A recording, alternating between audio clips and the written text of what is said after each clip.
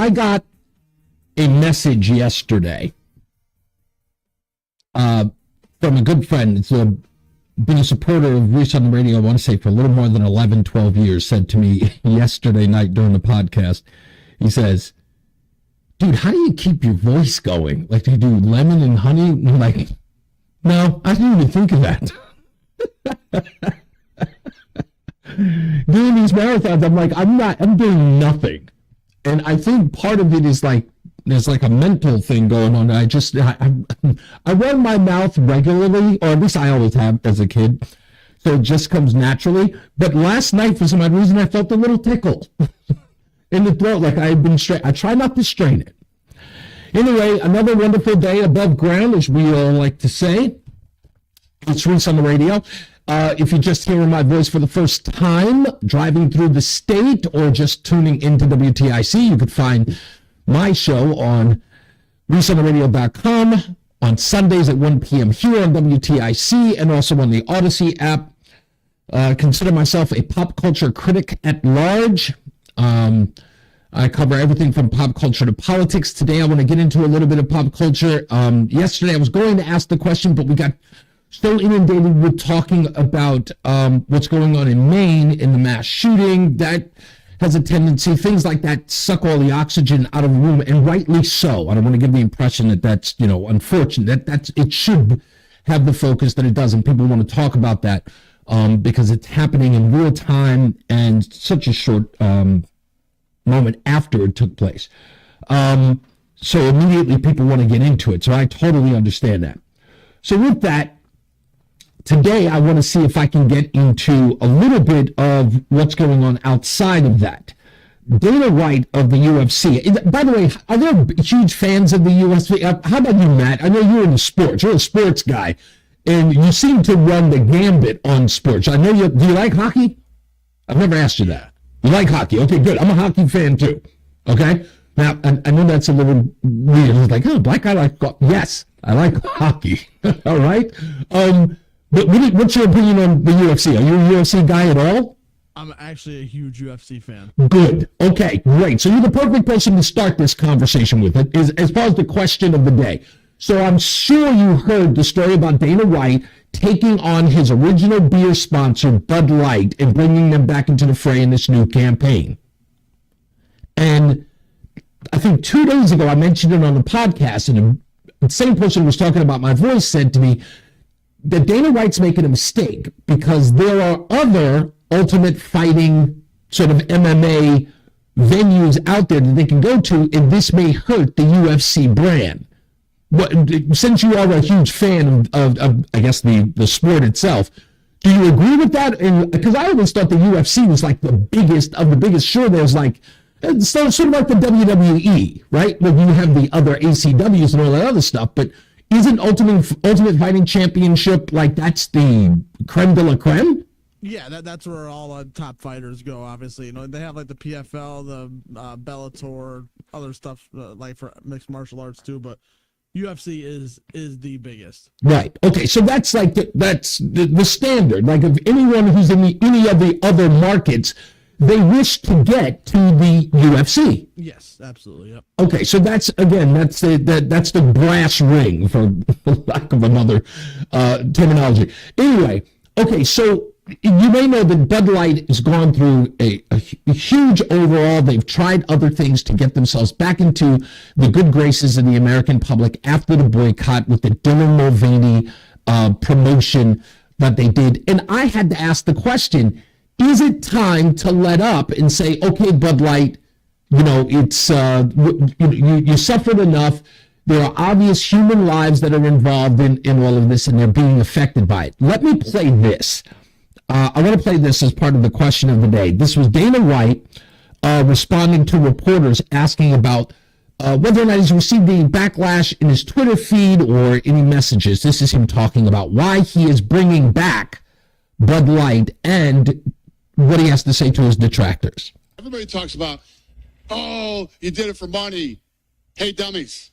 All sponsorship deals are about money, okay? So when you talk about being a sellout, I had multiple deals in front of me. So it's not like, oh, Bud Light showed up and they were the only option I had. to get money. You know how stupid that is to think that, this was all about, and I said this yesterday, and I'll say it again, everybody on every side of this deal that were involved, other beer companies and everything else, absolutely positively know that this was not about money for me.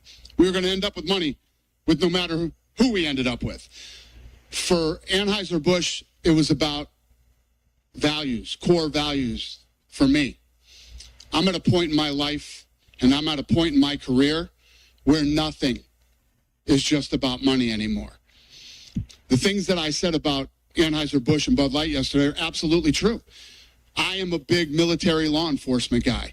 They have this Folds of Honor where they've spent $44 million over the last however many years. Fallen first responders and military people, their families get taken care of with this money. Scholarships for their kids, etc. That is right up my alley. Almost $1 billion a year go to U.S. farmers for their crops, for their products. That is right up my alley. That's exactly who I am.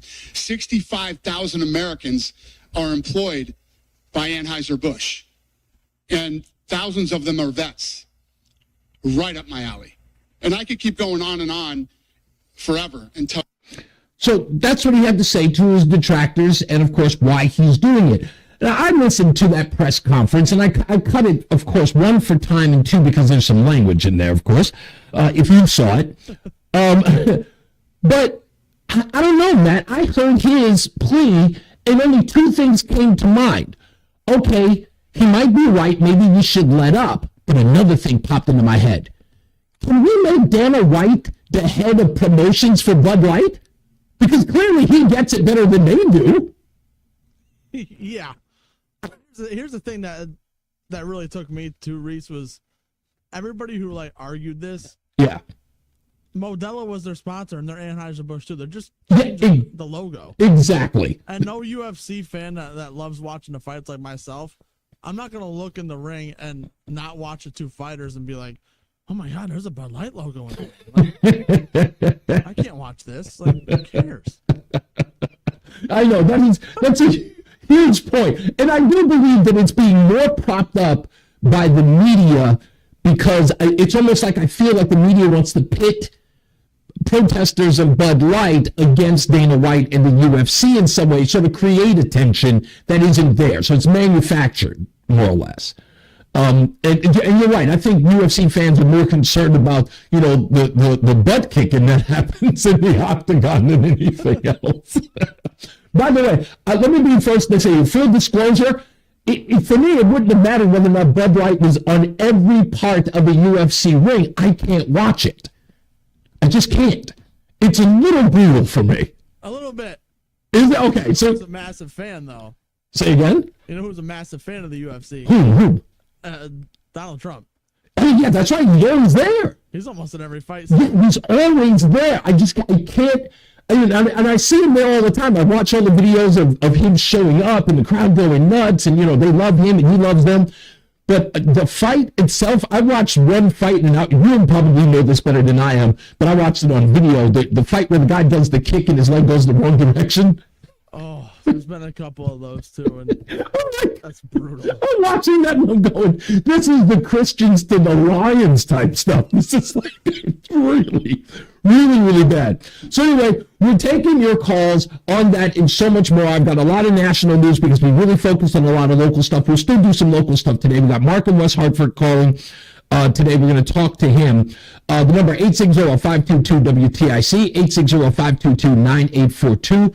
I want to talk about Latoya Fernandez today.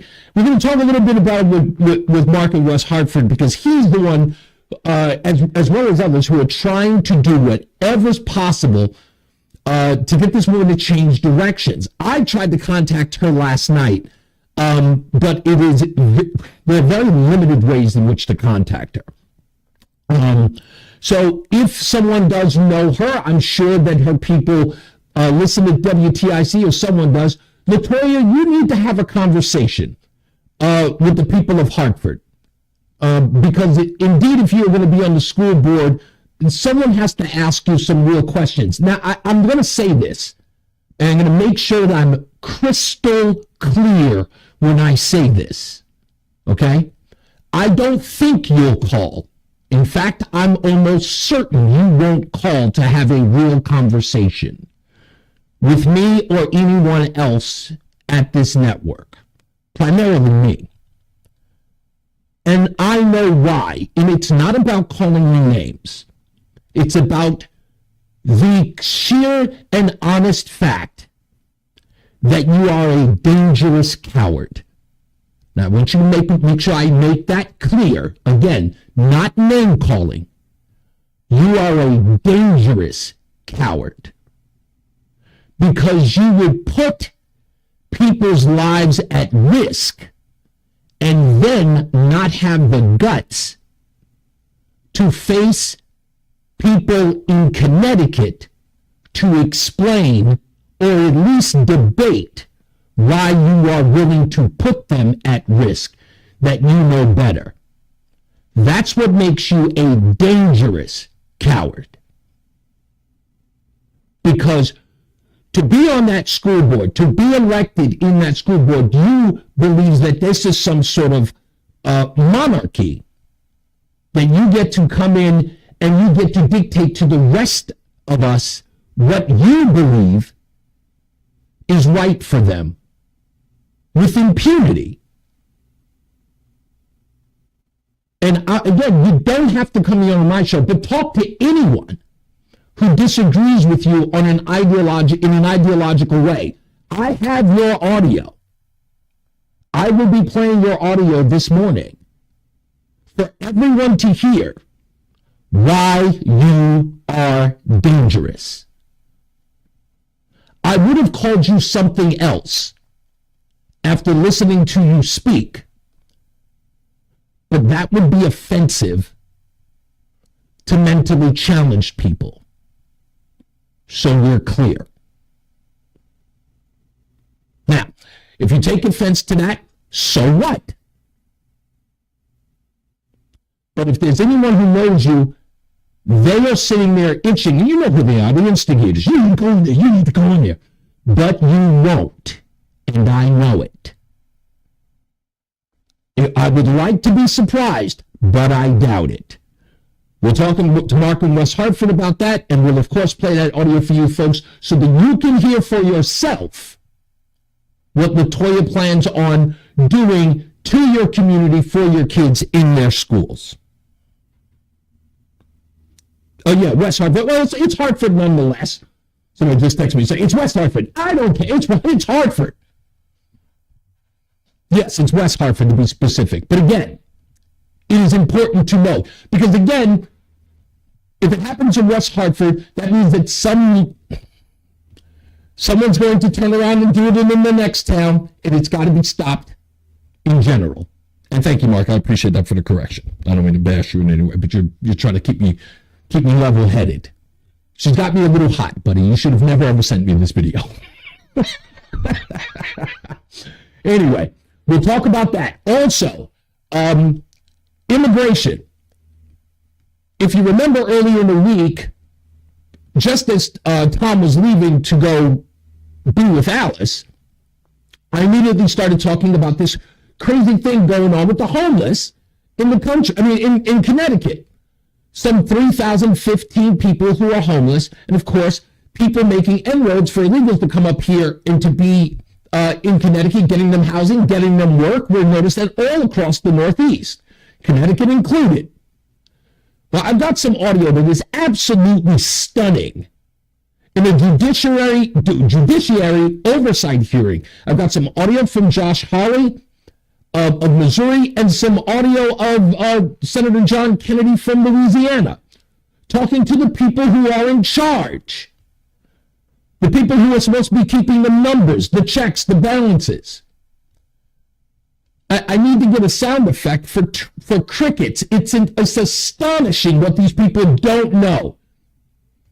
And we're going to take a jackhammer, not a hacksaw, a jackhammer, to this notion by immigration advocates to that nonsense that these are asylum seekers. Because as it turns out, even the people who are keeping count don't know how many people are here, don't know how many people have come in during their administration, and they don't even know why. And you're going to hear all of that. You're going to hear the people who are actually, one guy worked for the vice president. Remember? Her job was to go down there and find out the root cause. He had nothing, zero, on any of the questions Senator John Kennedy gave. So all of that baffling stuff, you're going to love it. Oh, and I'm sorry, the dumbest, I have to say this, the dumbest news anchors are at CNN. Erin Burnett, I got to make sure I get that audio. Erin Burnett and Jake Tapper, two of the dumbest people on television.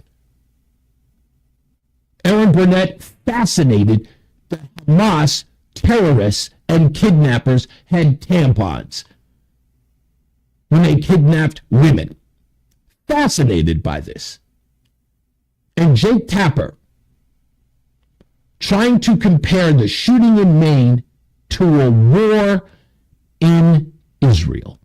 We've got it all on audio. So it's not a misinterpretation of their words. We'll play it all here for you. So we got so much stuff to get into, and we got plenty of time. Because I'm going to be here till 2 p.m. filling in for Will Marotti and Tom Shattuck. So you'll get your chance, I promise you. And if you're new, please pick up the phone, give a call. You want to scream, you want to holler, you want to defend some of the idiots that we'll be putting on display today. Have at it. I'd love to hear from you. The number is 860-522-WTIC, 860-522-9842. I am Reese on the radio. This is NewsTalk 1080 WTIC.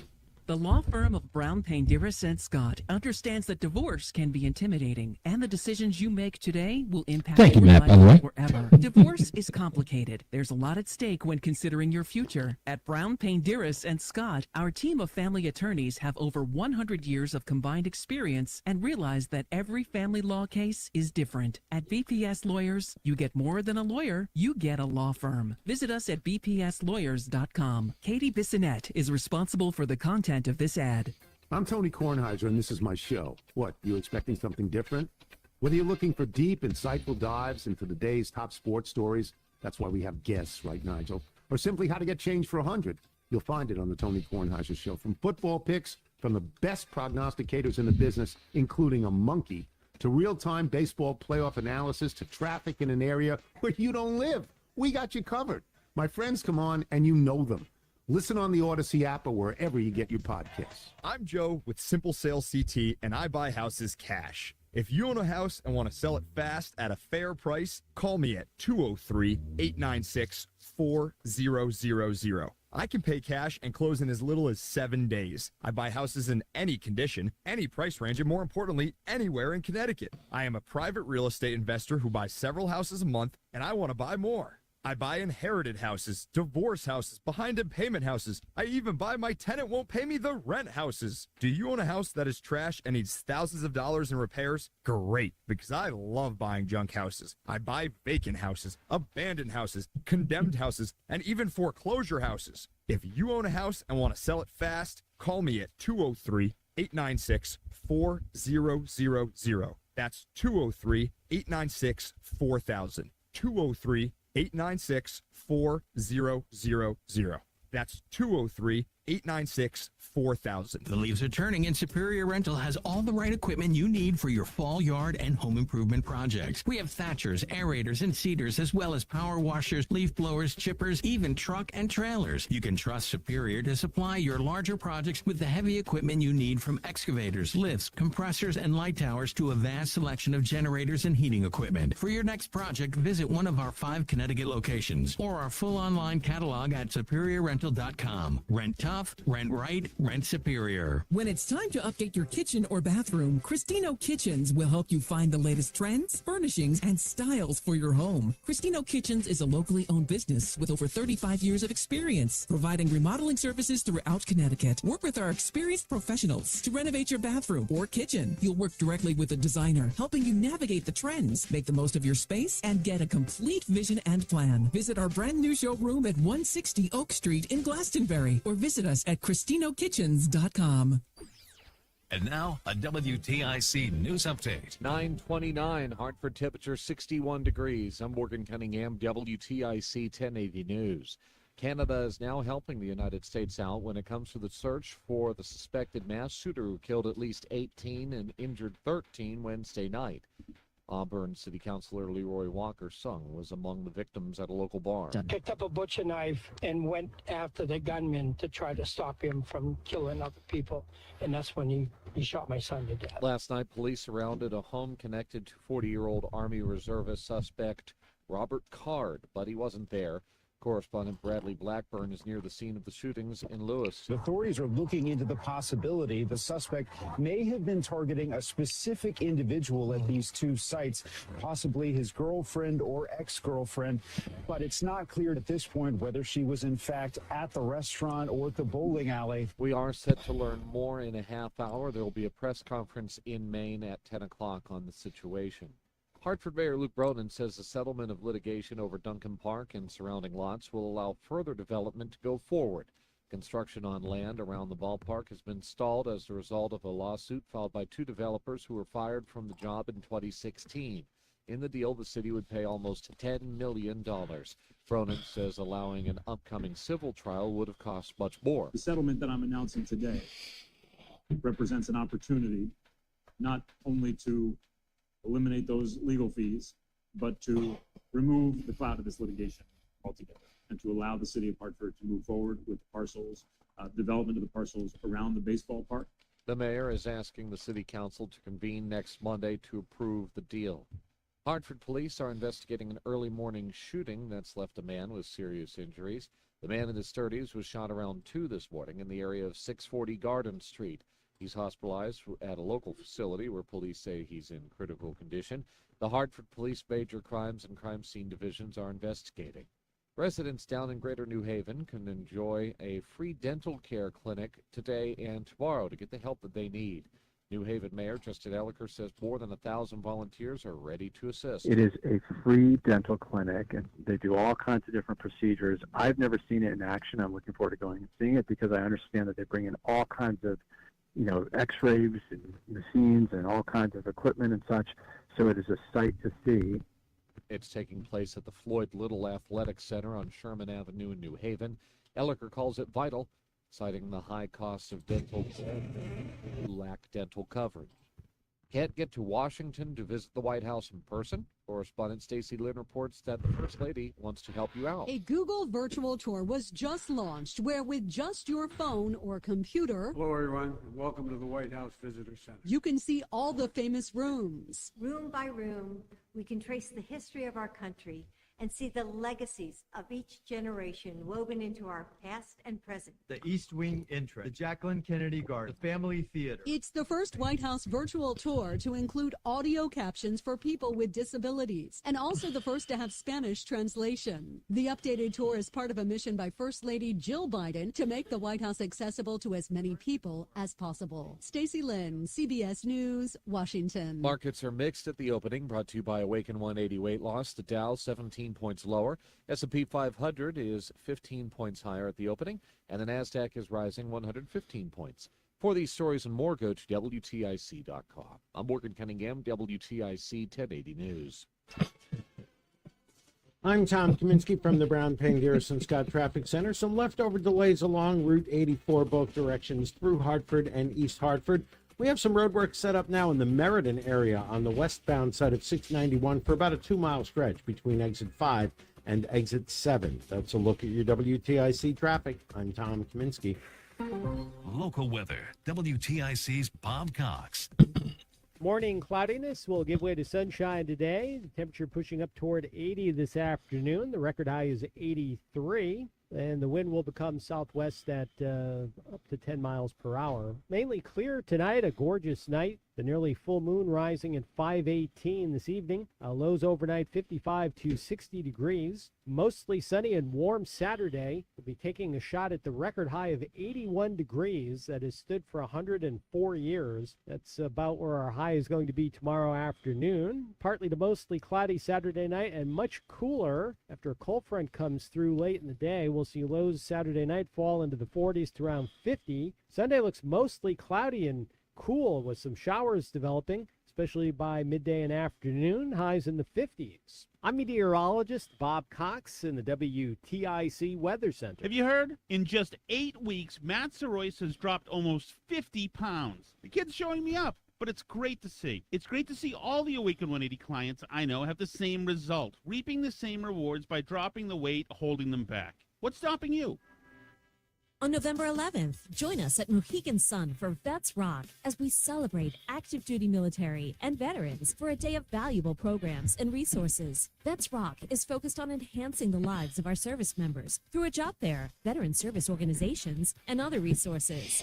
Veterans and active duty military members can pre-register for the free event at mohegansun.com/vetsrock. That's mohegansun.com/vetsrock. Brian Shackman here for QC Kinetics. The future of joint pain relief is here, and it's called QC Kinetics. It's advanced regenerative medicine, and it's pretty amazing what it does. If you've been told more steroids or surgery are your only options, don't commit to that so fast. Get a second opinion. Learn more about how you can harness your body's own healing agents to attack that joint pain. I'm talking lasting relief. QC Kinetics doesn't mask the pain. These treatments go to the very root of the problem using concentrated healing properties placed directly in your joint to restore and repair that damaged joint tissue. Imagine living your life this fall with no more pain in your knees, your hips, your shoulder, your back, with no drugs, no downtime, and no surgery. Listen, life is about motion. You want to get back into motion? Call QC Kinetics. That consultation is free. The local medical professionals will give you that consultation, and you can set up an appointment. QC Kinetics, the nation's leader in regenerative medicine. 860-440-PAIN, 860-440-PAIN. Again, it's QC Kinetics. 2 offices here in Connecticut, and that number, 860-440-PAIN.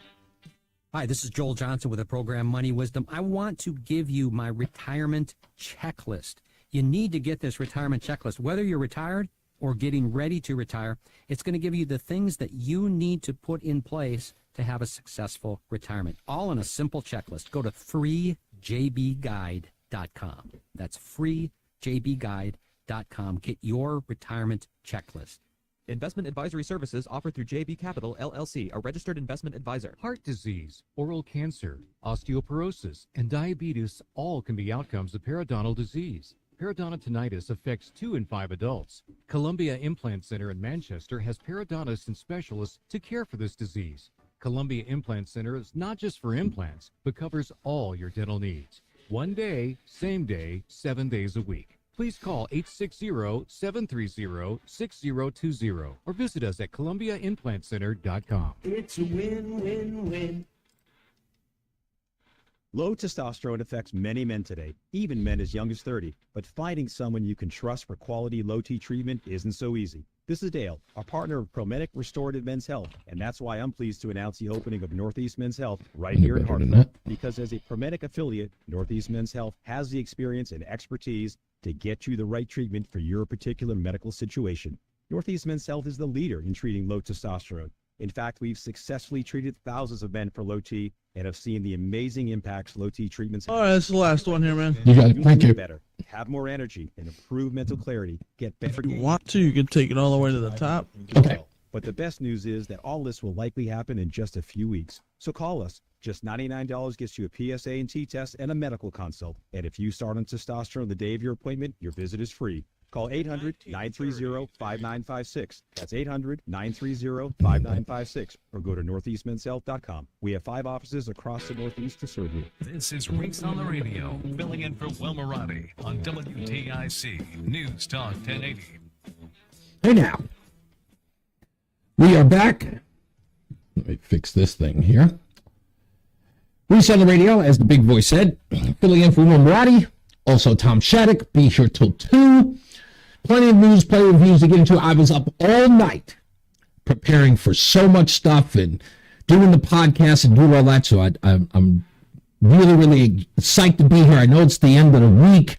As you all know about me, I hate weekends because I kind of feel like I don't get an opportunity to hang out with you and talk with you. So it's always, it's a big deal for me to be here. So, and I appreciate every minute of every hour that I'm here. So when I get a phone call that says, hey, you want to do 5 hours? I'm like, what are you doing? It's better than talking to my wife for 5 hours. She's going to wrap a pillow around my face. So it's a pleasure to be here. By the way, I meant to ask this earlier. Do you like racism? Now, I know that might be an off-putting question, but don't worry. Check out ReeseOnTheRadio.com tonight for the live broadcast of the podcast. It's ReeseOnTheRadio.com. Today we have what's called Hate Mail Friday. And I'm going to go into a little bit of this today to sort of set you up. There has been an overwhelming amount of people debating online, of course, about what's happening in Israel between, of course, Palestinians, Hamas, and Israelis as well. So, in posting things from my podcast on my Instagram, people have been responding to the post. And some of the things, it is alarming in one way, but then sort of reflective in sort of like illuminating in another. You would be stunned, folks. I kid you not. This is something I've always known for years. Rich Lowry, a columnist who actually has an article in the New York Post and other publications. Rich Lowry wrote an article back in 2009 talking about this. But if you go to my Instagram page, which is @WACFM, and read the comments to my statements about what's going on in Israel, trust me when I tell you, there are what I can only deem as Muslims or people who are supportive of either Islam, Pakistan, or Hamas, who say the most racist things to me. And don't get me wrong, I don't look at it and just go, gosh, they say what's on me? No, I'm sorry. To me, I'm the type of person, and maybe I'm unique here, but I find that kind of ignorance funny. It really makes me laugh. Like, it does not hurt. And even when it's directed at me, I am never, there are a couple of things that I won't stand for. Never ever tell me that somebody's bought my opinion. That you've heard me here. It's like, I'm never bought. Right? I don't even like that. And then you watch these people, do anything for, a handout. It's just projection. So I take offense to that. If I take offense to anything, it's that. But all the other stuff that I'm called, from the Uncle Toms to the raccoons, as it were, I'm using that word as opposed to that word. But you know what I'm talking about. That stuff I find humorous because I always sort of, I understand where it's coming from. They're out of place and they have no defense for whatever it is that they believe. So it's immediately, I got one guy who's a part of a rock group apparently out of Buffalo, and I would only mention his name to destroy his band, but he just left a comment on there talking about I'm shilling for Master. And it's Massa, by the way, not Master. It's Massa. Just get the racial slur correct. Massa. Not Master, there's no T. But if you want to, we got Hate Mail Friday on the Reese On The Radio Rundown tonight. Please check it out. If you can't, you'll be able to check it out on the Odyssey app and, of course, anywhere else as well. It's just funny to me, and I'm going to have a blast with that.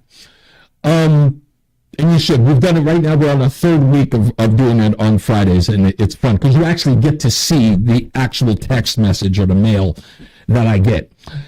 Illegal immigration is something that I've been talking about since I got into radio, 2001. And many people believe that I've got some sort of animus towards people who are trying to either seek asylum or look for a better life in the United States. In no way could that be further from the truth. right? In every way, it can be further. It's further from the truth.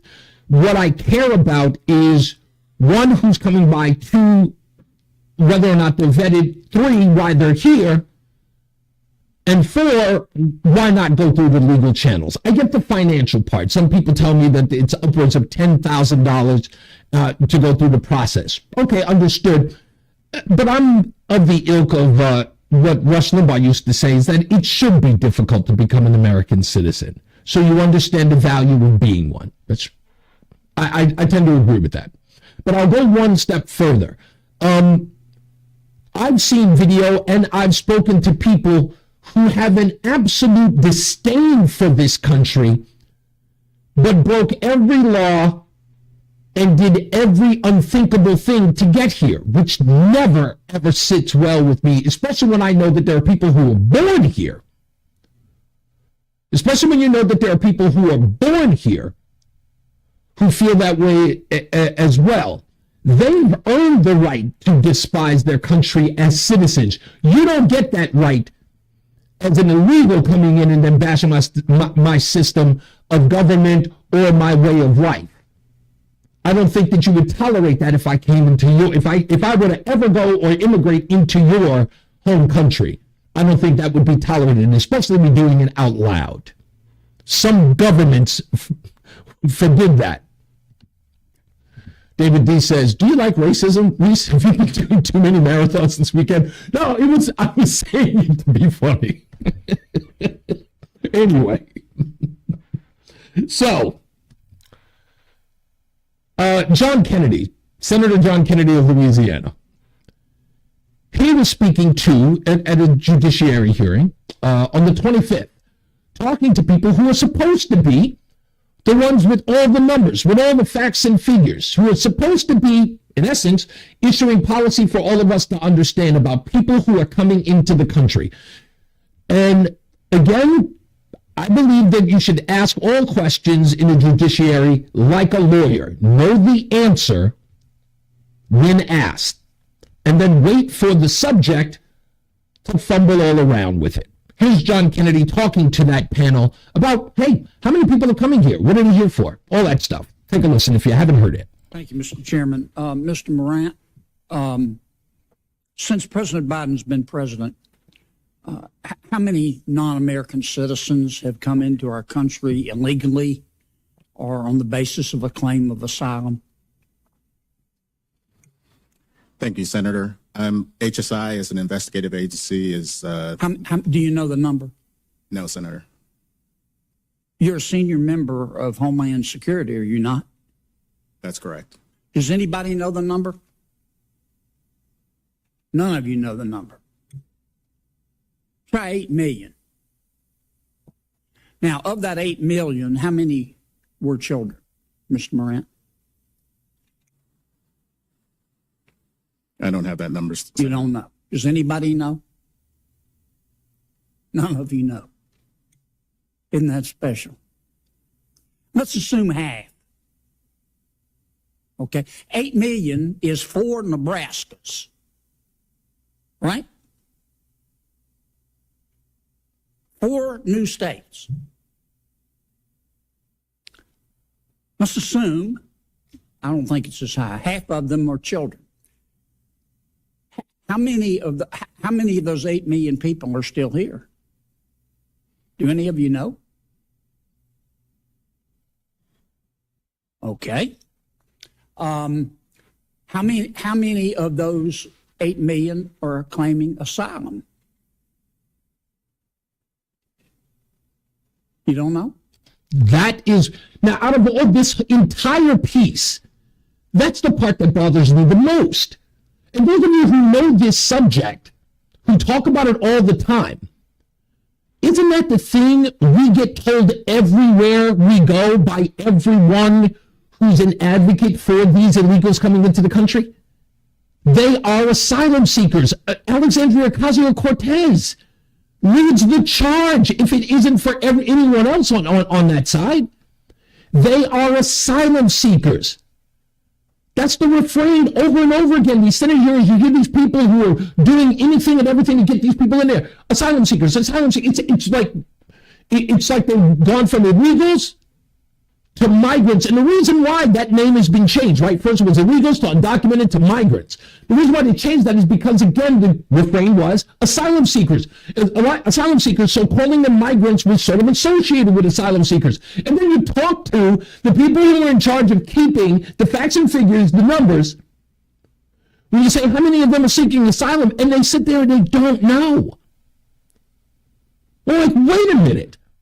We're all led to believe these people are seeking asylum from some war-torn country that's run by either cartels or a corrupt government. And you don't know what number out of 8 million? You can't tell me 5, maybe even 4? Hell, 2%. They've got nothing. And you just sit there just dumb. Now, somebody on my podcast said, it's like, maybe they know, they just don't want to say. That might be true. Probably they don't want to say because it's probably really, it's like infinitesimal, possibly, on that number. Let's play a little more. And I apologize for the sound gaps. I'll try to keep them from thinking there's dead air. But this is, I don't even know how to respond to this. How many of them claim asylum and don't show up for their hearing? Nobody knows. How many of them claim asylum, don't show up for the hearing, and President Biden has deported them? Yeah. You don't know? Crickets. How many of them have claimed asylum, shown up for their asylum hearing, and been denied asylum and been deported? You don't know. How many of them were from Mexico? You don't know. How about 30%? That means 70% were not, right? Surely you know the answer to that. 30% minus 100% is 70%. Am I right? And again, Lori says, I love John Kennedy. So do I. So do I. He makes, aside from the fact that it's so absurd, he has an ability to sort of make you kind of sit back and just go, God, these people they're just so vapid. They're just so vapid. Like, why are these people there? And I've always talked about the unmitigated gall of government. This is that. This is that in a nutshell. These are the people who are responsible to give answers to an oversight committee, and they have none. They walk in, they punch a clock, they punch out, they go home. None of this means anything to them. None of this means anything to them. They have absolutely no interest in the safety and security of American citizens. They've got one agenda, and that is to get these people in. The Josh Hawley exchange is telling them that, and we'll get into that in a minute, because he's got the New York Times. I don't even know if you heard about the New York Times article that was on these 85,000 children that went missing.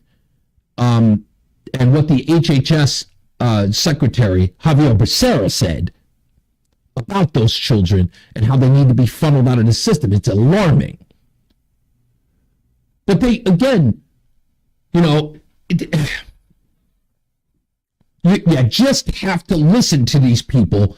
Well, actually, you won't hear anything from them because they practically say nothing. John Kennedy is the one who speaks the most in this audio, and I've got what?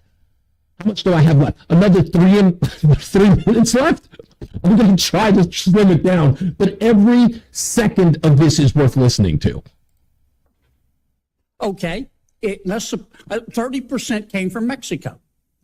Why don't you implement a safe third country policy that says under our asylum rules, you have to seek asylum in the first safe country. So if you come, say, from Venezuela or Nicaragua or another Central American country, you have to seek asylum in the first safe country. Why don't you do that? And then that would eliminate 70% of the 8 million. That's 5.6 million. Why don't you do that, Mr. Morant? Nothing. Is that a question, sir? Yes. That's All I've been asking are questions. It's beyond the purview of HSI. Oh, okay. How about you, Mr. Salazar? You're a former advisor to the vice president. How come we don't do a safe third country agreement? Sir, we're working with our partners in the region. 21 countries signed on to the Los Angeles Declaration. Have you done a safe third country agreement? You've had, what have you been at it, 2 years? What we are doing is working with them to expand legal pathways. Why doesn't President Biden get up in the morning tomorrow and say, we're changing the asylum process and we're doing what most other countries do, safe third country policy. You have to seek asylum. We support asylum. We have to seek asylum in the first safe country. That would eliminate 5.6 million people. Boom, done. Because they wouldn't be able to qualify. That's why they don't do it. They know everybody else is doing it, but they know that none of these people are seeking asylum. That's the reason why they won't implement it. They have no interest in it. But you think that this Yahoo can just tell the truth? Of course not. I shouldn't have even begun that question. Coming into our country illegally, wouldn't it? Sir, I just want to point out Washington. Wouldn't it? It would, sir, but there are activities underway. Let me ask you this, because I'm going to run out of time. President Biden and all of you believe in open borders, don't you? Don't you? The hesitation to that question, like you've got everyone on the panel asking a very important question. You all believe you're being like this is casting an aspersion to the umpteenth degree. You guys believe in open borders, don't you? I'm always alarmed by the reticence of people who won't answer straight questions like that, especially when someone, you're all for open borders. If you're not, you're Russian saying, no, I don't want anybody to get that impression. Maybe you're just bad at their job. You jump at that. You say, no, that's not true. That's not who we are. They don't answer. I mean, I ask really basic questions. I don't mean any disrespect. I appreciate you being here. And I know you all love our country as we all do. That's rich. I wouldn't have said that, John. But I believe in straight answers. I like straight answers and breakfast food. And there are only two possibilities here. Get ready for the best line. Get ready. Either President Biden and his team believe in open borders, or the people that the president has put in charge of the immigration policy of this country are not qualified to manage a food truck. Senator Kennedy, it's the latter. They couldn't run a food truck. And nobody's that incompetent. You'd be wrong. You folks believe in open borders, don't you? Sir, I think we believe in secure borders. You believe in then you don't even know how, well, I'm going to take 30 more seconds. You don't even know how many people have come in illegally since President Biden has been president. You're a former senior advisor to the Vice President of the United States, Mr. Salazar. And you can't even give me a number? No, sir. That's like going to an oncologist and asking him, what's cancer? And he says, I don't know. It's, again, this is your government at work. Now, look, if you want to be an advocate for those people on the southern border who come in, I get it. Okay, I get why. Maybe because you're a bleeding heart and you're compassionate. You're probably better than me in that realm. That's all fine. Okay, I'm a horrible, evil human being that I don't want to share the wealth of the United States. Woo, bad. Slap my wrist. But come on, man. Those are the people keeping score. Those are the refs. They're the reasons why New York in Chicago are going through the mess they're going through now. And they have no idea what's going on. Nothing. I mean, it's zero there.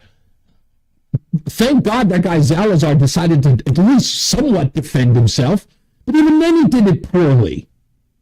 The rest of those people stood stoic. You think they were zombies? A simple question like, you folks want open borders. You couldn't say no. That sounds like a yes to me. Because I think it was. And I think everybody knows it was. And I think you all heard. I think we want secure borders. Yeah, I love Senator Kennedy's frustration. It's like, what? It's insane. We got to take a break. Top of the hour coming up. We got some local stuff coming. I'll play the Josh Hawley thing at the top of the next hour. You got to hear that because that exchange in the same hearing is fantastic. It's Reese on the Radio, filling in for Pastor Will Murati on News Talk 1080 WTIC. This WTIC News Talk 1080 with Brian and Company in the morning. Local talk all day. News around the clock and the New England Patriots. WTIC, WTIC FM HD2, Hartford and Odyssey Station. 10 o'clock, Hartford temperature 62 degrees. I'm Morgan Cunningham, WTIC 1080 News. A press conference is about to begin in Maine to provide updates on the manhunt for 40-year-old Army reservist suspected of carrying out the state's deadliest mass shooting Wednesday, which took 18 lives, injured 13 others. The search for Robert Card spreads from New York to Canada. Tyler Bernard's brother was one of them killed at a bar. He definitely should be gone forever, regardless of whatever way it is. Officials say that it's believed he wanted to kill people for months. The New Haven FBI Field Division is helping in the search for Robert Card. Hartford Mayor Luke Bronin is choosing to settle litigation over the construction of Duncan Park and surrounding land. If approved by the city council, the almost $10 million settlement would prevent a new civil against the city scheduled for next year. Two developers fired by the mayor in 2016 filed the lawsuit, which was won by the city before the state Supreme Court ordered the new trial.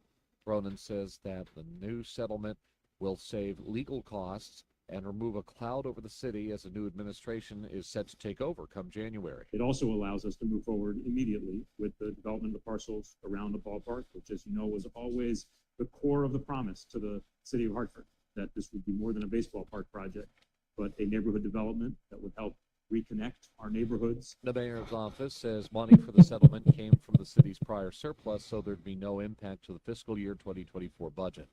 Several cities and towns are holding gun buybacks tomorrow. Here's WTIC's John Silva with all the information we need about them. Some of the municipalities taking part: Hartford, Meriden, Middletown, Newtown, Norwalk, Waterbury, and Stamford. Unwanted firearms can fetch gift cards between $25 and $200 depending on the type of weapon. Free gun safes will be available while supplies last.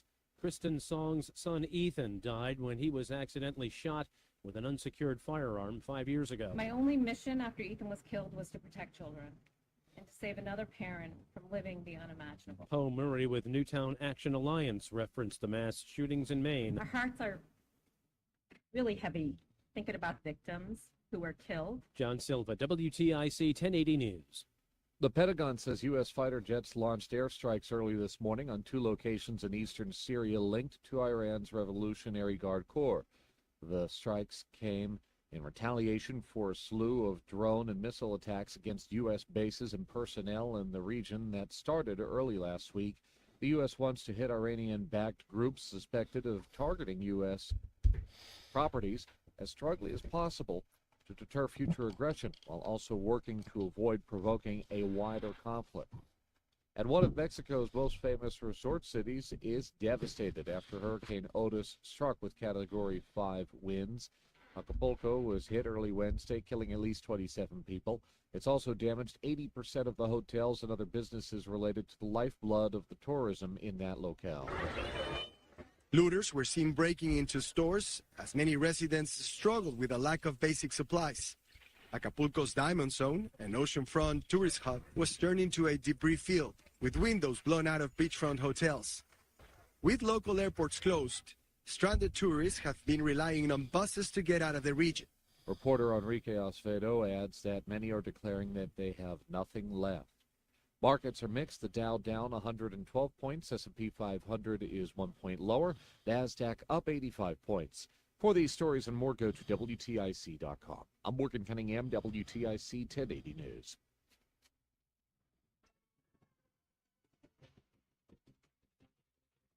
I'm Tom Kaminsky from the Brown Payne Dearest Scott Traffic Center. We go to the northbound side of Route 91 in Windsor. Roadwork there for about a 10-mile stretch from exit 40 up through exit 49. And in Farmington, the eastbound side of Route 84. Roadwork there for about 6 miles from exit 37 through exit 44. That's a look at your WTIC traffic. I'm Tom Kaminsky. Some intimate parts need the gentle, easy trim of a Gillette trimmer. And some need the closeness and comfort of a Gillette Intimate Razor. While others need a Gillette Anti-Chafe Stick. Gillette Intimate, the best a man can get down there. Buy now. Local weather. WTIC's Bob Cox. Morning cloudiness will give way to sunshine today. The temperature pushing up toward 80 this afternoon. The record high is 83. And the wind will become southwest at up to 10 miles per hour. Mainly clear tonight, a gorgeous night. The nearly full moon rising at 5:18 this evening. Lows overnight 55 to 60 degrees. Mostly sunny and warm Saturday. We'll be taking a shot at the record high of 81 degrees. That has stood for 104 years. That's about where our high is going to be tomorrow afternoon. Partly to mostly cloudy Saturday night and much cooler after a cold front comes through late in the day. We'll see lows Saturday night fall into the 40s to around 50. Sunday looks mostly cloudy and cool with some showers developing, especially by midday and afternoon, highs in the 50s. I'm meteorologist Bob Cox in the WTIC Weather Center.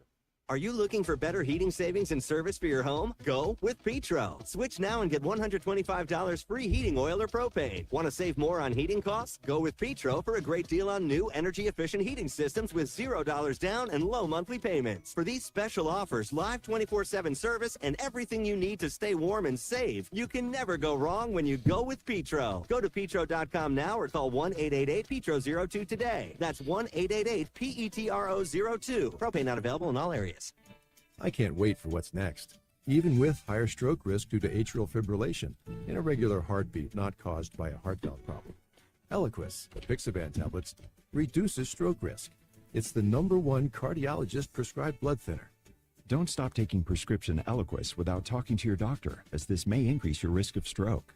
Eliquis can cause serious and in rare cases fatal bleeding. Don't take Eliquis if you have an artificial heart valve, abnormal bleeding, or have antiphospholipid syndrome. While taking, you may bruise more easily or take longer for bleeding to stop. A spinal injection while on Eliquis increases risk of blood clots, which may cause paralysis, the inability to move. Get medical help right away for unexpected bleeding or unusual bruising, or if you have tingling, numbness, or muscle weakness. It may increase your bleeding risk if you take medicines, such as aspirin products, NSAIDs, SSRIs, SNRIs, and blood thinners. Tell your doctor about all planned medical or dental procedures. Learn more at Eliquis.com. or call 1-855-ELIQUIS. Interested in saving money on heating your home this winter? Declare your energy independence with Superior Hearth, Spas, and Leisure. Did you know that there's a federal tax credit allowing you to save 30% up to $2,000 towards the purchase and installation of a qualifying wood or pellet stove or fireplace? Superior is your go-to heating destination offering sales, installation, and service all under one roof. For a limited time, take advantage of 0% financing for 18 months. Always superior products, always superior service.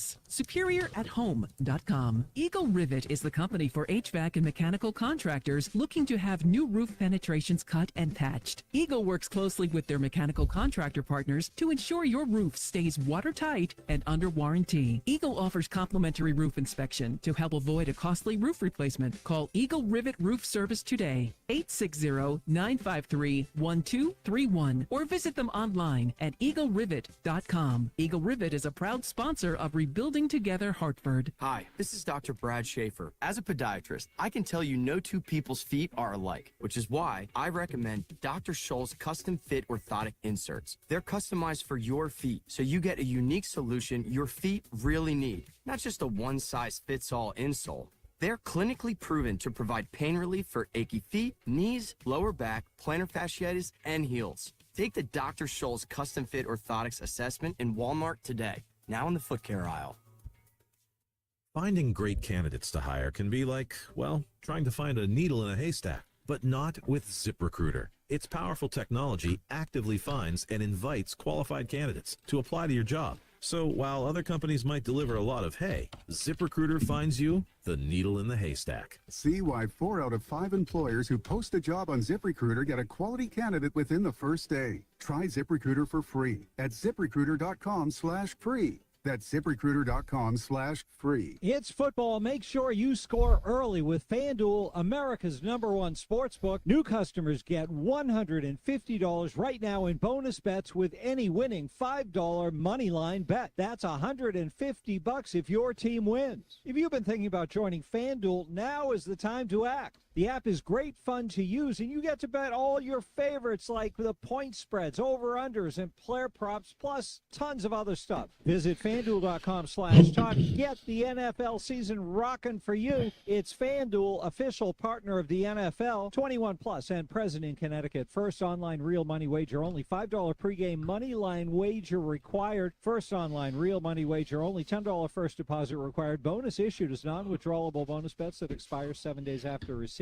See terms at sportsbook.fanduel.com. If you or someone you know has a gambling problem and wants help, call 888-789-7777 or visit ccpg.org/chat. You're listening to Reese on the Radio, filling in today for Will Marotti on WTIC News Talk 1080. And thank you, folks, for being here. Much appreciated. Those, of course, checking out the show on ReeseOnTheRadio.com as well. Really appreciate that. And you can too. So if you're just joining us in the last half hour, we were talking about this exchange between the administration officials who are in charge of keeping the sort of the numbers of illegals that are coming into the country. In essence, they're the advocates for the policy of the President of the United States when it comes to illegals. This particular oversight hearing, this judiciary hearing, was about children under the care of these departments. And John Kennedy was going through how many illegals were coming in and what did they know. It turns out they didn't know anything.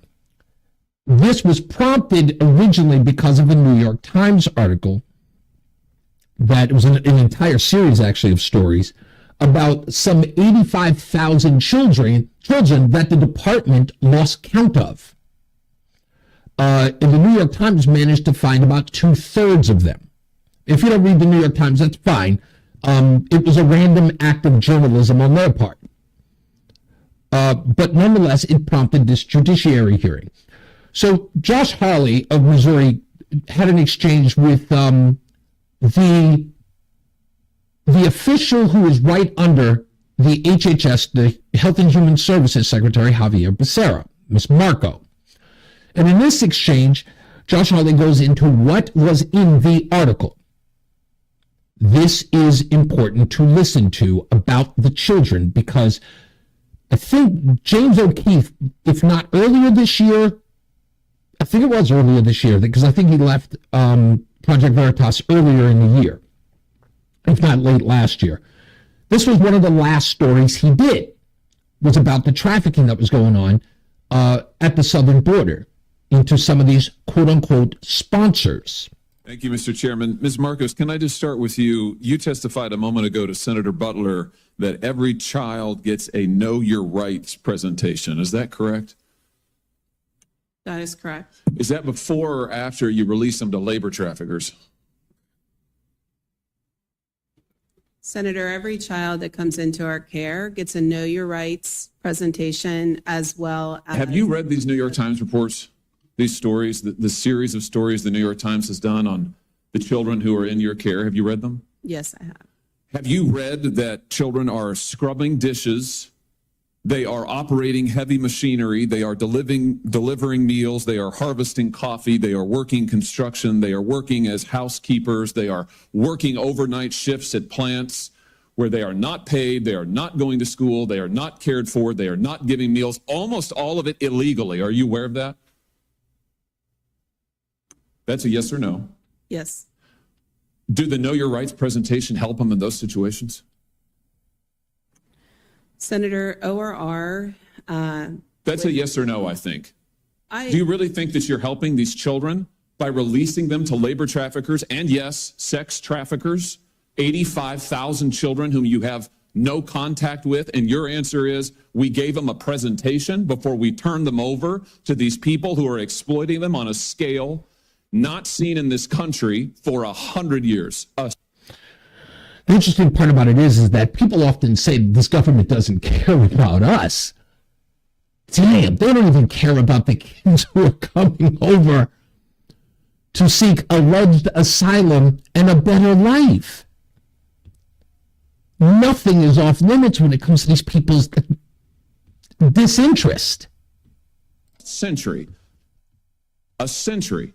It's a disgrace in the United States of America. Let me ask you this. You did an audit, I noticed, where you gave yourself a clean bill of health. So just tell me this. Do you require sponsors to document their relationship with the child? Senator, we have a thorough vetting process. Do you require sponsors to document their relationship with the child? Yes, we go through. No, you do not. You do not. Have you read the Senate's Permanent Subcommittee on Investigations reports on your office? There was one in 2016. There was one in 2018. There was one in 2020. There was one in 2022. Spanning administrations, what they found is you do not require sponsors to document their relationship with the child. You release them anyway. What about background checks? Do you require background checks on all adults in the household? Does this sound, this sounds literally, this is worse than, you talk about what Senator Kennedy said about running a food truck. These folks couldn't run anything. These people are government hacks. They couldn't run a regular job if they tried. I wouldn't trust these people with my reservation at a car rental place. I wouldn't. I couldn't. So I get all the people here. This is the state, by the way.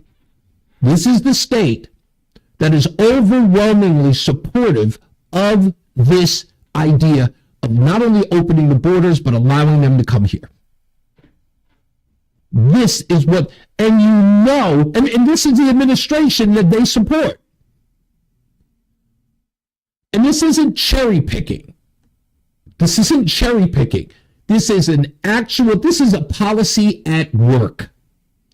This is the adults in the room. That's what all of this was for. You put this stuff up against anything you've seen in your lifetime. Because they say the immigration problem has been messy for over 30, 40, 50 years. It has. But when you hear this, I don't care what you are in support of when it comes to this administration and the immigration policies of said administration. This is abysmal. And I wish you had an argument where you could say, well, it's only a couple of people. This is 85,000 kids they've lost count of. Do you remember how outraged they were about kids in cages, but then didn't care when they found out there was kids in cages in 2014 during the Obama administration? Remember that? Do you remember Alexandria Ocasio-Cortez at the fence, crying about those individuals? You hear this story, no Alexandria Ocasio-Cortez. Nothing. What is that about? You can't get one person to justify any of this, to even make excuses for it. You can't. And of course, these hearings aren't, played on. And I say this even to my podcast audience. You can't really pay attention to these hearings because one, they're not televised, and two, they're not sexy. When the big ones come, like Christopher Wray, head of the FBI, they'll cover that because that's breaking news. It's big, it's giant. It's got something to do with Trump or January 6th. This kind of stuff. And this is like Biden's signature policy, by the way. This hearing, if you never heard this and you're sitting there going, gosh, I didn't even hear about this. What the rest of what I'm about to play you is mind-boggling. And I promise you, I will get to your phone calls. And thank you for letting me burn. I really do appreciate that. Because I know this is sort of like a go back and forth, but thank you for letting me burn on this one. Because again, if you don't know that much about me, this, as well as abortion and race relations in this country, those are the three things that I am really, really like a hawk on. I'm going to fast forward a little bit and see if I can get to this key part, because this one involves the HHS Secretary, Javier Becerra. Okay, did you warn the secretary? Senator, I'm not going to get into children is our top priority. Did you warn him that children were at risk? I'm not going to get into the conversations I've had. You're here and you're under oath, and this is an oversight hearing, and we need to know what you're doing because you're manifestly not doing your job. Did you warn him that children were at risk? Do you believe that children are at risk? Let's start with that. Yes. Okay, did you warn the secretary? Senator, I'm not going to get into the specifics of my conversation, but I would like the opportunity. Why wouldn't you warn the secretary that children were at I risk? would like the opportunity to talk about what we. Let's look at what the secretary said to you. The other one, James. Now hold on, folks. This is Javier Becerra, the Health and Human Services Secretary, talking to his subordinate about the children who are being held. This conversation is about those children going out into our country, releasing them into the country. Listen very closely. This is key. Yeah, that one. At least 5 HHS staff members said they were pushed out after raising concerns about child safety. Mr. Becerra, the secretary, told the ORR director, that's you, right, that if she could not increase the number of discharges, he would find someone who could. And then he went on to say that if Henry Ford had run his plants like this, he would never have become famous and rich. This is not the way you do an assembly line. Get the kids out, run them through, get them out to those sponsors, those traffickers. Why didn't you resign when he said this? That's the Biden administration. Now, you can say that that's Javier Becerra, but he works for Joe Biden. So ipso facto, that is the policy of the President of the United States. Run them through. Run it like an assembly line. If you can't get these kids out, I'll find somebody who can. Again, make any argument you want. But this is what you voted for. Congrats. And again, we got every right to say, hey, you know what, I'm okay with this, Reese. I doubt it. You didn't sign up for that. Let's go to the phones. 860-522-WTIC, 860-522-9842. We've got Jerry in Stratford on the line. Hello, Jerry. You're on the Reese On The Radio on the Will Marotti Show. Hey, good morning. Thank you for taking my call. My pleasure. About this immigration scandal and time permitting some World Series sarcasm, but this is obviously much more important. Yes, sir. A couple things. One, Peter Navarro, I think, was convicted for doing exactly what these men and women are doing, and that is refusing to cooperate with congressional investigation. That is correct. So he's at risk of going to jail. He's probably bankrupted for doing exactly what these men are doing, and women. They show up, but they don't answer any questions. They refuse to talk about what's going on because they obviously know the truth is terrible. Yeah. My second point is that as I'm listening to you, you seem to be going back and forth between incompetence versus malice. In my judgment, an incompetent person will just by random happenstance get a few things right. This is not incompetence, because incompetence gives them a certain degree of, it absolves them from, it gives them moral culpability. Right. I think this is malice. And one of the reasons why I say that is when Joe Biden was vice president, there's a film with him which the gutless, spineless, brainless GOP should be buying airtime and running, where he is standing next to then Assistant Secretary DHS Alexander Mayorkas. I played that on my podcast. I can bring millions of people in this country, and it will change the demographics of this country. So this idea that people who are talking about ethnic and racial replacement are bigots, it's Joe Biden. Yep. Next to Alexander Mayorkas talking about that exact thing. And then he said something else like that on the campaign trail. We can bring millions of people in, and you know, it'll be plenty of room for them. And so it's not like this is an accident or they don't know what to do. They invited us. Those are future Democrat voters. That's why they are coming here. And if these stories about the migrants are receiving cash payments from the administration once they get here and cell phones, then their presence here is directly connected to the Biden administration, and they will vote very, very loyally to him. So Jerry, for the last 7 years, do you know what I've been referring to them as? Remember when everyone wanted to use the term undocumented? Yes. I used to call them undocumented Democrats. That's what they were. Well, believe me, come election day, they'll be documented. Okay. He was 100% right. That is exactly what they'll be. My World Series sarcasm is just this. 3 things will be missing from this year's World Series. Viewers. Houston Astros, but also the Sam Bankman-Fried FTX patches on all the umpire uniforms that were in all the games of last year's World Series. So true. Yes, the corrupt crypto guy.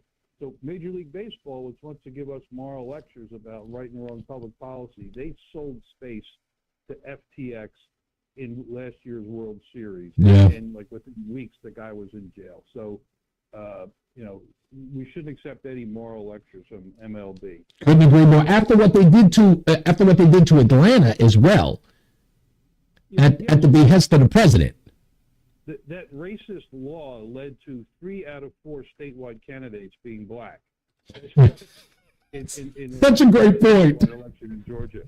So, and by the way, it wasn't just anti-Georgia. They also put the All-Star game in the cannabis capital of the United States out in Denver. So yeah. there may have been more to it than just rejection of the Georgia law. Yeah. By the way, I just wanted to say, Jerry, to your earlier point when you said that I may have been teetering between incompetence and malice, you bring up a good point. I in all of this, I don't look at them in one blanket way, so I can understand why you saw that. Because I do believe, listen, I've talked to people who work in government, right? So I do get the impression that these people really don't care about the work that they do. It is very much a paycheck. So I don't believe that any of them are qualified to do the work that they've been hired, if not enlisted, to do or to complete. I really don't. I think they look at it as there are things that they're supposed to do and they do it like a mind-numb robot. So in this particular case with those people, as I played earlier with the Senator Kennedy audio, those people who don't know the numbers clearly don't care in a department that should have the numbers, nor did they didn't even care to have them. Because they didn't think that, what importance would that have given to the subject? They came there, as you heard one of them say, I would like to talk about what we are doing. I want to talk about what we are doing. No, you're there to answer questions. This is an oversight about what's going wrong. But they thought that this was a PR campaign.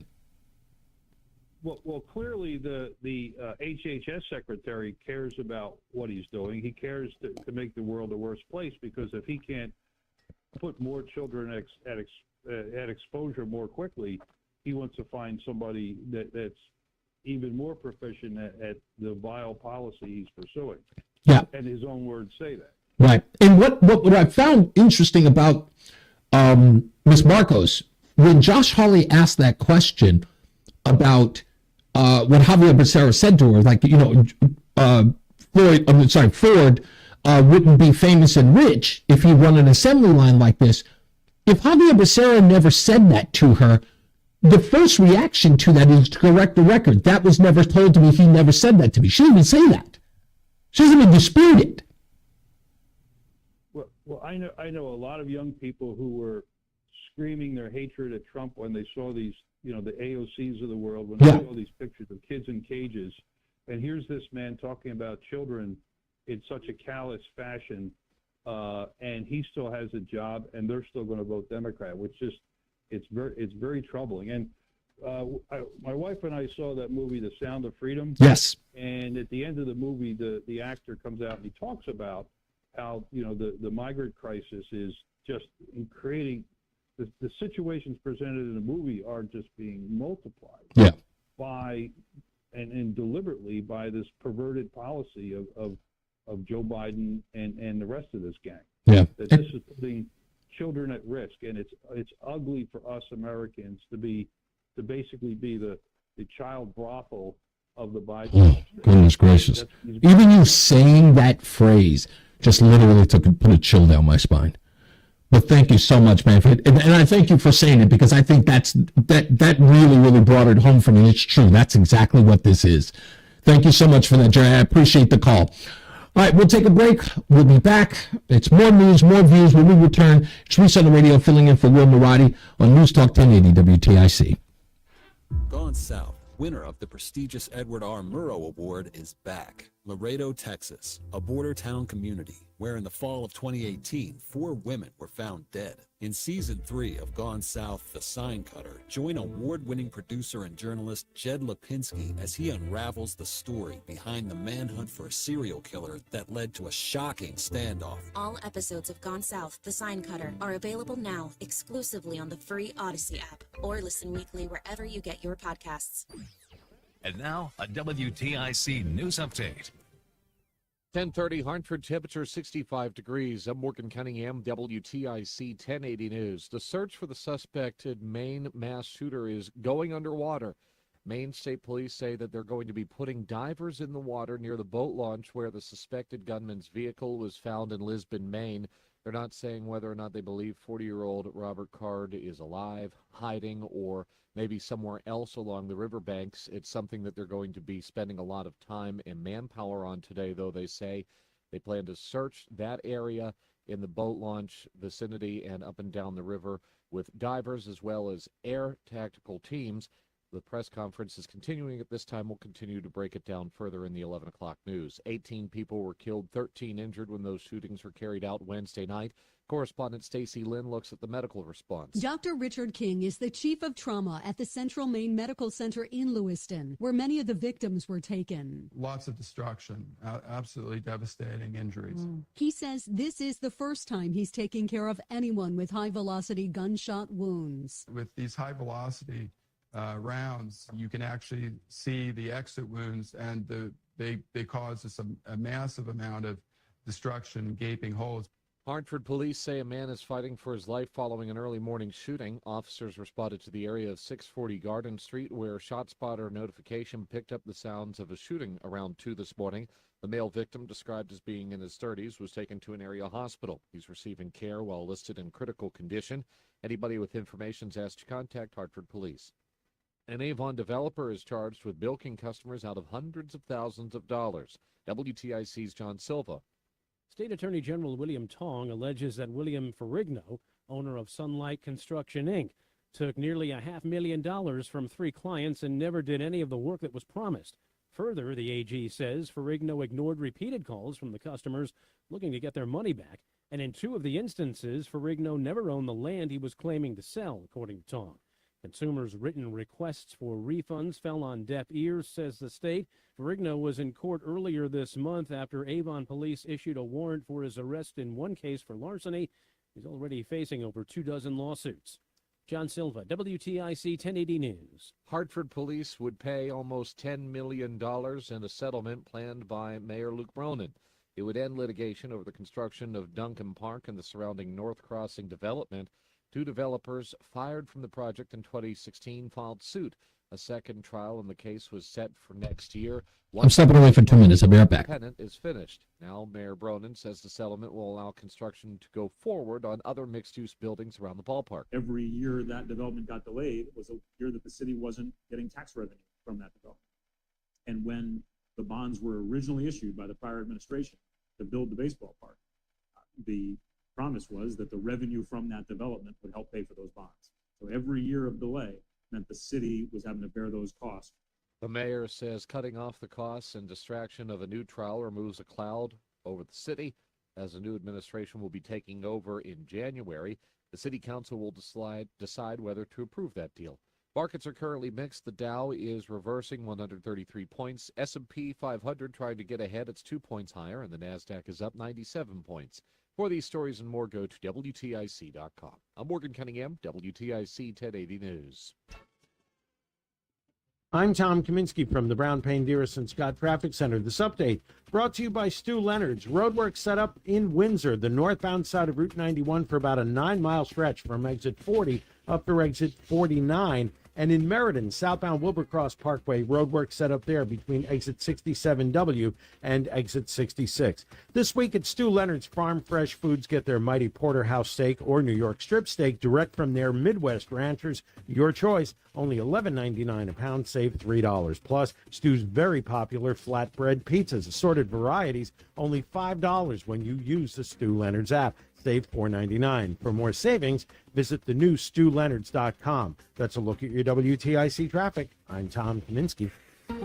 Local weather. WTIC's Bob Cox. Unseasonably warm weather will continue today into tomorrow, and then that's the end of the line. We'll have morning clouds giving way to sunshine today. The high pushing up toward 80 this afternoon. Mostly clear tonight. A moonlit sky. Lows 55 to 60 toward morning. Mostly sunny and warm Saturday. The record high of 81 degrees was set in 1919. That's about where the high is going to be tomorrow.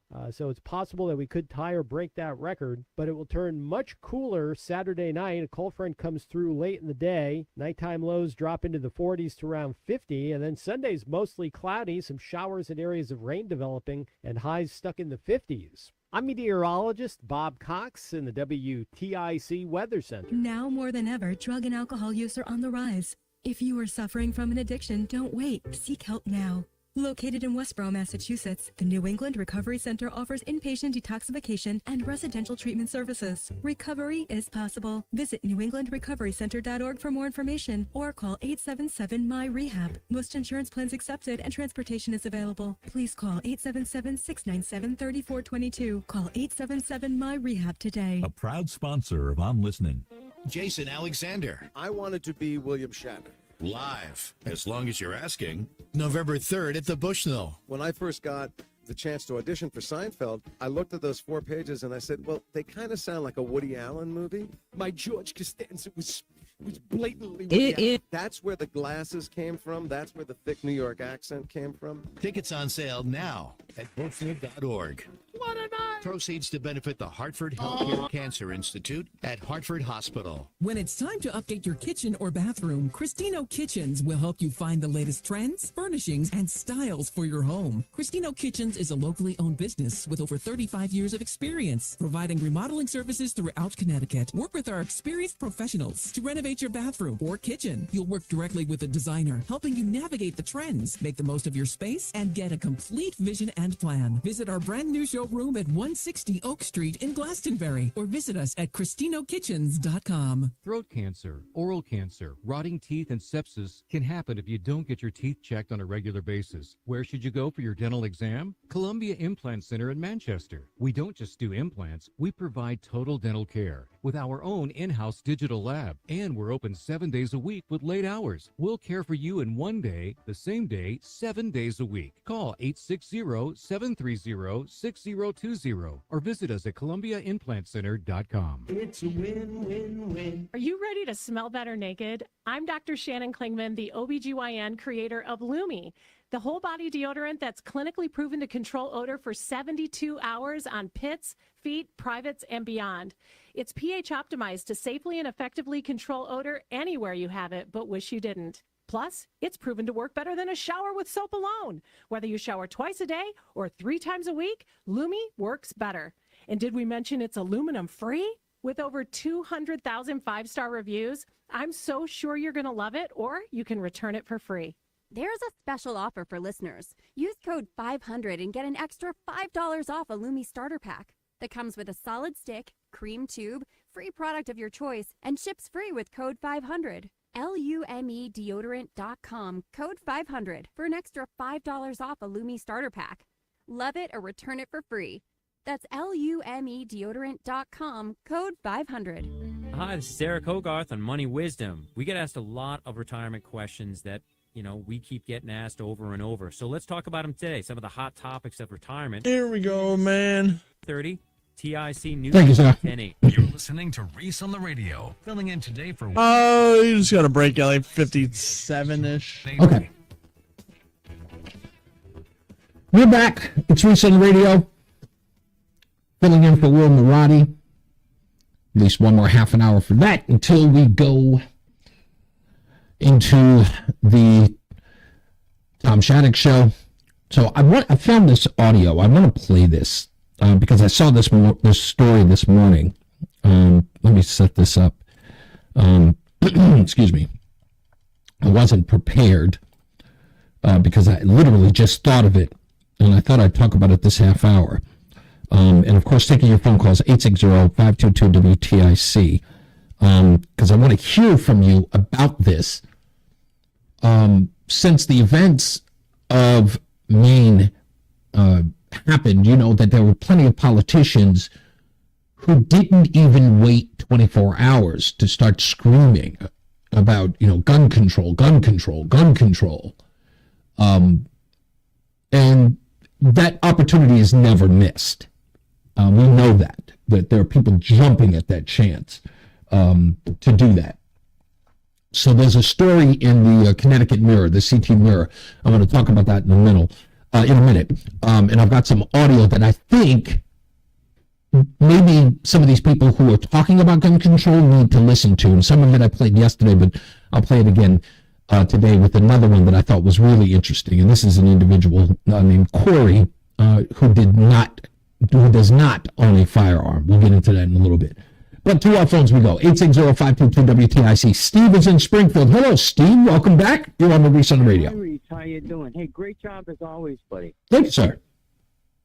Hey, the whole thing is, my main argument against this illegal alien thing is they are creating an unsafe country. And the only thing that they care about when it comes to guns is confiscating from us. Right. You never hear about stories about somebody getting macheted to death or anything on. Or even knife attacks. When are they going to start going door to door and confiscating the illegal guns so that we don't have to worry about it? But you know what? Because those civil liberties are far more important than those who are law-abiding gun owners. Because I don't know if you remember this, Steve. I think it was, and I'm certain it happened immediately after Sandy Hook, which honestly, we all know was probably one of the biggest, outside of Columbine, was one of the most national stories ever on the subject, right? So you get that kind of attention. So what does New York City do? One of the newspapers, and I want to say that it's not USA Today, but another Newsday had printed a map in its newspaper of people in upstate New York with dots on the people in the area who owned a gun. Now that was like the early days of what they call doxing today. I don't know if you remember that. Did you remember that story? Vaguely. This whole thing about doxing, why is it illegal for a Republican to do it, but not a Democrat? I have no idea. But that's it says that's one of those things. In this case, is where I don't know. I don't even know how to express it. But that's why the reason I have this video. But I'm assuming, did you call about the immigration thing we were talking about earlier? I didn't want to take you off track. I have a lot of comments on it. I'll tell you one question I've always had. Yes, sir. And I've never got a satisfactory answer. Where does a poor Mexican guy get the $10,000 or $15,000 to give a cartel? My argument and my logic is he probably has kidnapped family members that he's sending the cartels money to get them back. Well, of course, here's what we do know. We know a lot of them are drug mules. We do know that. But can I tell you a personal story? Because I found this fascinating too. It was one of my biggest questions. My brother is married to a young lady who got here through those means, She told me the harrowing story many moons ago about how she came here in the trunk of a car through the Mexican border. We're talking about through the actual border, not sneaking in, through the border with underneath, I guess the panel, squeezed in. She was very small at the time and got into the border. It cost her at the time, and I want to say that she was about 16 years old. She's in her late to mid 40s now. At that time, her parents paid $6,000 for her to get here. Her father paid for her to get here. Now, she has since become legal. You know, I've asked Spanish people the same question. Yeah, and you're asking the same question I did, because I'm like, And they don't want. I'm under the impression, listen, Steve, I'm under the impression that, again, these are poor and impoverished people who need to come to the country for a better life. But I'm like, wait a minute, man, $6,000 in their country to get into this one. I had the first thing I wrapped my head around. I was like, what, is it $6,000 US? Like, that was my first question. They're like, no, she was like, yeah, US dollars. And of course, I couldn't stop answering. I was like, where did he get that money from? And she was like, I don't know, he scraped these. Yeah, some of them borrow. I really think in a lot of cases, it's kidnapped family. I agree. Or maybe they were kidnapped themselves and dragged across. I mean, I heard a story one time about, I think it was like 50 or 60 people shoved in a tiny crawl space in a van and they all died. Yeah. I don't see people volunteering for that. Yeah, exactly. Exactly. No one would. It's insane. When she talks about the conditions she had to live in one of these sort of stash houses, as it were, she talked about what the conditions were like, how many people were inside, what it smelled like, how dangerous it was. It was baffling because it was my first sort of foray into talking to an actual person who went through it, that illegal process. By the way, full disclosure, she's legal now. She's gone through the proper channels. She's well employed. She's married to my brother. She's a legal citizen now. But it was an interesting take because I really needed to get sort of like a bird's eye view into what that's like. There's one other thing that I kind of suspect.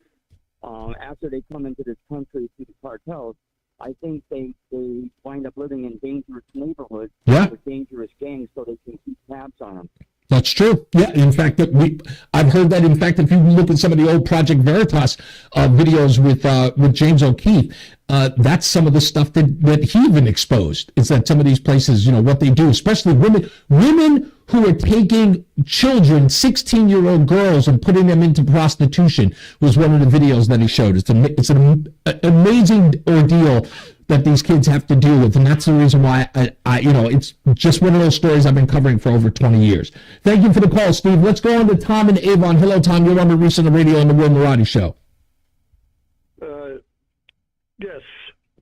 I don't remember a lot of stuff, but on these reasons all this happens, I do remember Obama stating, giving a whole speech many years ago about fundamentally changing America. That's correct. And then I remember in October, late in October of 2008, just before the election, he proclaimed that we are going to fundamentally change America. Right.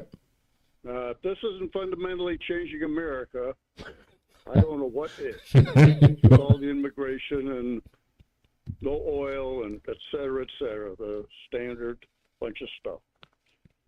So, yeah, we're well on our way. You're 100% right. We are well on our way. I'd like to remind people of that so they're not surprised, because I've pointed out before. Yeah. It's funny you say that, Tom, as I think about it, because, I've got so many people who I talk to, and they go, I don't watch the news because, it's so depressing. And the news, sometimes, I just get upset watching it. I always say to them, I was like, I never understood why you can't watch the news or you won't watch the news. I get that it can be depressing. But, there's going to be that one day where things are going to change. You're going to walk into work one day, or you're going to be, at a party or maybe at some event, and you're going to do something that you used to do back in the day, and you'll find out that is culturally inappropriate. And you'll be like, what? Wait a minute, I can't talk about that anymore? And you'll be like, oh, that's right, you don't watch the news. Because every day our culture is changing. Tim said here, calling here one day, said, I don't know why you Republicans are always paying attention to these or giving so much attention to these culture wars. I made it clear then and I'll make it clear now. Culture always becomes policy. That's how we got gay marriage. That's how we got Roe v. Wade. That's how we got the overturning of Roe v. Wade. Culture always becomes policy. It was illegal for the Supreme Court. I fought that sucker back in 1974. Well, I fought the bus thing in 74. 73, 73, the abortion, 74, busing. 75, I figured that the Supreme Court was going to proclaim that the Revolutionary War was illegal. Wow. And that we were still a colony of England. Because Hey, they are not allowed to let me ask you this, Tom. How did you feel having gone through that in 1973? What was your feeling? Now, again, I'm 74, sorry. Having gone through that and fighting it since 1974, when it was finally overturned in the Dodd decision, what were you feeling? Right. Sorry? My kids were never bused, and there was a judge that was a federal judge that was still threatening me in 77. Wow. What was the feeling? What was your feeling when the Dodd decision came down? Did it feel like a long time coming? It was, I don't remember what year that was. Well, I knew it was wrong. I knew both of them were wrong. I mean, I always knew they were wrong. The Supreme Court cannot pass legislation. That's right. The sentence of the Constitution is all legislature will be through the Congress. Yep. You know what? And it's funny because that's been completely missed. In fact, I'm almost certain, I want to say Tom Cotton made that point, that said we become a society that instead of allowing legislation to make laws, we've now deemed the Supreme Court as legislators. That if anything they can't get passed through legislation, they have to send to the Supreme Court and now make them law creators. That's right. Roberts on Obamacare. Changing the fee. Yes. Took from a fee to a tax. A tax. Right. A tax that Obama. If you need a constitutional amendment to have sales income tax. Right. Which is something that people had. Why didn't you need a constitutional? It's an interesting part you mentioned that, Tom. Tom, the interesting part about that, what you just said was that you remembered the Stephanopoulos interview with Obama said, when Stephanopoulos kept reiterating to Barack Obama that it was a tax, this is a tax, that is a tax. And Obama kept saying, no, it's not, no, it's not, no, it's not. And then to see John Roberts switch it to a tax in order to make it legal was just, and again, never addressing it afterwards. Let me move on. Thank you, Tom. I appreciate the call, sir. Thank you so much, man, and especially for the history there. I want to play this because of this article that's in the CT Mirror before we get out of here and start moving on, because we're going to get Mark in West Hartford's going to be on the air. We're going to talk about that insanity that's happening with LaToya Fernandez. This article, CT Mirror, headline: After Maine shooting, Connecticut leaders urge action, promote gun buyback program. This was, what was this? This was, so this was this morning. Last night at 6:14 p.m. was when this article was written. As police in Maine search for the suspect in the killing of 18 people and injuring 13 others, Connecticut officials and gun reform advocates are calling for participation in a program created with a goal of protecting children and communities from gun violence. Pay very close attention to that paragraph. Protecting children and communities from gun violence. The officials and advocates conducted a press conference Thursday outside of Connecticut State Capitol, to raise awareness about the program, known as the Keep Kids Safe Connecticut Statewide Gun Buyback and Gun Safe Giveaway, scheduled for Saturday. The program will allow residents to exchange unwanted and unneeded weapons for gift cards until we wait for Congress to pass strong gun laws on a federal level. We need to do all we can to keep children and our families safe. Also, an important pull quote. And this is one way that we can do it, said Paul Murray, chair of the Newtown Action Alliance, a volunteer organization formed after the Sandy Hook Elementary School massacre. Now, with that, I want to play a few things.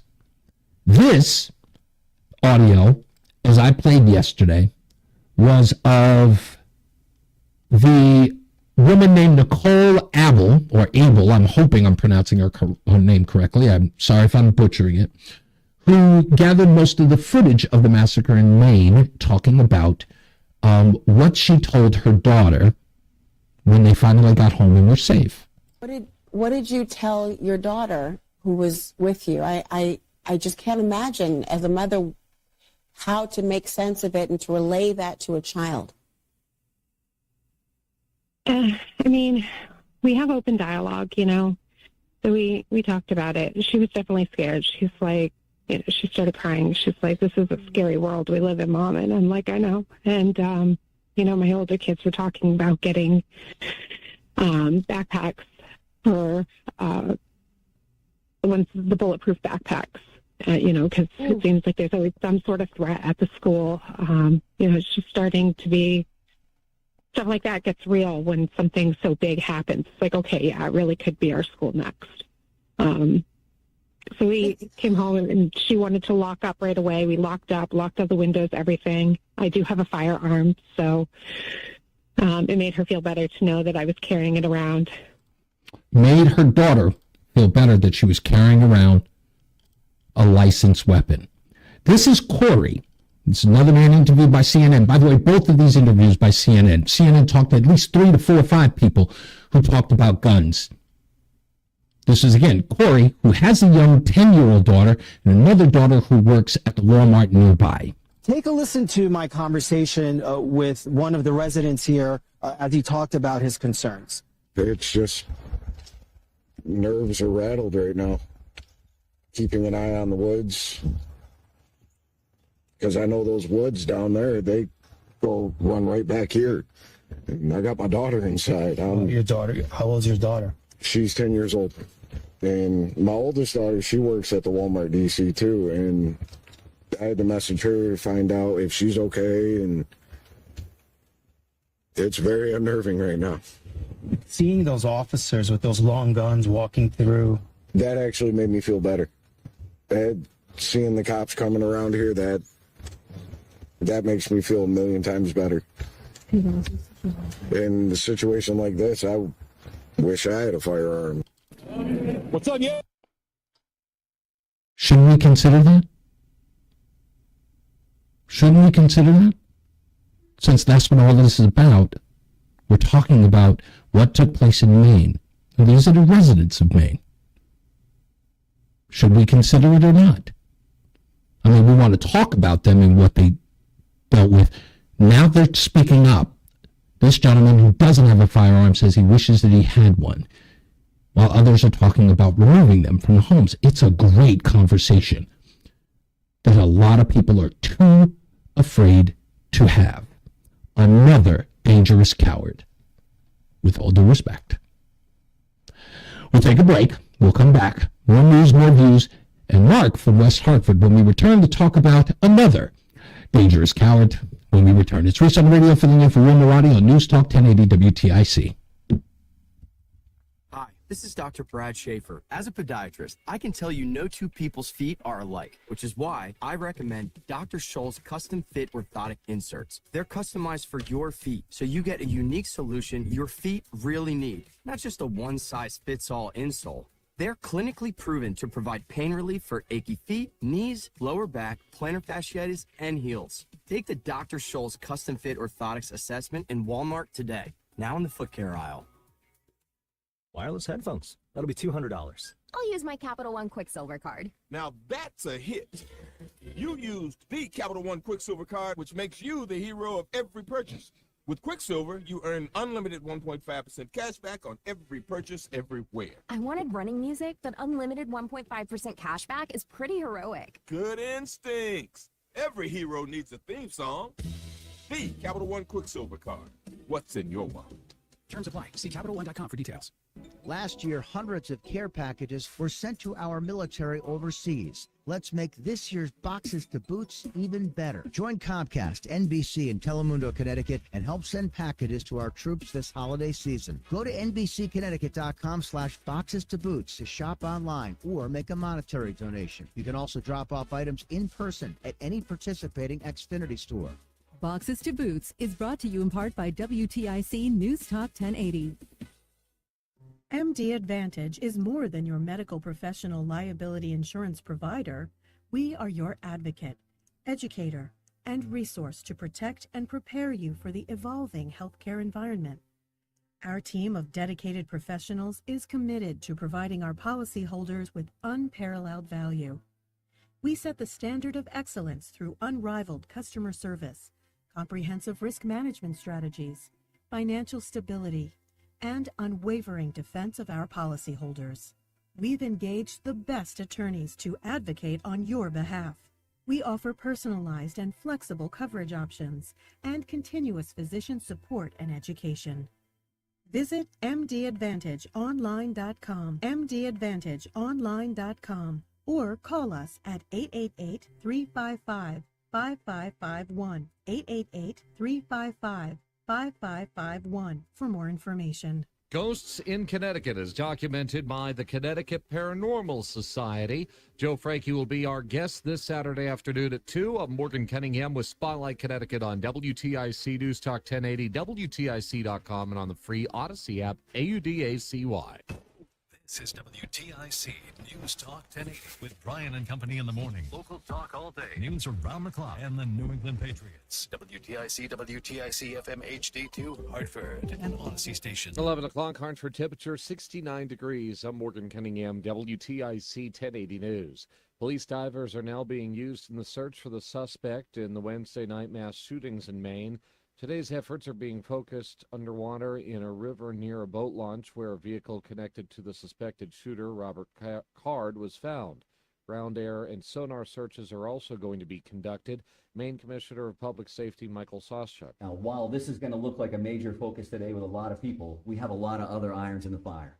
So I'm not saying that the suspect, we know the suspect is in the water and this is what we're doing. What I'm telling you is you're going to see a lot of activity here. And I'm going to tell you that in advance. At least 18 people were killed, 13 others were injured in the Lewiston shootings. A Massachusetts man was seriously injured in a crash in Summers. State police say troopers were spotted to Springfield Road in the area of Hampton Road around 5:30 Thursday afternoon. The 45-year-old Holyoke man was found in that crash with the car that he was in up against a tree. He suffered serious life-threatening injuries and was then sent to transported to Bay State Hospital to receive further treatment. Witnesses are asked to contact Connecticut State Police Troop C. Critical condition is a man's state at a hospital in Hartford this morning following a pre-dawn shooting. Police say the male victim was in his 30s, found with a gunshot wound in the area of 640 Garden Street. That all went down around 2 a.m. Hartford Police Major Crimes and Crime Scene Divisions are investigating. If you know more about the shooting, you're asked to contact Hartford Police. Hartford Mayor Luke Bronin announces his intention to settle long-running litigation over the development of Duncan Park and the land around it. That's where one apartment building's complete, but WTIC's Dave Baker reports others didn't get started. At $9.9 million, I feel very confident that this settlement is the right and responsible thing to do. Mayor Bronin plans to settle a lawsuit dating back to 2016 when he fired 2 developers on the then-delayed ballpark project. Those developers sued. He says a settlement would prevent complications, including a retrial ordered by the state Supreme Court. A new trial followed by the almost inevitable years of appeal, the delays to the development, the cost to the city, the uncertainty to the city, and the distraction of an ongoing litigation. The city council will decide if the settlement should go forward. When it does, construction of additional mixed-use buildings around the ballpark can begin. Dave Maker, WTIC 1080 News. A congressman is challenging President Biden for the Democratic presidential nomination. Here's correspondent Stacey Lim. Democratic Representative Dean Phillips of Minnesota is launching his 2024 campaign today in New Hampshire. The 54-year-old congressman told CBS Mornings while he admires Mr. Biden, I think it's time for a new generation. I think it's time to pass the torch. He says his decision to run was driven by his fear that the president will lose to Donald Trump. I will not sit still. I will not be quiet in the face of numbers that are so clearly saying that we're going to be facing an emergency next November. Stacey Lynn, CBS News, Washington. Markets are mixed with the Dow losing 78 points, S&P 500 8 points higher, NASDAQ rising 112 points. For these stories and more, go to WTIC.com. I'm Morgan Cunningham, WTIC 1080 News.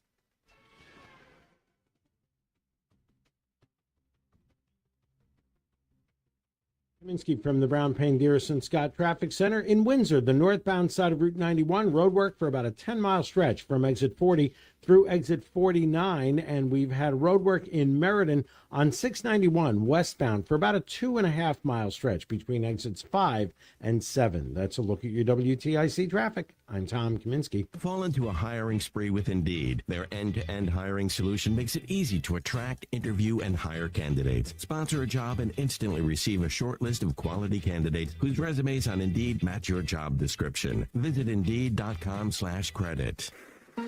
Local weather. WTIC's Bob Cox. Unseasonably warm weather will continue today into tomorrow, and then that's the end of the line. We'll have morning clouds giving way to sunshine today. The high pushing up toward 80 this afternoon. Mostly clear tonight. A moonlit sky, lows 55 to 60 toward morning. Mostly sunny and warm Saturday. The record high of 81 degrees was set in 1919. That's about where the high is going to be tomorrow. So it's possible that we could tie or break that record, but it will turn much cooler Saturday night. A cold front comes through late in the day. Nighttime lows drop into the 40s to around 50, and then Sunday's mostly cloudy, some showers and areas of rain developing, and highs stuck in the 50s. I'm meteorologist Bob Cox in the WTIC Weather Center.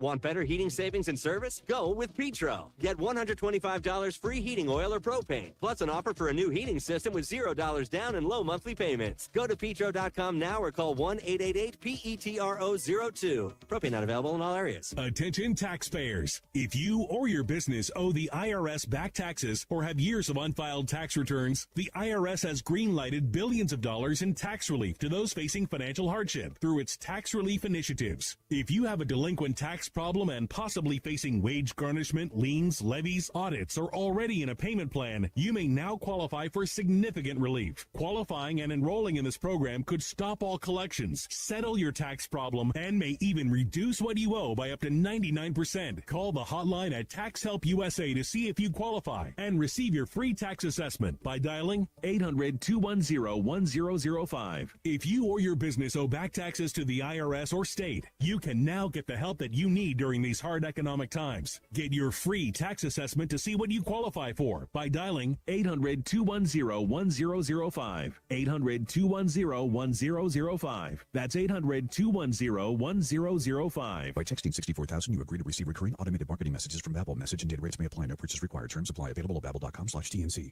We're going abroad for the first time in years.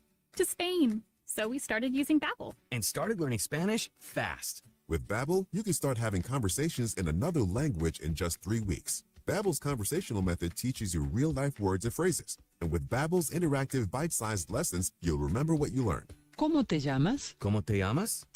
¿De dónde eres? ¿De dónde eres?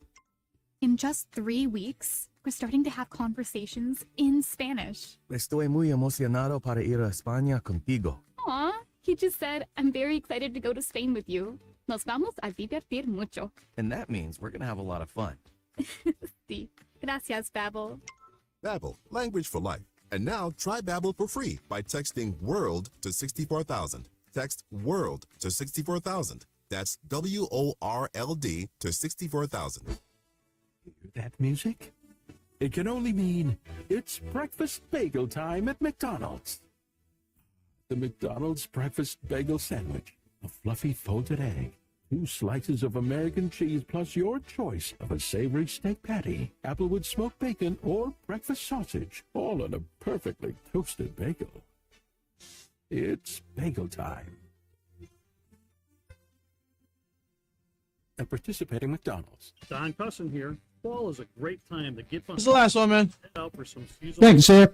With leaves on the road and rain or snow. Mark's on hold, too. He's gonna... Gotcha. Thank you. Is your car ready? Cusson Auto features Cooper and Continental tires, helping to ensure a comfortable and safe driving experience, no matter the season. Let Cusson Auto handle your next oil change, knowing our team will inspect your vehicle for all your service needs. After all, we'll do it right or not at all. Call 860-289-2389 or visit CussonAutomotive.com.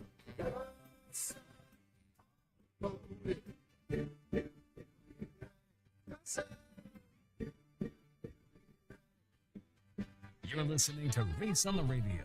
Filling in today for Tom Shattuck on WTIC News Talk 1080. Hey now, we are back and raring to go. A couple more hours and we're going to get into it, anything and everything today. I want to have this conversation because, again, people talk about these individuals in the blackosphere. You know, these Black Lives Matter, NAACP, Urban League types. They're calling them grifters now. And, I mean, I guess that's appropriate. They're also sort of like ideological and moral bullies, in my view. They're always screaming and hollering, I'm offended. I'm being attacked. I don't feel safe. And we're dealing with one now. And the crazy part is that they're using this victimhood to gain power and to literally ostracize people. If you don't give them the power, you don't give them the power, it's because you're racist. You don't give me the power, then you're bigoted. And a lot of these weak-kneed people, you know, they back off. I don't want to be called that. I don't want to be called her. And I get it. Don't think I don't understand your pain. I get it. It's a horrible thing to be called. All right, I get it. But trust me, it has no teeth anymore. The way in which this is used nowadays, it makes no sense now. You know, not now anything is racist. When you can call talk show host Larry Elder the blackface of white supremacy, after a while it just becomes clownish because it is. Candace Owen, and by the way, Candace Owen and Larry Elder, not that I'm ever affiliated with them. I don't agree with them half the time, or at least their tactics. But you know what's said about them. And it's always using that sort of the white supremacy role, right, in order to shut them up or to shut them down. Oh, they keep repeating it over and over again, and on Sunday, I don't want to be called that. I don't care. Call me that all day. I invite it. I'm looking for it. Because pretty much to me, you just let me know, and I'm kind of an egomaniac here. You let me know you've got no argument. A guy who is out there who's not afraid as well, and I'm loving what he's doing. I'm going to give him a couple of tips today. Is on the line with us, calls all the time. Mark in West Hartford is here, who I'm actually going to insist that that's who he is from now on. Mark in West Hartford. By the way, we want to get you a camera because I see you out there on the front lines talking to everybody, buddy. Thank you for coming on to the show. Oh, teach me how to use it. I barely know how to use the iPhone. Yesterday, somebody took a shot at me. Wow. It says Mark. Mark, hates a strong black woman. Yes. I mean, so of course I had to respond right. because I'm easy to bait. And I'm going, he just insulted real strong black women or women in general that are strong. This is what they do. They take something real and then they water it down or diminish it or devolve it in some fashion. Yeah. But this has nothing to do with, in my background, just to let you know, and some people don't know. I'm born and raised in Hartford. Right. I wasn't poor. I had it pretty good compared to most of my friends from Charter Oak Terrace. I went to bachelor school. I was born in 1960, so I was around poverty. I was around diversity before even DEI existed. I was living it. I just didn't know it. I didn't know there was a term for it. Right. And then, of course, being a firefighter, I'm around. I've been around. And you stayed here. And the best part about it is you stayed here, right? So you've got roots, you've got an investment, you've got skin in the game in this in the city of Hartford. West Hartford in this particular case is really, really like you're up there fighting the good fight against what can only be a moral bully. But I mean, I called her a dangerous coward for a reason. One, because she refuses to have a conversation with anyone who's opposed to her. She immediately starts screaming victimhood. Oh, I'm being attacked. I saw this video where she tells them, I just want to let people know that I'm a black woman and I feel attacked up here. I'm like, shut up. Shut up. And look at what she did. She went to, I'm the only black woman I'm here. I'm only one of 2 black people in there. Well, guess what? Whenever I go to those BOE meetings, I'm like only one Catholic in the room.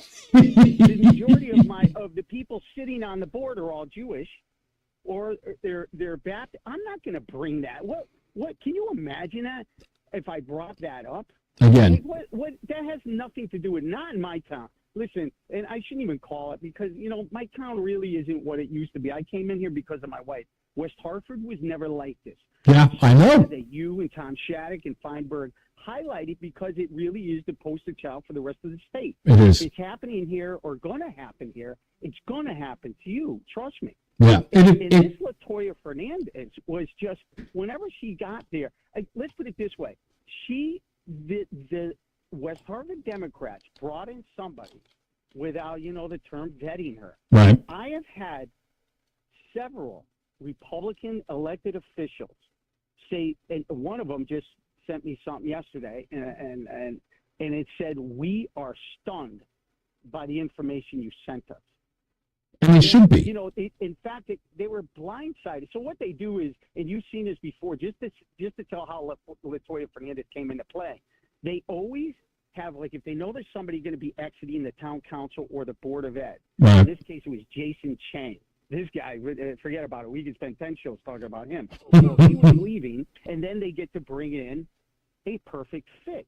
In this case, I think the Dems it was an overreach. I don't even think they realized what they brought in until after. Well, let's give them a little taste. Get around. Go ahead. Let's give them a little taste.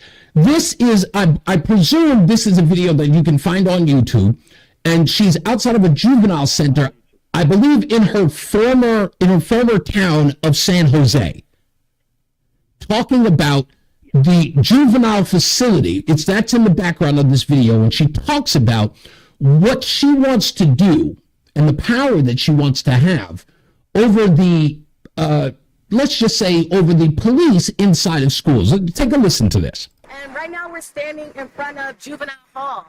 This is the facility where our youth are held after they've been arrested. Now, if you've been following Youth Hype, about a month ago we had a rally demanding that the juvenile justice system be dismantled. And so as we've continued our work, we've evolved and created a coalition of system-impacted youth who are going to be sharing their experiences and the things that they want to see replace this system. So we've gone from saying dismantle this system to how do we replace this system to become a space of healing, education, and resources for our youth. Most of the youth that are in here are youth from marginalized communities, black and brown youth. If they are victims of systemic oppression, how is it fair that their response to trauma is met with handcuffs and a cell?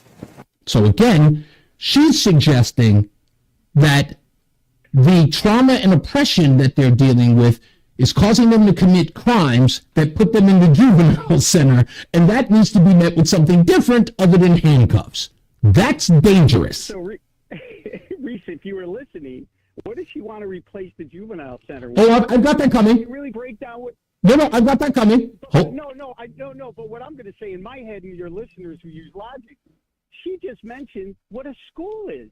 Yes. She just a place to learn and heal, and I'm going, yeah, that already exists. It's a school. Right, and clearly in that building are not the regular students who can behave and don't hurt people. Exactly. Let me finish this piece because you go right into what I was talking about. Her next line. This is all straight her, unedited. It's not okay there should already be systems put in place inside of our schools to mitigate the interactions of our students with the police. And so there are some initiatives that are taking place right now in San Jose and in the county.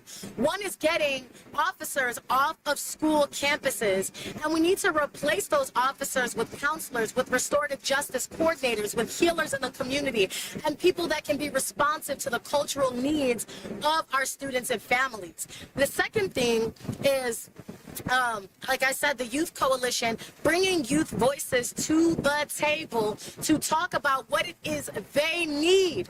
Because if we give them what they need, they won't end up in here. That's like bringing my kid to the dinner table, asking them what they want for dinner, and they say they want cookies, and me taking that seriously. He has one line: getting rid of SROs off of school property and bringing kids to explain what they need. It's like you could go on, but so this cop hating it goes from her. It's like, I don't know, microaggression and macro is the terms now, but right. But the extremes are amazing. Some of them are subtle, like when she first started her campaign to get rid of SROs, because and it went pretty quick for her out there. I got to tell, she's very effective, and that's why I'm so is she though? involved, and this is my cruise. What's that? Is she effective? SROs. Well, let's put it this way. This is her beginning of trying to demonize SROs. Listen to this.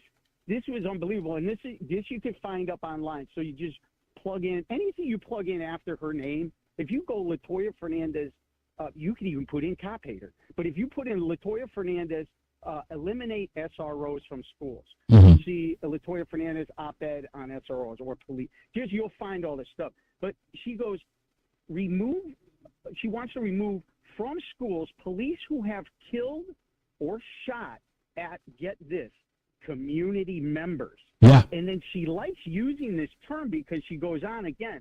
There are 7 police officers who are SROs who use their firearms to wound or kill community members. Right. And the objective there, community, and that's listen to me, that's her tactic, is to not, you don't refer to them as they are, you don't even give any insight into what the conditions of that firearm usage was about. So calling them community members is a way, ipso facto, to say, they were just innocent bystanders, the police officer just randomly shot, which we know is nonsense.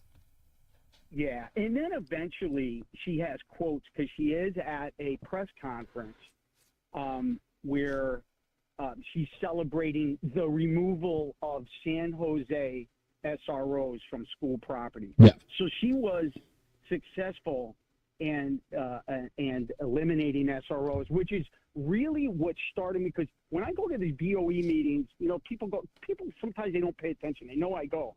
It's all about public safety in our schools, but now it's expanded to beyond it because of I've seen this culture of we got to protect our image.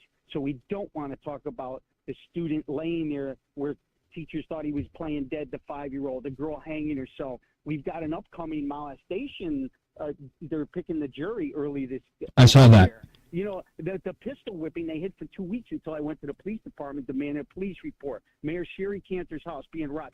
So there's this element. But in our schools, I cannot take that. Listen, okay, I get it, out in the public, but when it's public safety related to what's going on in schools. Now, my last meeting, I'm hoping I could just touch upon it, is they're presenting, and this is how it starts. Tell me this isn't a coincidence. So they're on the agenda is what they're proposing. It's called 5720. So they're going to slowly take away responsibilities from SROs in West Hartford schools and put it on principals. So principals of schools, check this out, now have the ability to search personal vehicles in the parking lot. A locker makes sense. It's their own personal. Wait a minute, that's whoa. Oh yeah, yes. That's interesting. Yeah. That's interesting. I want to play a couple more. I want to play a couple more clips. In fact, I have your school board meeting speech as well. I want to play that as well. But this was, again, for those of you who are confused, see, Latoya Fernandez is who we're talking about, and we're on the phone with Mark in West Hartford, advocate. I have to say that he is out there a muckraker getting things correct in Hartford, and in this case, West Hartford. But Latoya Fernandez, she says that we are misunderstanding the whole defund the police program. It's not what you think it is, even though we know what it is. She says that we're confused, so she wishes to clear the air in this EPK, this electronic press kit she did online. Listen to this. Really just thinking about that major effort that's been pushed forward, the defunding the police. And I want to just break that down a little bit, because even myself as a Black woman in the Black community, people are confused about that. Defunding the police does not mean eradicating the police. And I think that's the thing where it gets confusing for people. They think it means destroying the police, getting rid of it, having zero security on the streets, having zero safety. That's not what it means. Defunding just means looking at the budget that the police are using and thinking about where are places we can make certain cuts. For example, now, none of that is important where example they are, because of course it only talks about restorative, like money, putting $20 million here, $20 million there. But then I found this clip on the earlier piece I played when she's outside of the juvenile center. Listen to what she says about the police and what she was able to do, as Mark is talking about, in San Jose. we're not saying get rid of the police system. We're not saying get rid of it. We're saying let's take a look at it and see where we can make changes for the better. About a month ago, we had a rally demanding that the juvenile justice system be dismantled.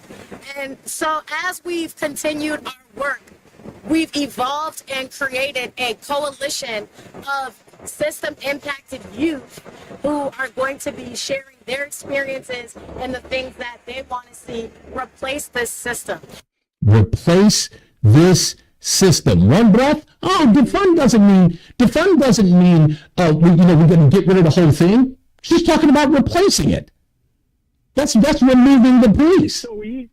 She makes it so easy. Yeah, exactly. She doesn't bat an eye when she brings up Proposition 13. So she's concerned about 20 million being misappropriated. Should go back into the community and parks and recs. But then Proposition 13, 15 billion with a B to construct new schools in San Jose. No problem at all. 20 million bad, 15 billion all day long. Right. She makes it, she's just so, but, getting back to, and I have to bring up that appearance when I said this 5720. So I talked about principals being able to search vehicles, school lockers, and backpacks. Right. But then they also want the superintendent will only have, he's the only one with the authority, this is the way it's written up, that can implement drug-sniffing dogs, metal detectors, and breathalyzers. Now, at the meeting, I go, where's your credentials? Where do principals and school superintendents now do police work? Yeah. I kind of said that. I don't want cops substituting, as teachers are out, and I don't want them acting like cops. But here's the thing is, now this is where I know they brought her in, and this is how they they didn't even wait. She didn't even get elected yet. She's there temporary. They brought her in, like I said. Right. Put her on there so everybody will just vote Democratic across the board. She didn't even get there, and they put this 5720 in. And guess what? When it came up for discussion, because that's what they do. So even though I brought it up in my presentation for my 3 minutes, guess who didn't speak about it? This would be her all day long. But she knows nothing about curriculum. I know that. But this she knows about. And guess who sat there and didn't say a word? So this is what she's going to do. She's going to do her dirty work behind the scenes. That's correct. And they're going to be forced. There's only 2 Republicans on that BOE. And you know what? They abstain. Shame on them. I like them. But you know what? They had an opportunity to make it. When they came time to vote for LaToya Fernandez to sit on that board of E, now they wouldn't have prevented her from being there. But instead of saying no, they abstained. I'll give them a little credit because they had none of the information I sent them the following day. Right. They're like, I wish you sent it to, and I'm there like, well, I wish you guys did the homework. Resident taxpayer here. You're sitting on the board. That's a powerful entity right there. Yeah. You guys should know who's on your team. I know I do. In my life, I've had to work in small groups with people. I want to know who I'm working with. So, and that's another thing, and I'm just going to say this real quick. Okay. I know I'm going to ruffle feathers. The West Hartford GOP Now they're jumping on board. I'm fine with it. But all they've done up to this point is gone on Facebook. Reese, they could have been calling these stations. You're kind to everybody. They could have called Todd. They could have. I want them to call me. I listen. That was why I sent you the message earlier about Kyle. How do I pronounce his last name? He's listening. He is listening. The number he called the other day. Okay, Zelensky. Is it Zelensky? I believe so. I don't really know him. Okay, so Kyle, if I'm butchering your name, I apologize. But you can call up here too. We'd be happy to talk to you. Of course you can. And there's 2 third-party candidates. I don't want to. I hope I get Ronnie Rodman and Christine Rosen Jacobs. I'd like them to call too. I'm unaffiliated. People think like I'm a hardline. Like, oh no, dude, you listen. You're just ringing the alarm bells. You're Paul Revere and all of this. That's enough. Yeah. But she is about if she gets elected, I can't even imagine what I'm going to be seeing down the. Oh, it's going to be dangerous, man. It's going to be dangerous. Norwich, it's going. Hired her as a consultant for DEI. I don't think they did their homework. But can I tell you about Hartford again? Though? Well, like in my presentation. Oh, go ahead. No. I've got to go. Yes, I got to go to the bottom of the hour break. But trust me. Listen, we're going to cover this. We've got a lot going on before Election Day. I know that I'm going to be here, so I'm not concerned about that. But I will be. Next week. Yeah, absolutely. But we'll talk. We'll take care of all of this stuff, Kyle. If you're available in the next half hour, and I'm going to be here till 2, you can get your folks to get in touch with us. Please do, because you have a great quote in the Hartford Current. I think it was yesterday's article that I just read. I'm a straight white male, he says, and I like what you wrote here. But I'd like to get an opportunity to talk to you, to let the people of West Hartford know that you are here. I don't want to put all the attention on the muckraker here, Mark from West Hartford, and I damn sure want to put a stop to the dangerous tactics of Latoya Fernandez. So we'll go to a break, but thank you, Mark, and we'll talk a little bit about this. Thank you. We'll talk a little more about this in the next half hour. Hopefully, Kyle will call, and I'll play you some more audio. Let's go to a break. It's Reese On The Radio, filling in for Tom Shattuck on News Talk 1080 WTIC. When was the last time you've seen your insurance agent? At a time when the majority of business is done virtually, Bouvier Insurance is here for you. In person. To get a policy review and the service you deserve, visit beinsurance.com. The leaves are turning, and Superior Rental has all the right equipment you need for your fall yard and home improvement projects. We have thatchers, aerators, and seeders, as well as power washers, leaf blowers, chippers, even truck and trailers. You can trust Superior to supply your larger projects with the heavy equipment you need, from excavators, lifts, compressors, and light towers to a vast selection of generators and heating equipment. For your next project, visit one of our 5 Connecticut locations or our full online catalog at superiorrental.com. Rent tough, rent right, rent superior. And now, a WTIC news update. 11:30 Hartford, temperature 69 degrees. I'm Morgan Cunningham, WTIC 1080 News. Highlighting the tensions that are still quite raw, pro-Palestinian demonstrators delay the start of U.S. Senator Richard Blumenthal's speaking engagement this morning on the rise in hate crimes amid the growing conflict between Israel and Hamas. I'd be happy to talk to you after. Guest speakers included the Anti-Defamation League and the Hate Crimes Advisory Council. They were responding to a warning from the Department of Homeland Security that came out last week on the increase in reports of threats and violence against Jewish, Muslim, and Arab communities. The search for a suspected mass shooter in Maine goes into the water. Officials in Lewiston, Maine are providing an update on the search for Robert Card, the suspect in Wednesday's mass shooting. Clearly, we don't have him located at this point. We don't have him in custody. Michael Soschuk with Maine Public Safety says today their search is focused on the river. The river is a big piece of this. The car was located there. Evidence is located in the vehicle or right there along the shores of the Androscoggin River. So that's stuff that we want to make sure that we're checking. Shelter-in-place orders are still in effect for residents. Multiple schools and businesses are closed as the manhunt continues. But what matters to us, again, is the safety of our communities, the safety of our residents. We care about each and every one of them, as you do. And we're going to continue to fight on their behalf to bring this individual to justice, because we know that has an impact on starting that healing process. Correspondent Stacy Lynn with that update. Hartford Mayor Luke Bronin says a settlement of litigation over Duncan Park and surrounding lots will allow further development to go forward. Construction on land around the ballpark has been stalled as a result of a lawsuit filed by two developers who were fired from the project in 2016. In the deal, the city would pay almost $10 million. Bronin says allowing an upcoming civil trial would have cost much more. The settlement that I'm announcing today represents an opportunity not only to eliminate those legal fees, but to remove the cloud of this litigation altogether and to allow the city of Hartford to move forward with the parcels, development of the parcels around the baseball park. The mayor is asking the city council to convene next Monday to approve the deal. Hartford police are investigating an early morning shooting that's left a man with serious injuries.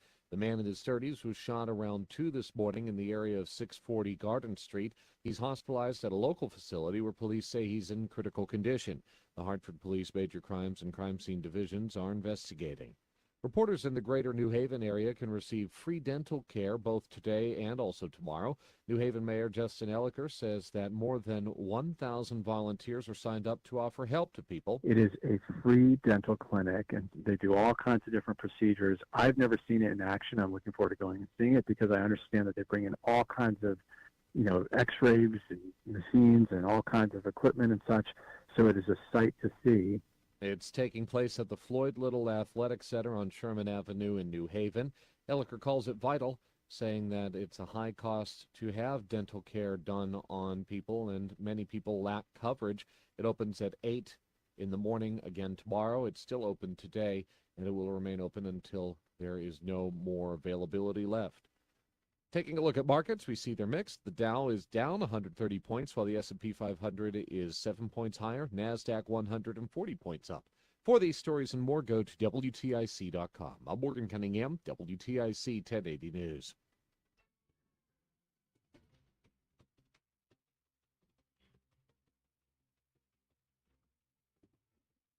I'm Tom Kaminsky from the Brown Payne Dearest Scott Traffic Center. This update brought to you by Stu Leonard's in the Farmington area, the eastbound side of Route 84 between exit 37 and 44. Road work there in the right lane. That's about a 6-mile stretch. And we have road work in Meriden, southbound on the Wilbercross Parkway between exit 67W and exit 66. This week at Stu Leonard's Farm Fresh Foods, get their mighty porterhouse steak or New York strip steak direct from their Midwest ranchers. Your choice, only $11.99 a pound. Save $3. Plus, Stu's very popular flatbread pizzas, assorted varieties, only $5 when you use the Stu Leonard's app. Save $4.99. For more savings, visit thenewstuleonards.com. That's a look at your WTIC traffic. I'm Tom Kaminsky.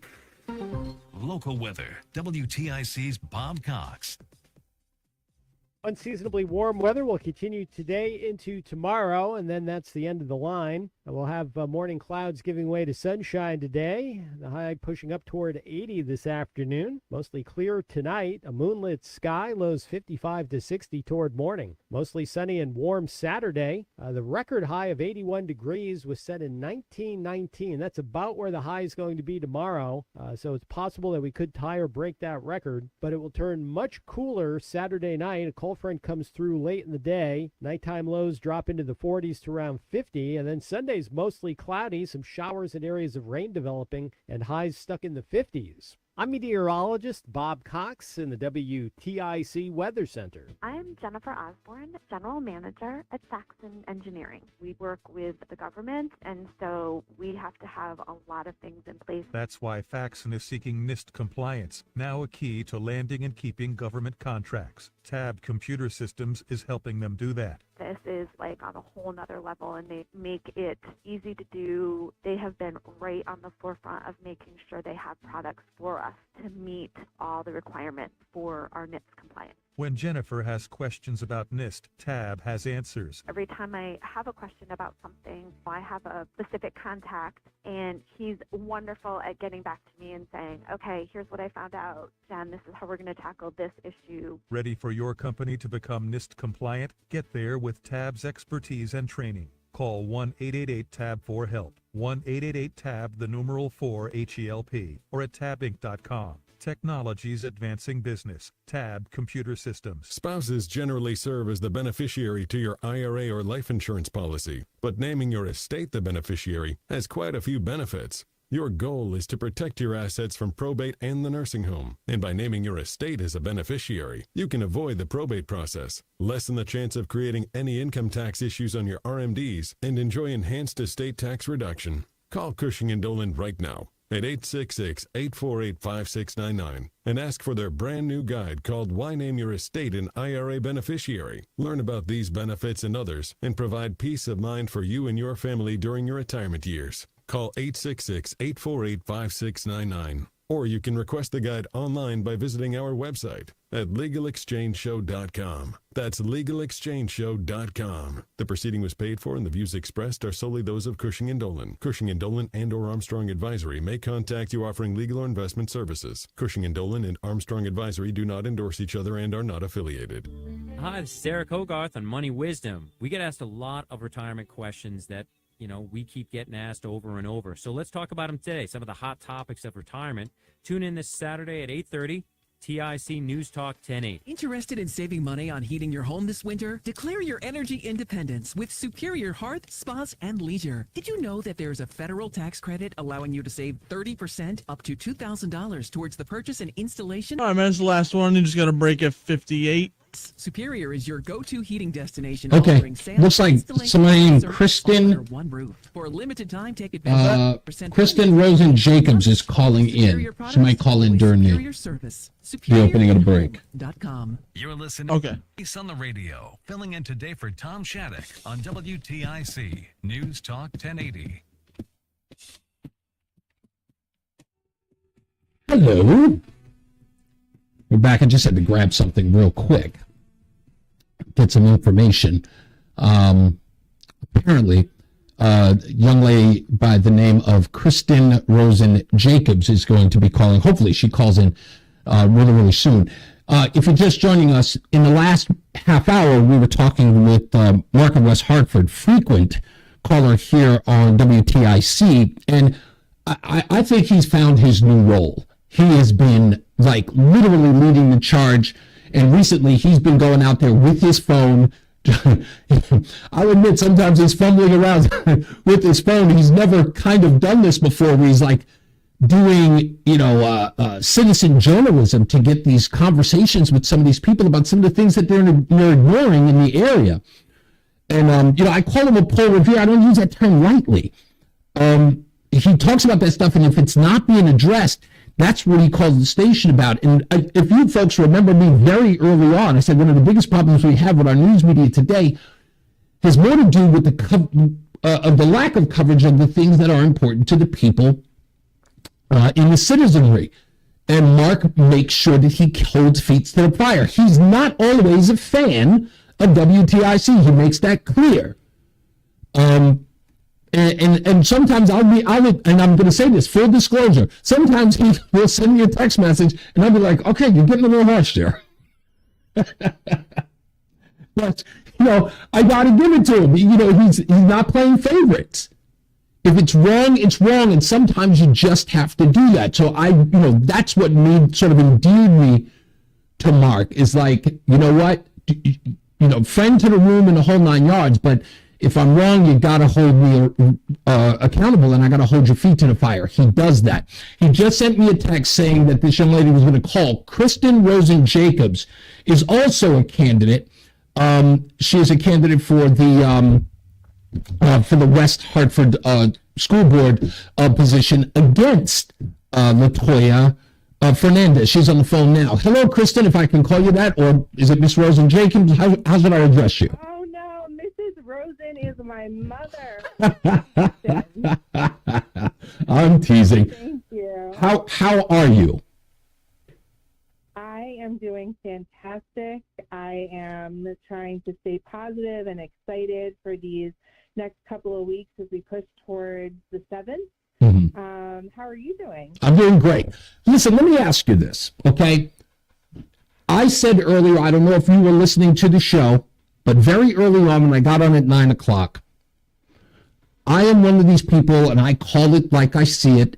And especially in an issue like this with individuals like Latoya Fernandez, who racially bait these decisions and these actions by either school boards, governors, mayors, city council, whomever it is, when that is going to put people's lives in danger, which we've seen across the country, right?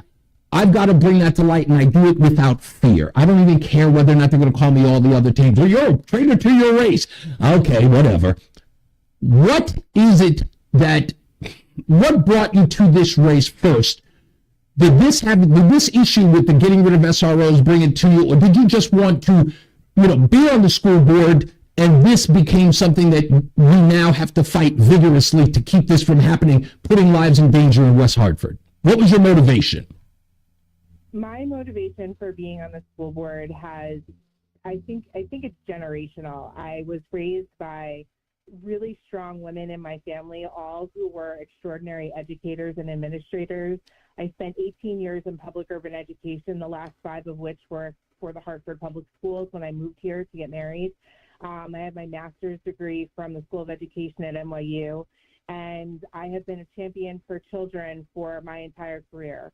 I since have left education so that I can sit on positions like the Board of Education. I worked for Capital One Financial doing learning and development. So now I'm still teaching, just doing it in a different framework.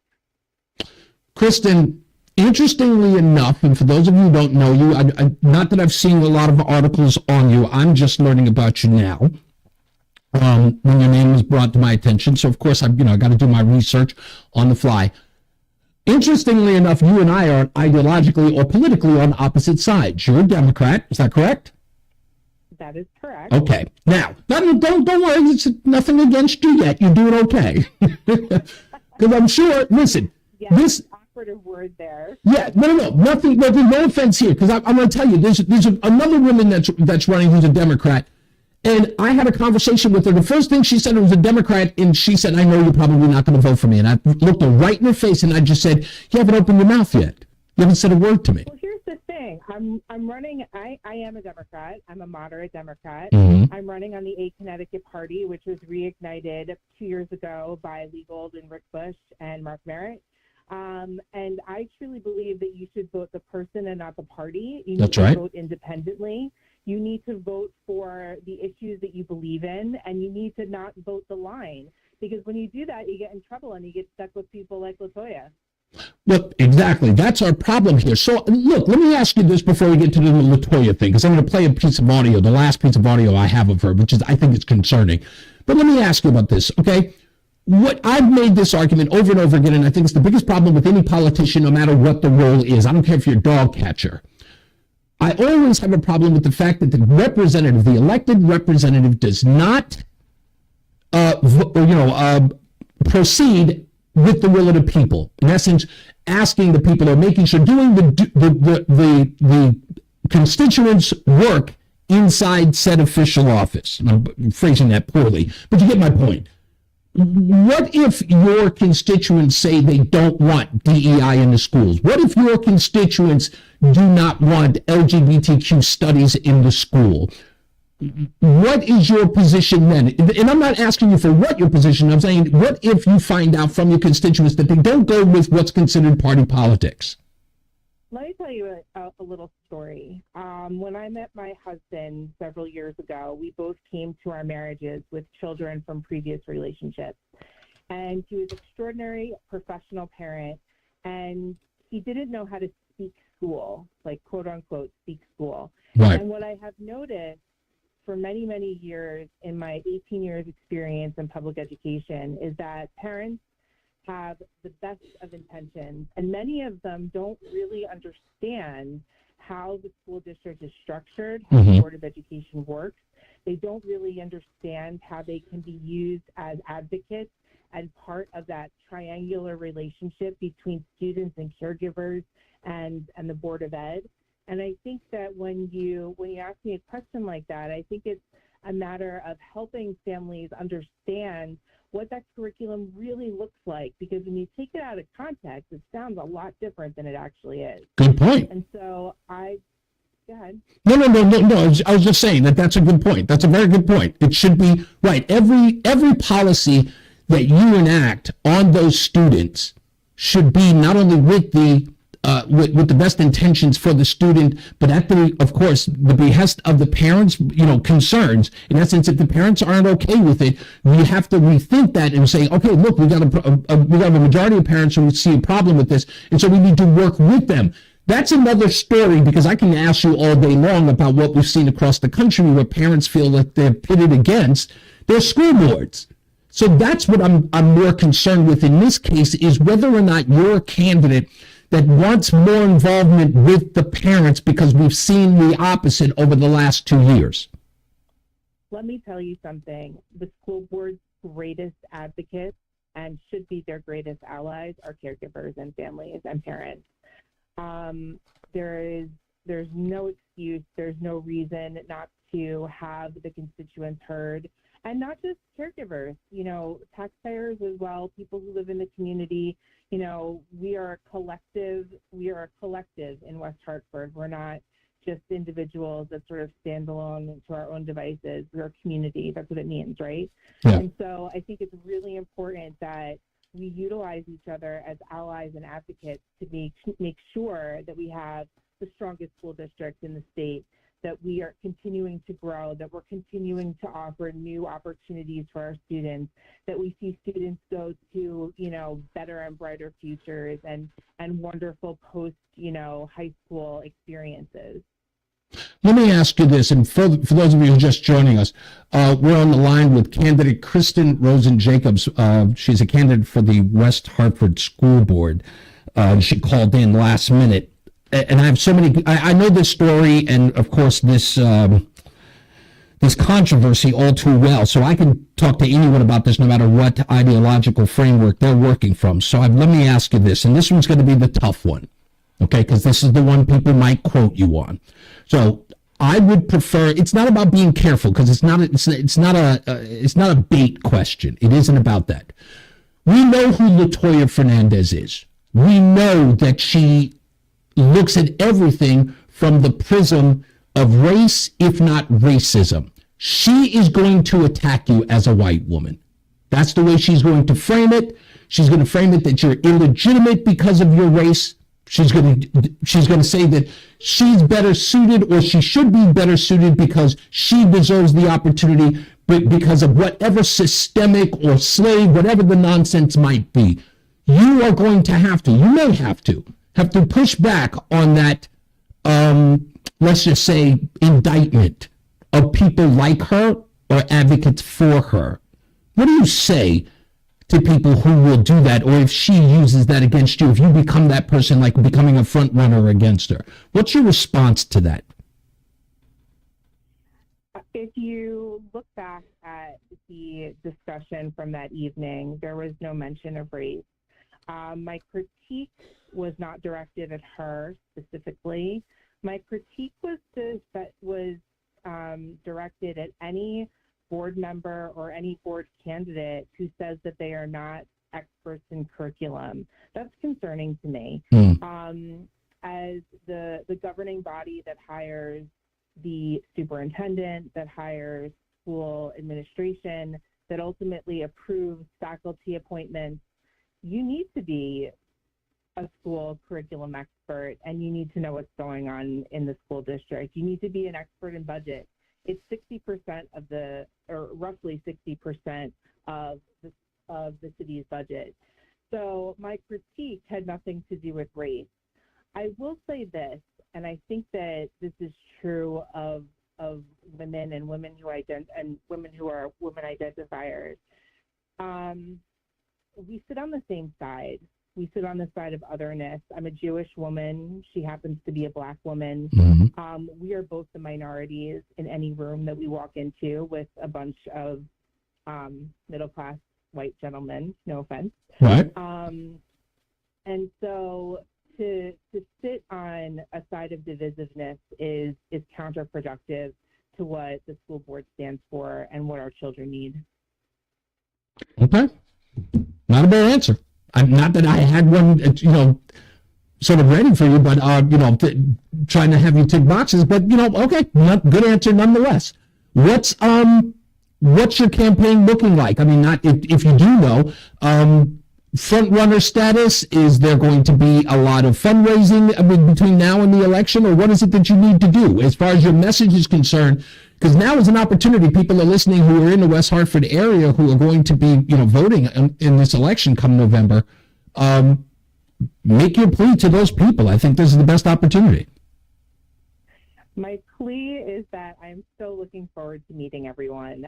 We're going to be spending a lot of time out and about, knocking on doors and saying hello to folks and being out in town centers over the next couple of weekends and weeks. And so I'm really excited to meet our constituents. I'm really excited to shake hands. I'm really excited to see who's voting. I'm excited to meet young people who I am so desperate to see go to the polls.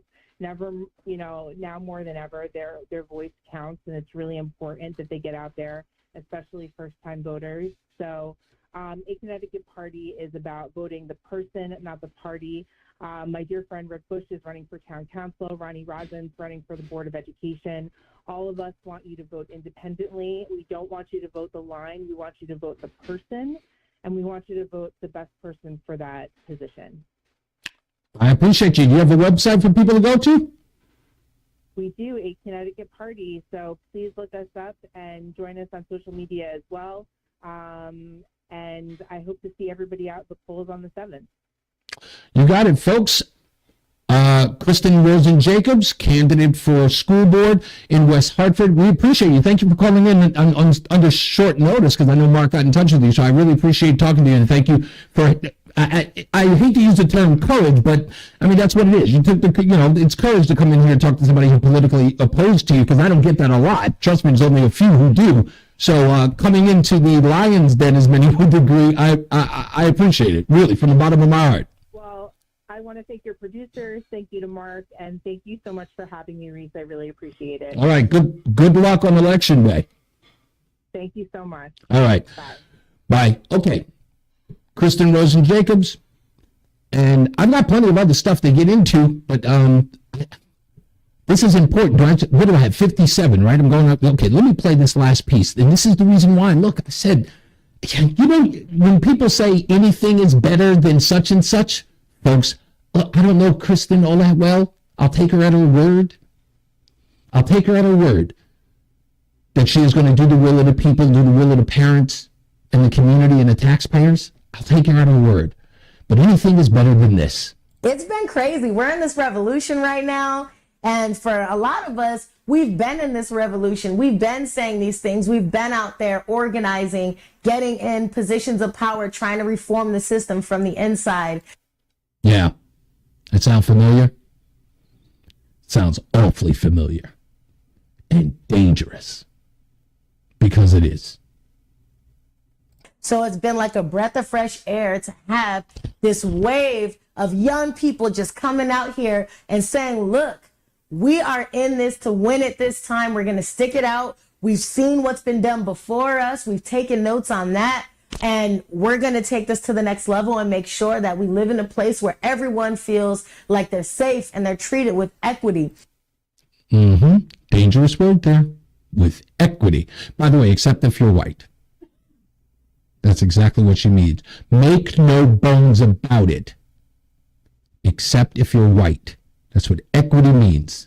It means everybody except white folks. And so I think we can all learn something from this generation and their leadership. Really? You can't even tell me what a woman is. Are you kidding me? I wouldn't trust you people with telling me which toothpaste is better. Are you kidding me? We could learn from this generation? Did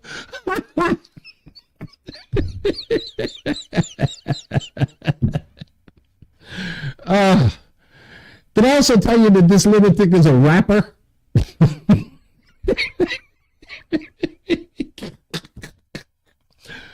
I'm sorry, I laugh, but there's dangerous times we live in, folks. Dangerous. And someone in West Hartford said, yeah, let's get her. Yeah, she sounds like a great person who would fill that position. Oh. Who was it earlier who said that it was like it sounded like it was a cross between incompetence and malice? This sounds like malice. I'm very clear on this one. She cannot stay. She cannot stay. And it has to be done at the ballot box. Because you don't want to be on the other side of this afterwards. When it becomes perilous, when it becomes scary for your kids. You do not want to be there. You know what happens when they remove these SROs from there? Violent kids go nuts. Because there's no authority. You open the floodgates. We saw it happen when they talked about defund the police, and they did it in certain states and cities. You saw what happened. Murder rates rose. Crime rose. What happened with some of the companies that were there? San Francisco, Oakland, they all had to leave. There's a Target in San Francisco that literally has every item in the store behind a glass encasement. This is what happens when you get rid of law and order. And LaToya Fernandez is for that. She's smiling about it. Happily. Trying to get in positions of power to make you powerless. Because that's all it's ever about. We take a break. More news, more views when we return, and your phone calls. Please stay on the line, folks. It's Reese On The Radio, filling in for Tom Shattuck on NewsTalk 1080 WTIC.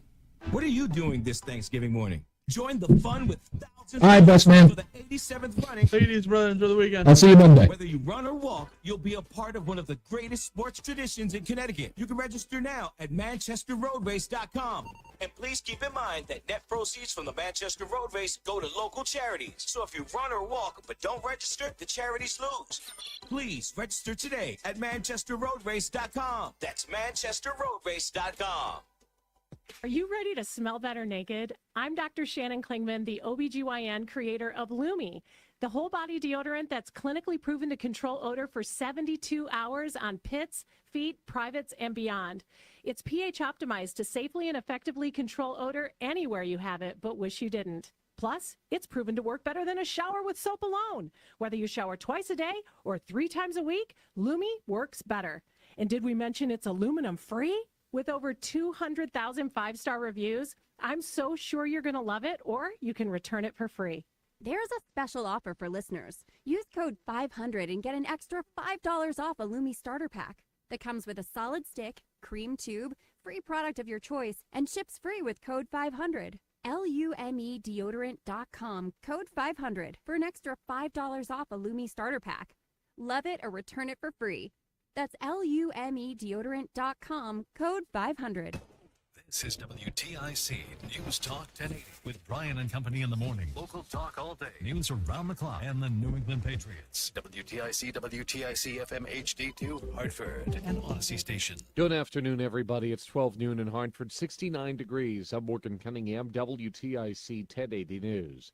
Pro-Palestinian demonstrators blocked the start of U.S. Senator Richard Blumenthal's discussion on hate crimes as the Israel-Hamas war deepens. Well, I'm happy to talk to you afterward. Just give me 15 minutes for the sake of these individuals who've come here today for their message. Happy to talk. Eventually, he was able to react to a Department of Homeland Security warning issued October 18th concerning the rise in threats and violence against Jewish, Muslim, and Arab communities. Hate crimes are not only anti-Semitic, anti-Muslim, anti-Black.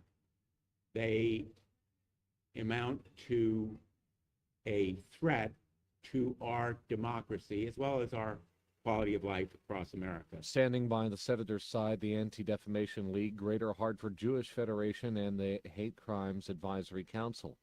With dive crews going into a river, police in Maine are searching all over for the shooter in Wednesday's mass shootings that killed 18. Our investigators have been continuing to work 530 plus tips and leads that have come in from the general public. And as you can imagine, those vary greatly. State Police Public Safety Commissioner Mike Soschuk says that the crime scenes where people died, a bar and a bowling alley in the shootings, will be a focal point for days to come. Processing every square inch of these facilities. Not only do you have the victims in question, but every one of those rounds that got fired need to be investigated. Every one of those cartridges that lays on the ground needs to be collected. He says that they have been going through 40-year-old Robert Card's home where a note was found. I'm not prepared to really talk about what that included, because that does involve, is there a mindset here, is there a motive, what did that entail? People are in the Lewiston area and they're still being told to stay home with their doors locked. Hartford Mayor Luke Bronin is choosing to settle litigation over the construction of Duncan Park and surrounding land. If approved by the City Council, the almost $10 million settlement would prevent a new civil trial against the city scheduled for next year. Two developers fired by the mayor in 2016 filed the lawsuit, which was won by the city before the state Supreme Court ordered a new trial. Bronin says that the settlement will save legal costs and remove a cloud over the city as a new administration takes over in January. It also allows us to move forward immediately with the development of the parcels around the ballpark, which, as you know, was always the core of the promise to the city of Hartford, that this would be more than a baseball park project, but a neighborhood development that would help reconnect our neighborhoods. The mayor's office says money for the settlement came from the city's prior surplus, so there's no impact to the fiscal year 2024 budget. Several cities and towns are holding gun buybacks tomorrow. WTIC's John Silva has the details. Some of the municipalities taking part: Hartford, Meriden, Middletown, Newtown, Norwalk, Waterbury, and Stamford. Unwanted firearms can fetch gift cards between $25 and $200 depending on the type of weapon. Free gun safes will be available while supplies last. Kristen Song's son Ethan died when he was accidentally shot with an unsecured firearm 5 years ago. My only mission after Ethan was killed was to protect children and to save another parent from living the unimaginable. Poe Murray with Newtown Action Alliance referenced the mass shootings in Maine. Our hearts are really heavy thinking about victims who were killed. John Silva, WTIC 1080 News. The Pentagon says U.S. fighter jets launched airstrikes early this morning on 2 locations in eastern Syria linked to Iran's Revolutionary Guard Corps. The strikes come in retaliation for a slew of drone and missile attacks against U.S. bases and personnel in the region that begun early last week. The U.S. wants to hit Iranian-backed groups suspected of targeting the U.S. as strongly as possible to deter future aggression, while also working to avoid provoking a wider conflict. The cleanup continues on Interstate 55 northwest of New Orleans. 8 people were killed, nearly 24 were hurt in a series of traffic accidents last Monday morning. The highway was shrouded in dense fog and smoke from marsh wildfires. Erica Glory was on the highway at the time. Every single car behind me was involved in the pileup. Nearly 170 cars and trucks were involved in that wreckage. And keep your eyes peeled. Correspondent Deborah Rodriguez reports you may see the Hunter Moon. The Hunter Moon will reach peak illumination tomorrow at 4:24 p.m. Eastern. It's the first full moon after the harvest moon, which can appear as early as September and as late as November. This year's was in October. In times gone by, it was a signal for hunters to prepare for the cold months ahead. Unfortunately, trick-or-treaters won't get the benefit of a full moon Tuesday night. There won't be another one on Halloween until 2029. By the way, NASA says people in the eastern U.S. may be able to see a partial eclipse tomorrow night as the sun, earth, and moon stage an imperfect alignment. Deborah Rodriguez, CBS News. I'm Jim Feldman from the WTIC Brown Pain Dearest and Scott Traffic Center. Closure in Glastonbury on Route 94 between Jasmine Lane and Weir Street. You've got a crash there. Also in Glastonbury, but on Route 3 northbound on the Putnam Bridge, watch for construction. That takes out one lane. Route 9 in Haddam, you've got northbound roadwork taking out the left lane between exit 13 and exit 15. Same on I-84 both ways, as a matter of fact, construction throughout the day today. Eastbound in Farmington after exit 37, westbound in Willington after exit 71. And on the southbound side of the Wilbur Cross, you'll find construction after exit 67. And also on the southbound side of I-91 by exit 40. Watch for left lane construction until 4 o'clock. That's a look at your WTIC traffic. I'm Jim Feldman. WTIC weather. Unseasonably warm weather continues this afternoon with mostly sunny conditions, a high around 80. The record high is 83, set back in 1963. It'll be a mostly clear moonlit sky tonight. The nearly full moon rises at 5:18 in the late afternoon. Lows toward morning, 55 to 60. And then Saturday, mostly sunny and warm. We may set a record high or at least come close. Temperatures getting into the upper 70s and low 80s. The record is 81. It turns much cooler Saturday night. The cold front comes through late in the day. There could be a few clouds with it. Looks like it comes through most of the area dry, though. Lows in the 40s to around 50 towards Sunday morning, and then mostly cloudy Sunday. Some showers and areas of rain developing. Highs in the 50s, a few showers around Monday with highs in the 50s to around 60. I'm meteorologist Bob Cox in the WTIC Weather Center. Markets are currently mixed with the Dow 144 points down, S&P 500 up 6 points, NASDAQ rising 144 points. For these stories and more, go to WTIC.com. I'm Morgan Cunningham, WTIC 1080 News. I can't wait for what's next. Even with higher stroke risk due to atrial fibrillation, an irregular heartbeat not caused by a heart valve problem. Eliquis, the Pixaban tablets, reduces stroke risk. It's the check. Just prescribed blood. Hello, Pop, you call us, son? Prescription. Yes, sir. How we doing? Happy Friday. Thank you, sir. This may increase your risk of stroke. Eliquis. Oh, come on. There we go. Okay. Cases fatal bleeding. Don't take all right, I gotta do heart valve, abnormal bleeding, one more piece of audio here.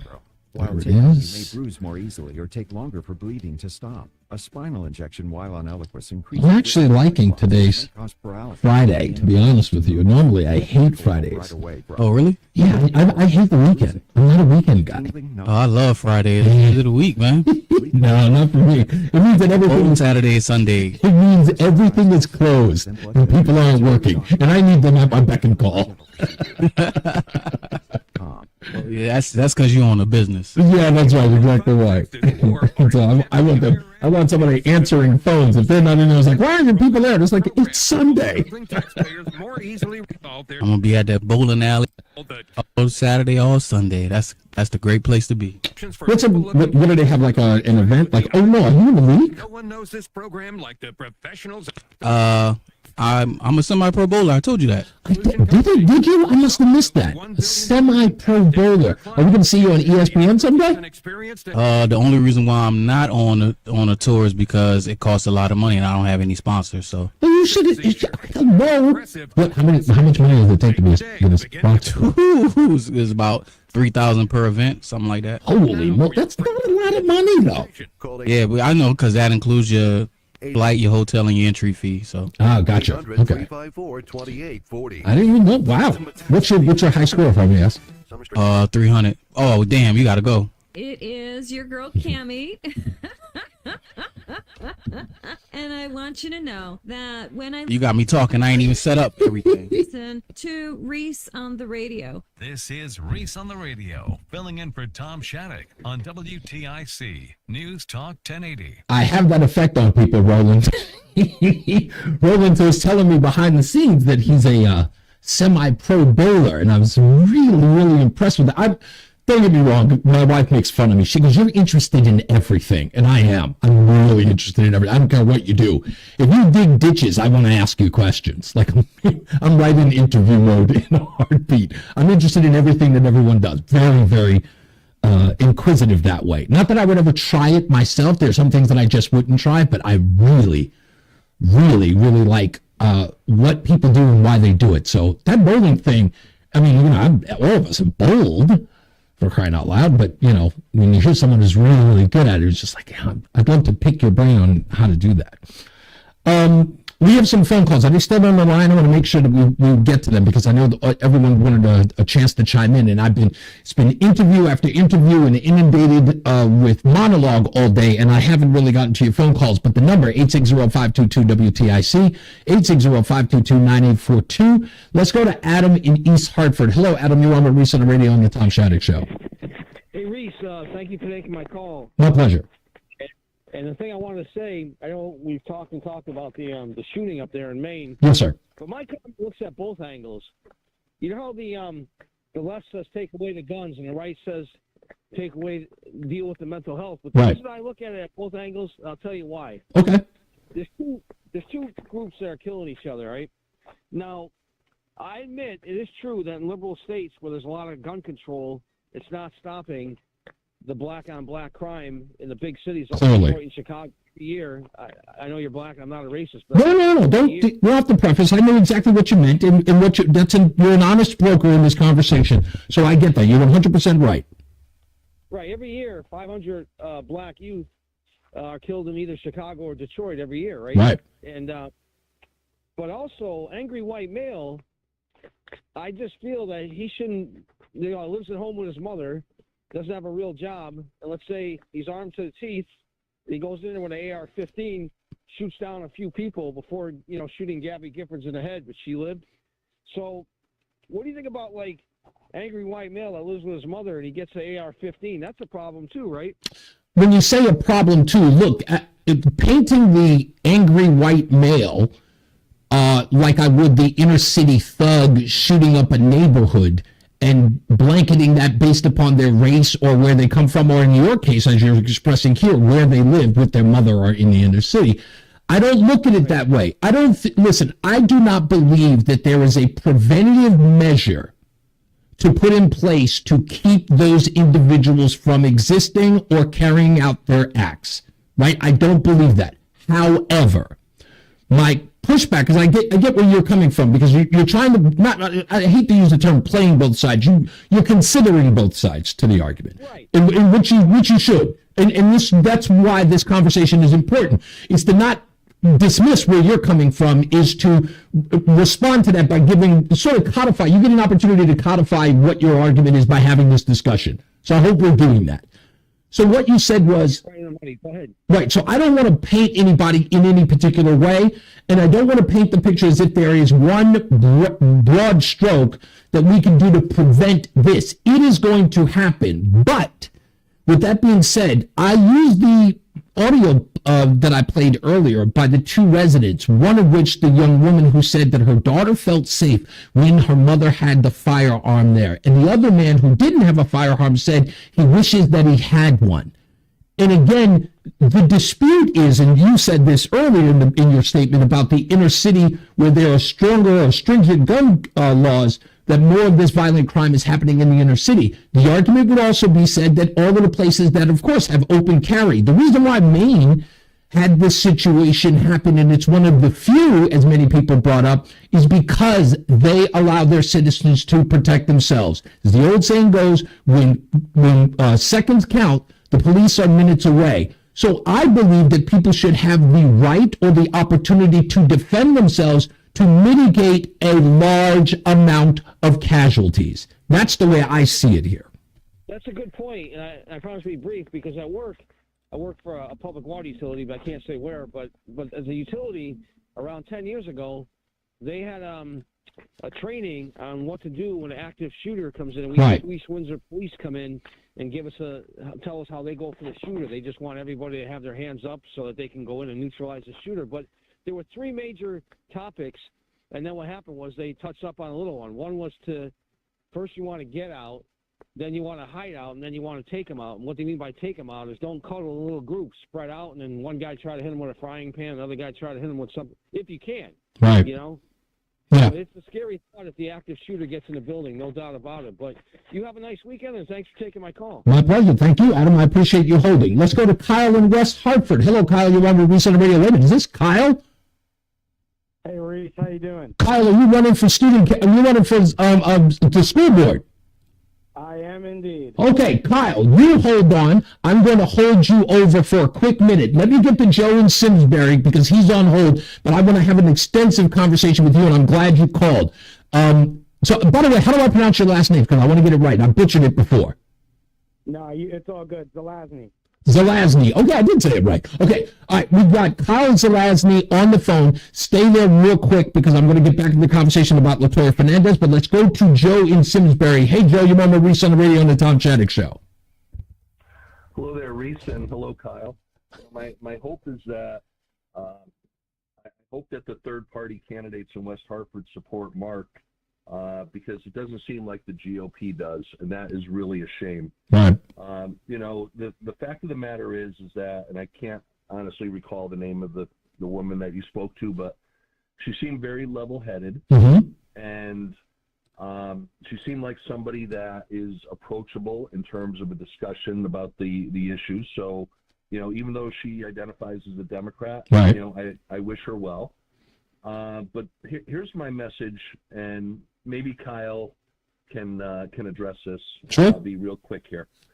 We know for a fact on a national basis, because there is a well-known PhD expert on social media who has been in the media at every election talking about the number of votes that social media companies are able to sway of the American people by the way that they do things, the way that they present things, the way that they position things in search engines, the way that information comes to people. It's something in the area of 13% of all votes are actually switched by the way social media plays the game. Yeah. So my comment to him is that I know that from prior calls that they have gone and they posted a letter on Facebook speaking out clearly against LaToya. But I'm sorry. I sit here and I say to myself, I rarely go on Facebook. It doesn't matter that I'm not a West Hartford resident. Right. But going on Facebook is not the way the game is played. It is almost as if Mitch McConnell is advising them on how to do things. Right. What they need to do, and they could do it this weekend, is print up the letter, get a whole bunch of volunteers, go hand out the letter in West Hartford Center, go to sports events, go to Elmwood, which is a section of West Hartford, has retail, and get the physical letter into the hands of people who I can assure you are not going on the West Hartford GOP Facebook site. Indeed. So I wish them well, but we got to defeat LaToya. Voting for the woman who was just on is definitely not a bad choice. Right. But Kristen Rosen Jacobs, by the way. Okay. Well, I wish Kristen well, but learn where the people actually are. Take the message, because you got the right message, and take it to the people who don't give a darn about WTIC Talk Radio. They don't give a darn about signing up for the West Hartford GOP page. Right. But they will care when you outline for them, this is a person who is running. And do a different way of trying to win an election. So that's all I'll say. So that way you have. No, Joe, you had great. Listen, all great points, and you're right. I think that's the online way of doing it. In essence, you got to hope for somebody find you, because again, there's no real promotion of that. But that's all good points. We'll get to that phone call now. Kyle is on the phone, and I want to make sure I get his name right because I keep butchering it. It's because your consonants are in a weird place, Kyle. Is Kyle Zelensky? Oh, no, Zelensky. Sorry, Kyle Zelensky. I'm going to try one more time. Kyle Zelensky. Right? Zelazny. Okay, Kyle Zelazny. And of course, you need to get your name out there, and I'm going to try to say it right. And in my head, I'm going to try to keep repeating it. You had a great quote in the Hartford Courant yesterday, if I may read it. Kyle says, I'm a straight white male, and I am getting no points. May God have mercy on my soul. LaToya, the reason why people might be criticizing you has nothing to do with your race. It has nothing to do with you being a woman. It's because of your statement against Israel, alleging systemic discrimination and the violation of human rights of Christian and Muslim Palestinians. I think the genesis of any antagonism has to do with that.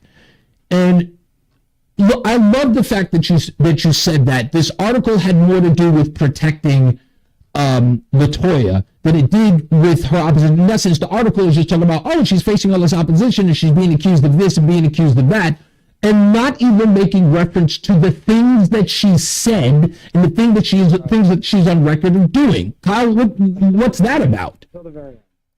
Yeah, and I saw that article, and would have been nice if they structured it a little differently, but it is what it is. I'm glad an article was at least written.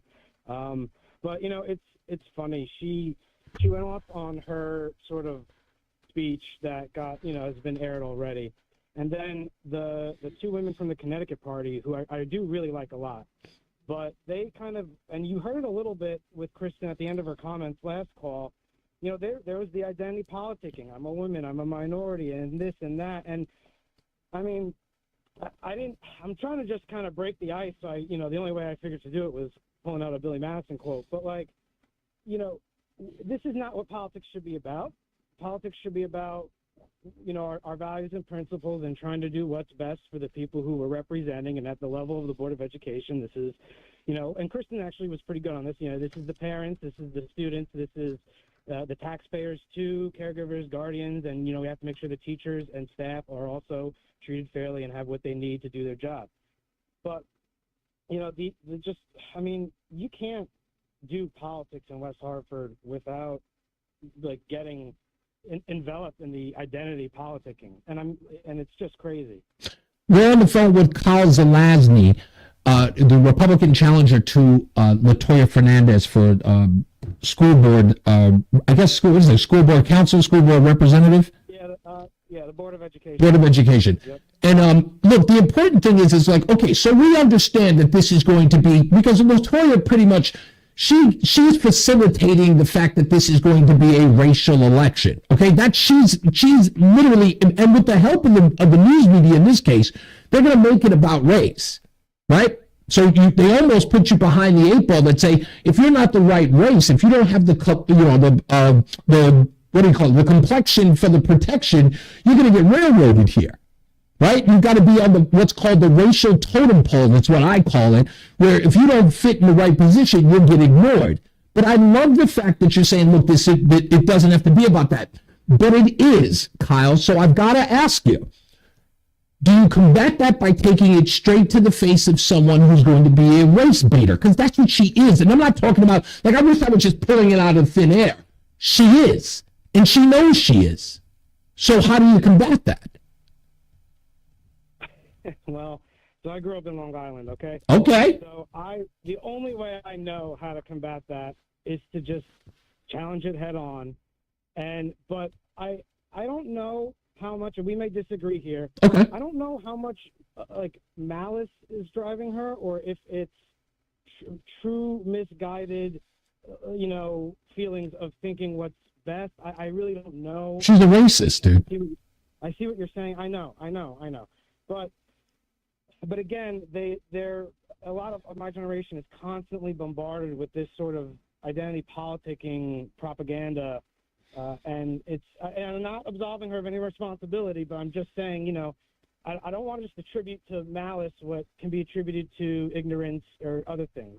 But at the end of the day, Reese, it doesn't freaking matter, because it needs to be stopped, and it's going to be confronted head on. But I'm going to try and do it in a way where, if you note, during the Board of Ed debate, I turned to her and I was talking to her, trying to really get her to internalize that, look, this isn't about race. I don't really understand why you feel that you're constantly under threat because of your race or whatever, but this isn't about that, and this isn't certainly what the Connecticut Party women were saying.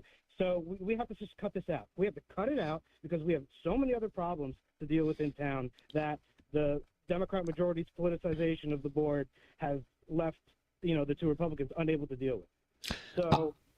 Yeah, and that's a great point. Listen, you have a good idea. Now, I'm just going to say this, and it's, again, you don't have to take my advice. You don't have to co-sign a thing, okay? But there's a reason why, and again, and I saw that in many of these videos of LaToya Fernandez. And the objective is that some people, and she knows that it works, so she thinks it works with everyone. Now, I want you to think about this in the way, and this will help you strategize, Kyle, I promise you. Just look at it this way. So imagine someone knows that certain buzzwords get a response from individuals, and you get it all the time because You see everyone as the same thing. So Latoya Fernandez believes that all white people are alike. They think the same. Their ideology is the same. They are one person. How do I know that? Because Latoya would say to me right back when she talks to me, she's like, well, you don't sound like a black person. I was like, oh, I mean, what do black people sound like? You see what I'm saying? She sees them as a monolith. That's how she operates, right? So she's expecting the same response from everyone who's given her a pass because of her color. So she uses it at every given turn. Even though there are people who roll their eyes every time that she says it, they are more concerned about what they'll be viewed as instead of confronting that head on. It must be confronted head on, not by telling her your race doesn't matter. You have to say this. When you can express to me how your melanin count affects your brain and your ideology, we'll hire you for the Board of Education. If you can explain to me how a black person has a unique perspective based upon their melanin count on what's best for people, and white people based on their lack of melanin has a misguided idea of how our children should be educated, I'll be happy to vote for you my damn self and leave this race. But until then, I'm here to fight for every child, no matter where they come from, what social economic background they come from, or how they are raised. That's it. Yeah, no, you're absolutely right. Look, I still need to get better refining my message. That's okay. But one thing I'm not going to change on is confronting all of these. And look, I really do feel like it's all coming from the left. It is. Identity politicking and all of this sort of perversion of societal norms, like the gender stuff going on in schools as well. We have to confront it head on because it can't get any worse. Yeah. We can't. If Latoya Fernandez becomes a part of that Board of Education, it's going to be. It's going to get worse. No, absolutely. And Reese, I'd just like to respond to Joe quickly too. Yes, go ahead. So first, he's absolutely right. I do want to just add though that it's still like a two-way street. You need to put a little effort into like checking out, WHGOP.com once in a while. I mean, you have and you're right. We're gonna do on the flip side of that. We are gonna try and knock on every door. We've been canvassing. Whenever I've been out there, I'm bringing up Latoya. I'm bringing up the BOE curbing public comment. I'm bringing up, the need for a year-long budget committee and a curriculum committee that actually involves the parents more. I'm bringing all of these things up, and we're canvassing tomorrow at 9:30 a.m. at Webster High School, and I just want to leave you and your audience with no one's really asked. I mean, Mark hit on this, and which is great. And by the way, a lot of the West Hartford GOP supports Mark. Right. But why did the West Hartford Democrats, appoint Latoya? Did they not vet her? No, they did no. No, and did they hope nobody would realize? Thank you, Kyle. I appreciate it, folks. Kyle Zelazny. Did I get it right? Zelazny. Running as a Republican challenger for the Board of Education. Thank you for calling us, man. I appreciate you calling as soon as you could. All right, we'll take a break. More news, more views. We're going to talk about CNN on the opposite side of this. It's Reese on the Radio filling in for Tom Shattuck on NewsTalk 1080 WTIC. And now, a WTIC. You are clear, sir. Thank you, sir. 30, 100 temperatures, 70 degrees. You gotta let that thing flow. Zelazny. Main Yeah, I was very hard. I knew I was going to butcher it. It's just the way that his name, the way it's lined up, it's like Zelazny. I'm like, how do I do that? Yeah, the N is not supposed to be there. Right, exactly. Their ancestors messed that up. Yeah. Hospitalized in critical condition. It all went down around 2 this morning on Garden Street. U.S. Senator Richard Blumenthal denounces hate against Jewish, Arab, and Muslim communities after the Department of Homeland Security announced about a week ago that it is investigating increased threats and attacks against those communities. And Minnesota Congressman Dean Phillips announces a primary challenge to President Biden. WTIC weather. Well, summer-like warmth will continue out there this afternoon and one more time tomorrow. Temperature up around 80 this afternoon and plenty of sunshine. Temperatures tonight will hold between 55 and 60. It'll be very pleasant evening and night with a mainly clear sky. The moon, which is nearly full, it'll actually be full tomorrow afternoon, but that moon will come up at 5:18. Should be quite a sight in the evening sky, provide ample light during the night. Saturday, mostly sunny. Temperatures getting into the upper 70s and low 80s. The record high of 81 was set way back in 1919, 104 years ago. And we do have the potential to reach that level at Bradley tomorrow, so that's a long-standing record that could at least be tied, if not broken. A cold front actually comes through late in the day Saturday. There will probably be a couple of clouds with it. There might even be a spot shower or sprinkle somewhere, but should come through most of the area dry. It turns much cooler behind that front Saturday night with lows dropping into the 40s to around 50. Mostly cloudy Sunday, some showers and areas of rain developing, especially by midday and into the afternoon. Highs 55 to 60. A few showers still around Monday with similar highs. I'm meteorologist Bob Cox in the WTIC Weather Center. Markets are mixed. The Dow losing 180 points. S&P 500 down 2 points. The I'll be right back. Give me like 3 minutes. 14. Cool. For these stories and more, go to WTIC.com. I'm Morgan Cunningham, WTIC 1080 News. Looking for the best ways to prepare for retirement? Then be sure to tune in to Money Wisdom with Eric Horgarth tomorrow morning at 8:30, right here on WTIC News Talk 1080. One day, same day, 7 days a week. You can be treated at Columbia Dental in Manchester. With an on-site digital dental lab and all the dental specialties under one roof, you'll save time and money. Call 860-645-0111. It's a win-win-win. Hi, this is Dr. Brad Schaefer. As a podiatrist, I can tell you no two people's feet are alike, which is why I recommend Dr. Scholl's custom fit orthotic inserts. They're customized for your feet, so you get a unique solution your feet really need, not just a one-size-fits-all insole. They're clinically proven to provide pain relief for achy feet, knees, lower back, plantar fasciitis, and heels. Take the Dr. Scholl's custom fit orthotics assessment in Walmart today. Now in the foot care aisle. Brian Shackman here for Connex Connecticut. Connecticut manufacturers, have you joined Connex Connecticut yet? Well, Connex Connecticut is an easy-to-use online platform that connects U.S. manufacturers and suppliers with a single, accurate, and searchable supply chain database. With Connex Connecticut, it's all about making connections and growing your business. In fact, in the last month, one Connecticut manufacturer secured a $100,000 order and another secured a $48,000 order, all thanks to Connex Connecticut. Connect with buyers, primes, OEMs, and other qualified manufacturers who either have what you need or need what you have. And all your data is encrypted, safe, and secure, meeting the latest cybersecurity standards in the industry. Use the Connex platform to fulfill your supply chain needs or as a marketplace to post RFQs.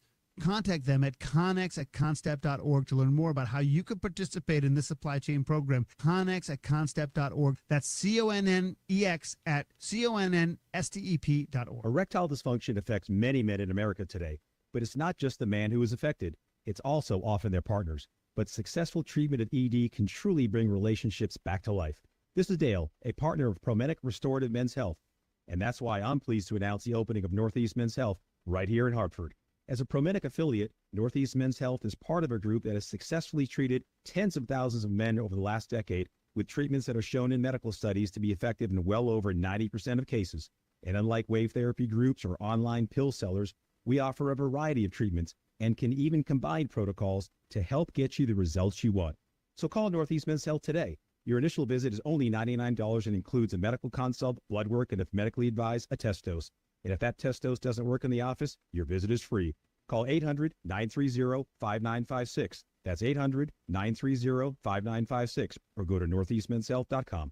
We have 5 offices across the Northeast to serve you, including Hartford. Patrick was way behind on his IRS taxes. I was in way over my head. The total amount ended up being somewhere just over $30,000. $30,000. Then the IRS came to collect. Started getting letter after letter. A lien had been filed against me. They were going to basically hang me completely out to dry. He had to do something. That's when I reached out to Optima Tax Relief. Patrick's life quickly got a lot easier. It was very easy, pretty much hands off. They picked up the ball and ran ran with it. And how'd it go? I couldn't believe it. I had to ask like 2 or 3 times. I saved an incredible amount of money. How does Patrick feel about Optima? Couldn't be happier. They definitely helped me. Optima Tax Relief, the best place to call. They're the best in the business. Do what Patrick did and call Optima Tax Relief for a free consultation. Call 800-354-2840. 800-354-2840. 800-354-2840. Optima Tax Relief. I'm back, by the way. Actual client. Some restrictions apply. For complete details, please visit OptimaTaxRelief.com. Yikes, is it really Friday again? I guess it is, and that's good news because we got a weekend coming up. We've got gorgeous summer weather. Of course we do. It's the end of October. And we've got Rant Line first hour and our food hour last hour today. Call in a rant 860-751-4698. It's Todd Talk at 3 on WTIC News Talk 1080. Get a head start to your day with WTIC News Talk 1080. Listen to us live on the Odyssey app before you even hit the road. Get the breakdown on the biggest news stories that Connecticut is talking about. To get started, download the Odyssey app and search for WTIC News Talk 1080. By texting 64,000. 1 minute. Automated marketing messages from Babbel. Message and Got data it. may apply. No purchase required. Terms apply. Available at babbel.com/TNC. We're going abroad for the first time in years. To Spain. So we started using Babbel. And started learning Spanish fast. With Babbel, you can start having conversations in another language in just 3 weeks. Babbel's conversational method teaches you real-life words and phrases. Yeah, when I first get in here at 12, I gotta do a whole overhaul of everything. Do you? Yeah, because all my shows, all my hours from 12 to 6 all messed up in the system. They're there, everything is there, but it's not in order. Gotcha. I gotta go through everything, order it, put it in order, and then chop up everything. Gotcha. And that means we're gonna. Well, I'm sorry I distracted you. No, it was a good distraction. Babbel, language for life. And now try Babbel. And 10, we about to party. Oh, you got it. 64,000. Text WORLD to 64,000. That's WORLD to 64,000. You're listening to Reese on the Radio, filling in today for Tom Shattuck on WTIC News Talk 1080. All right.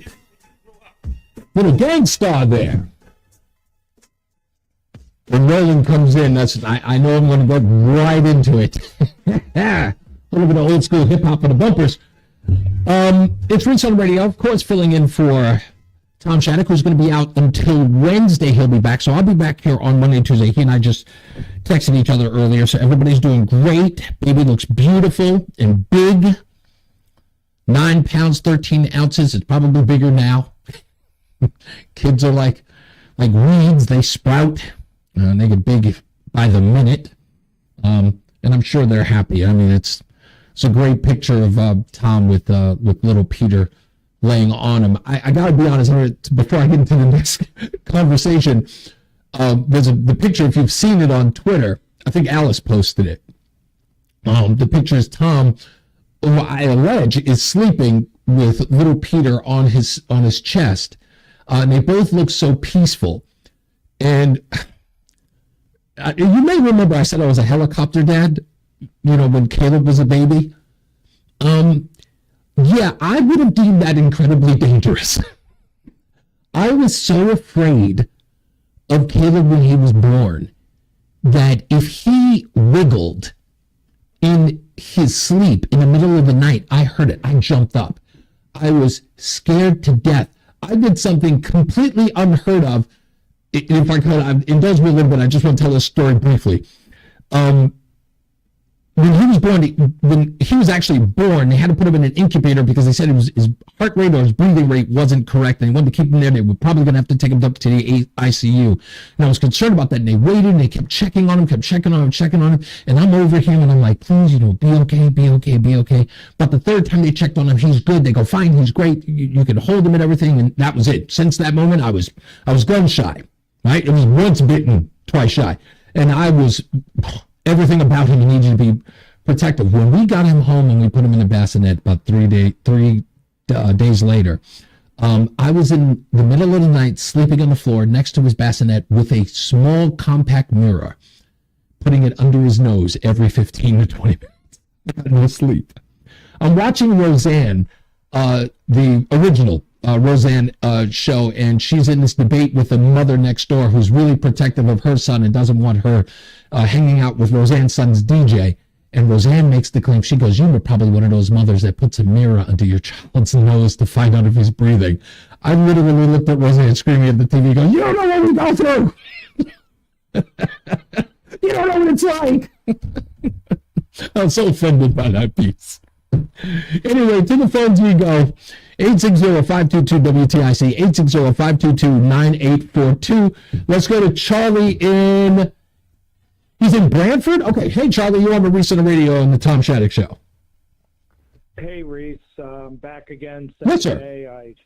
I've been overseas for a while, so, I know we're talking about some local politics in Maine, and I'll address that in a moment, but, I'm overseas, and I've never traveled as far as I'm in Asia right now. Oh, wow. Right now, as we're speaking. And, it's interesting because I'm out in the streets, and I speak to people about their perspective of America. And I don't know if you've ever traveled out of the country, and you get a total different perspective of the mindset of America right now. And, I'm not. You mean you're talking on the level of how they see us gives you a perspective outside of what you see on a daily basis.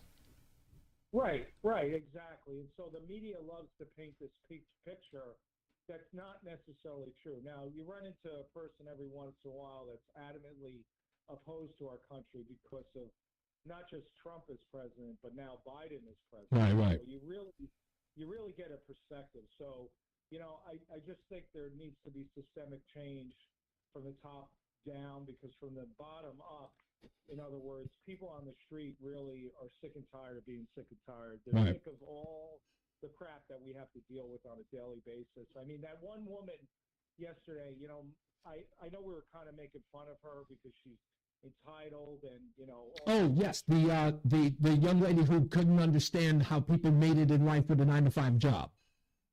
Right. And I'll go back to the parents. I really blame the parents, because what are we raising? We can't legislate. Everybody tries to think they can legislate morality. You just can't do it. It fails every time. Right. A man against his will is of a different opinion still. Oh. And I know that's kind of cliche-ish, but it's true. And so, I just, this West Hartford situation, you talk about how, and I think they're being more reactionary. They should have been grassroots from the beginning. You've got to recognize that, yes, we live in a digital age, but it's still flesh and blood. We're humans. We're not these AI robots that are walking around. We're humans. That's right. Connection, you can't deny it. It's where the rubber meets the road, and so. By the way, just to get to your earlier point, so I can move on to the next call, because I really want to hear this. Give me an example of what someone might have said, or a theme that you may have heard as you're in Asia about what they thought of the United States.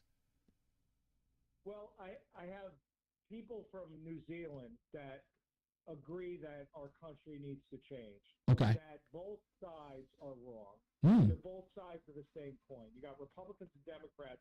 If they really were, and they're well-meaning people, don't misunderstand. Right. But they're saying that it takes something more than what they're currently seeing to really cause change to happen. So they want Trump to get, this particular person wants Trump to get back in office, but he said, it's not going to happen in 4 years, which I agree. And that's why I'm going to run for president in 2028 behind Trump. I heard you say that before. I hope you're not kidding. I'd like to see that campaign. We haven't met. I'll have a cup of coffee with you. Please, you will. Yes, you will. Yeah, no, seriously, because. Oh no, I'm not kidding. I'm not kidding. I'm leaving for Asia next week, but I'll be back Christmas time. I don't know how I can.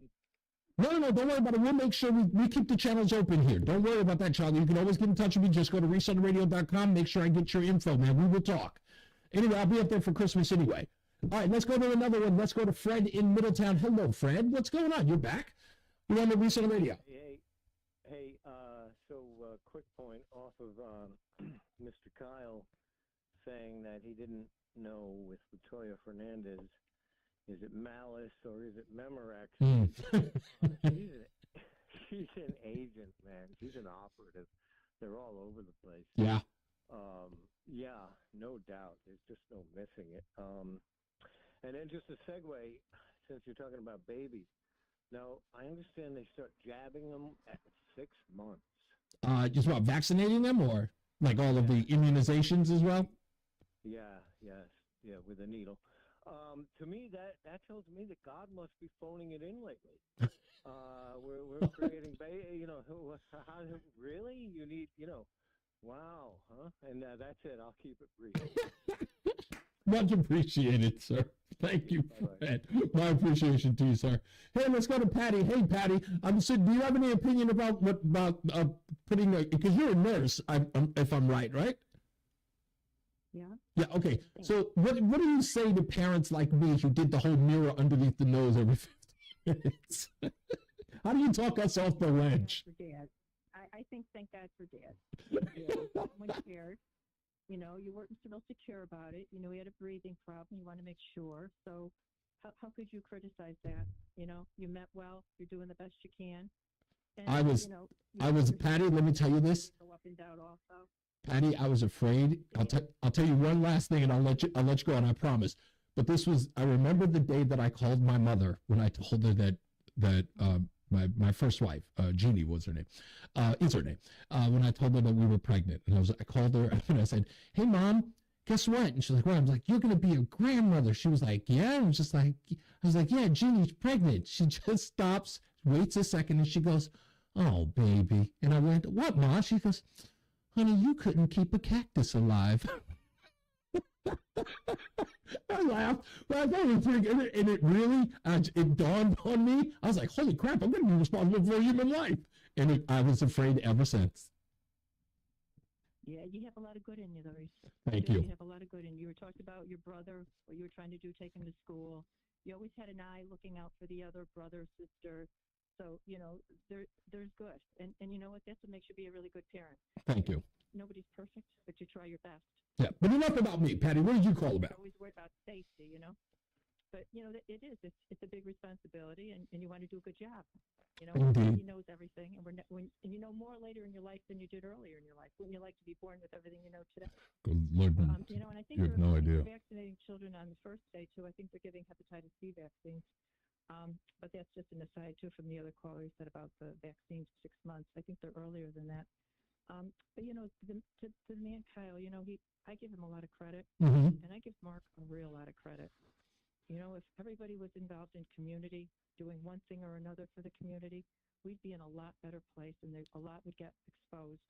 And I think you did a good job of actually pointing out to Kyle, about buzzwords. Yeah. They use those words to make people fearful and anger. Yep.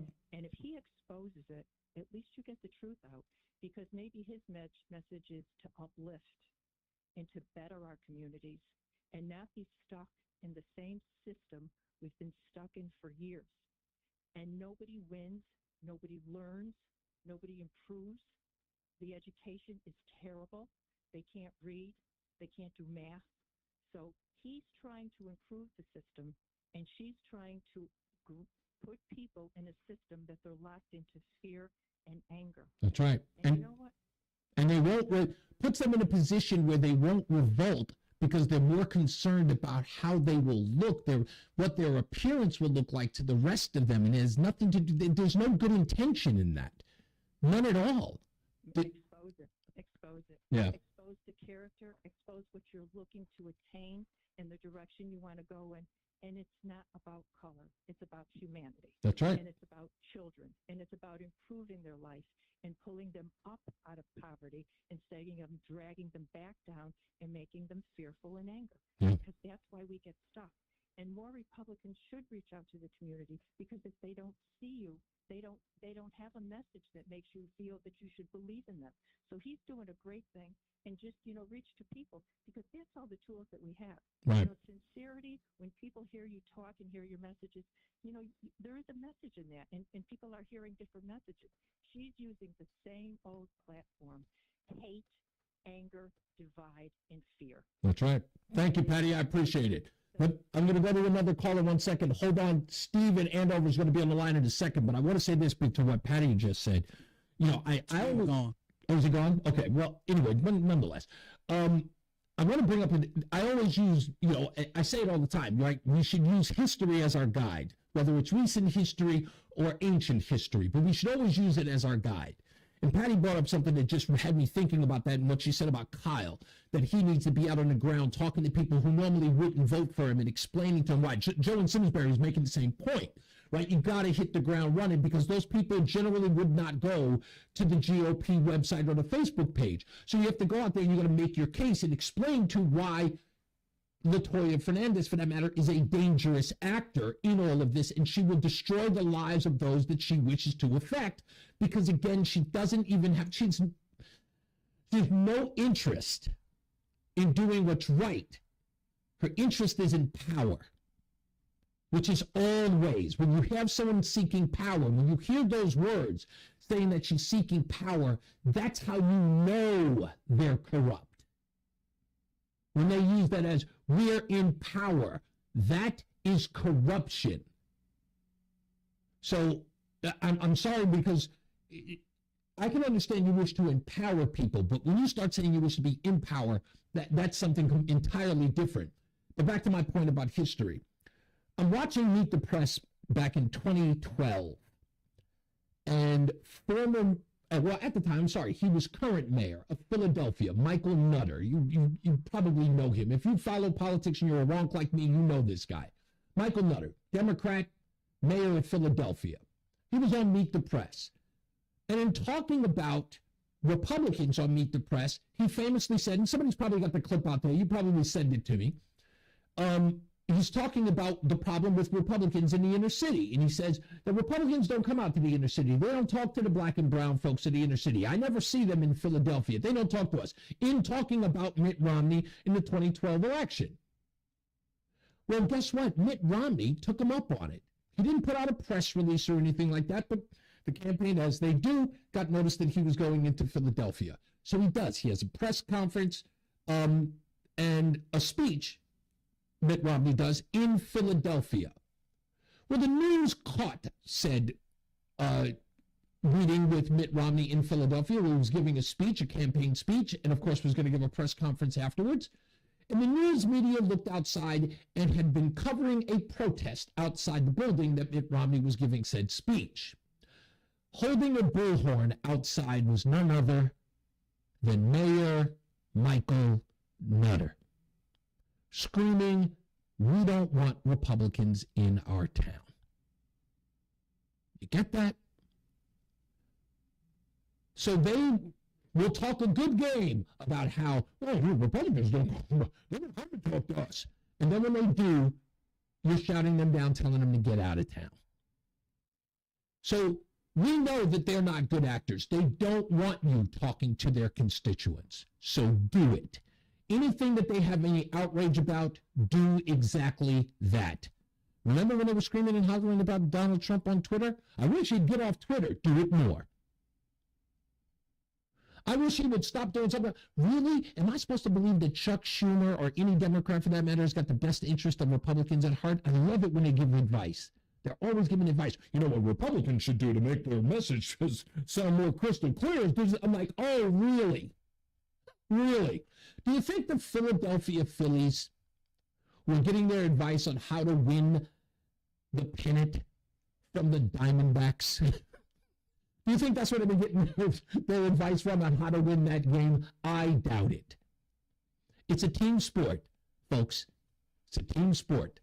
And there's no way that you should be taking the guidance of the people who wish to politically end you. And then, by the way, another side note, which is kind of related but unrelated. When I start hearing Democrats say to me, well, even Republicans agree with this idea. Oh, now the Republicans' point of view is important? Never is under any other circumstances. But now, because they agree with your ideas, now all of a sudden it's cogent. Now it's thoughtful. Now it's brilliant. They have no intention. So, Kyle, good luck to you. I mean, again, I think there's enough here between, Kyle and Kristen. I think both of them have a really, really good shot at making sure that the election in no way sways to LaToya Fernandez. And again, it's not like the invitation isn't open. I believe in equal time. And I know it sounds hostile, but it should. I'm against everything you're doing. Vehemently. I do not believe in throwing stones and hiding my hand. I have more concern for the people of West Hartford than you do. I know that.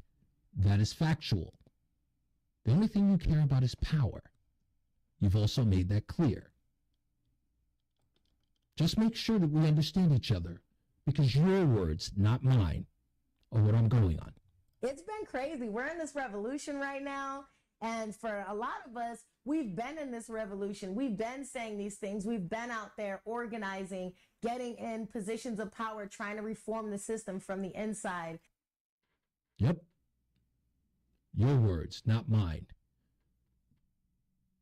We know you're dangerous, and not in a good way. You're no revolutionary. You're Che Guevara dangerous. You know, the rappers love him, but they know nothing about how evil he was. And the rappers love you, but they can't see the forest for the trees. And we all know that. We got to go to a break. More news, more views. I'm going to express to you exactly the stupidity of CNN and why their ratings are failing. You get to hear their own words as they do that. It's Reese on the Radio, filling in for Tom Shattuck on News Talk 1080 WTIC. Some people talk things Thanks, sir. they're doing. Not you. Harbor Freight knows you're a today's the day kind of person. And I'm on it kind of person. A bring it kind of person. So, if you're rolling up your sleeves today and you don't want to overpay for tools, you're a Harbor Freight kind of person. Whatever you do it for less at Harbor Freight. The days are shorter and the temperature is starting to drop. Remember, the local weather information you need is right here on WTIC News Talk 1080. Accurate local weather information with Bob Cox and the WTIC weather team. Weekday mornings and afternoons on the 8s and around the clock at the top and bottom of every hour. The weather information you need on WTIC News Talk 1080 and at WTIC.com. Hi, I'm Deb. I get a point for every dollar I spend. That's my Big Y Rewards. I'm Jan, Deb's sister. I get 1 point for every dollar I spend.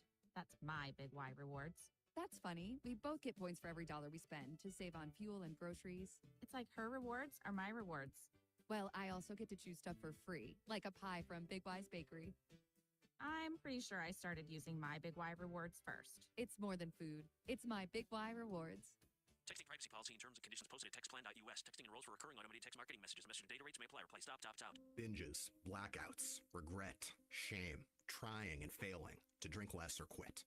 Hi, I'm Jonathan, founder of Or Health. I know how scary drinking too much can be because I struggled with alcohol misuse for most of my adult life. But I also know that it is possible to drink less or quit. And medication can help. Naltrexone is a safe, effective medication that makes it easier to cut back or quit drinking, so you don't have to rely on willpower alone. I started Or Health to make access to Naltrexone convenient and private, to help people like me regain control over alcohol. If you're ready to stop drinking or just drink less, text LESS to 323232 to get a secure link to Or Health's private online assessment. Our licensed medical professionals will evaluate your assessment, and if medication is right for you, prescribe it online. We'll deliver your prescription right to your door. No doctor's office visits required. Text the word LESS to 323232 to get started today. That's LESS to 323232. This is WTIC News Talk 1080 with Brian and Company in the morning. Local talk all day. News around the clock and the New England Patriots. WTIC, WTIC FM HD2, Hartford, and Odyssey Station. 1 o'clock, Hartford temperature 71 degrees. I'm Greg Little, WTIC 1080 News. As protesters interrupted a state capitol press conference to stand up to hate, David Warren of the Greater Hartford Jewish Federation, along with others, said there's no place for hate in America and the U.S. We are deeply troubled that Muslims in Connecticut are facing a rise of harassment and bullying because of misguided conflation with the events abroad. Equating American Muslims with foreign terrorist groups is wrong. We have the same concerns of loss of innocent lives and livelihoods as all peoples of conscience. Pro-Palestinian protesters chanted repeatedly, "Stop the genocide," Senator Blumenthal said on his recent trip to the Middle East. He and other senators brought those humanitarian concerns to Israeli leaders. In a recent report, the Department of Homeland Security says threats and violence against Jews, Muslims, and Arabs have increased.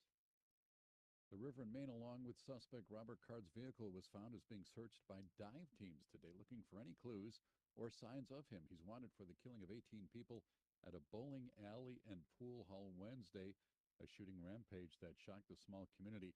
Maine's Commissioner of Public Safety, Mike Soschuk, feels the urgency of residents to bring the search to an end, including a shelter-in-place recommendation. Every minute that this goes on, we're more and more concerned, because what's the next thing that's going to happen? And we understand that. And that's why we're working 24/7 to bring this individual to justice and to try to bring some closure and overall safety.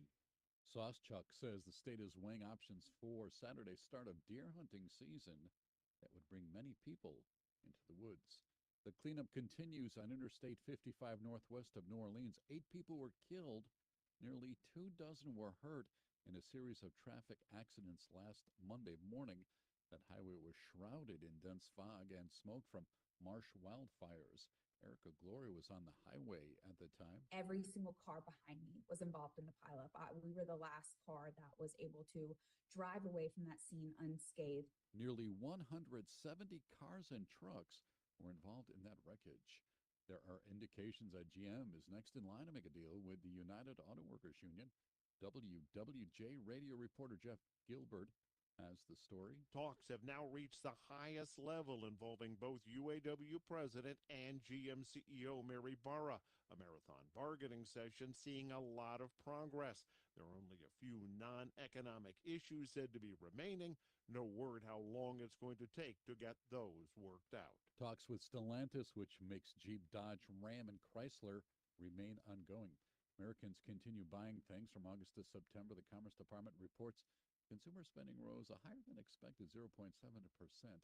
CBS News business analyst Joe Schlesinger says that word comes on top of a report this week that gross domestic product rose a staggering 4.9% for the third quarter. This is the last major report before the Federal Reserve meets next week. Although the economy has expanded by a greater pace than expected earlier this year, and prices are still high, with inflation slowly coming down, expectations are for the Federal Reserve to take no action. It's 103.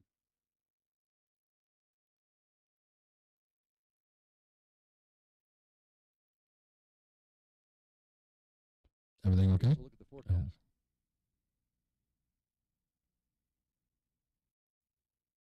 From the Weather Center, we have mostly sunny today, high near 80, mostly clear tonight with a moonlit sky, low 60.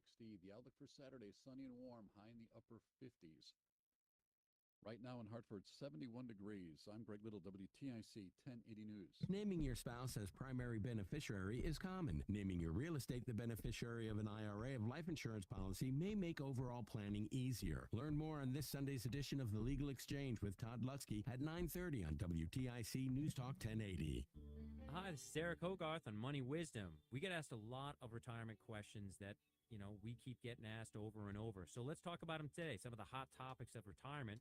Tune in this Saturday at 8:30, TIC News Talk 1080. Exergen thermometers are a top choice of medical professionals at highly ranked hospitals across the U.S. Accuracy matters, so make Exergen the chosen thermometer for your home and family. Available at Walmart and other participating retailers. Learn more at Exergen.com. The leaves are turning, and Superior Rental has all the right equipment you need for your fall, yard, and home improvement projects. We have thatchers, aerators, and seeders, as well as power washers, leaf blowers, chippers, even truck and trailers. You can trust Superior to supply your larger projects with the heavy equipment you need, from excavators, lifts, compressors, and light towers to a vast selection of generators and heating equipment. For your next project, visit one of our 5 Connecticut locations or our full online catalog at superiorrental.com. Rent tough, rent right, rent superior.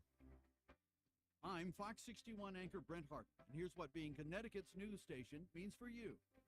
We are committed to telling stories that impact communities across Connecticut, with coverage that is straightforward, objective, and deserving of your trust.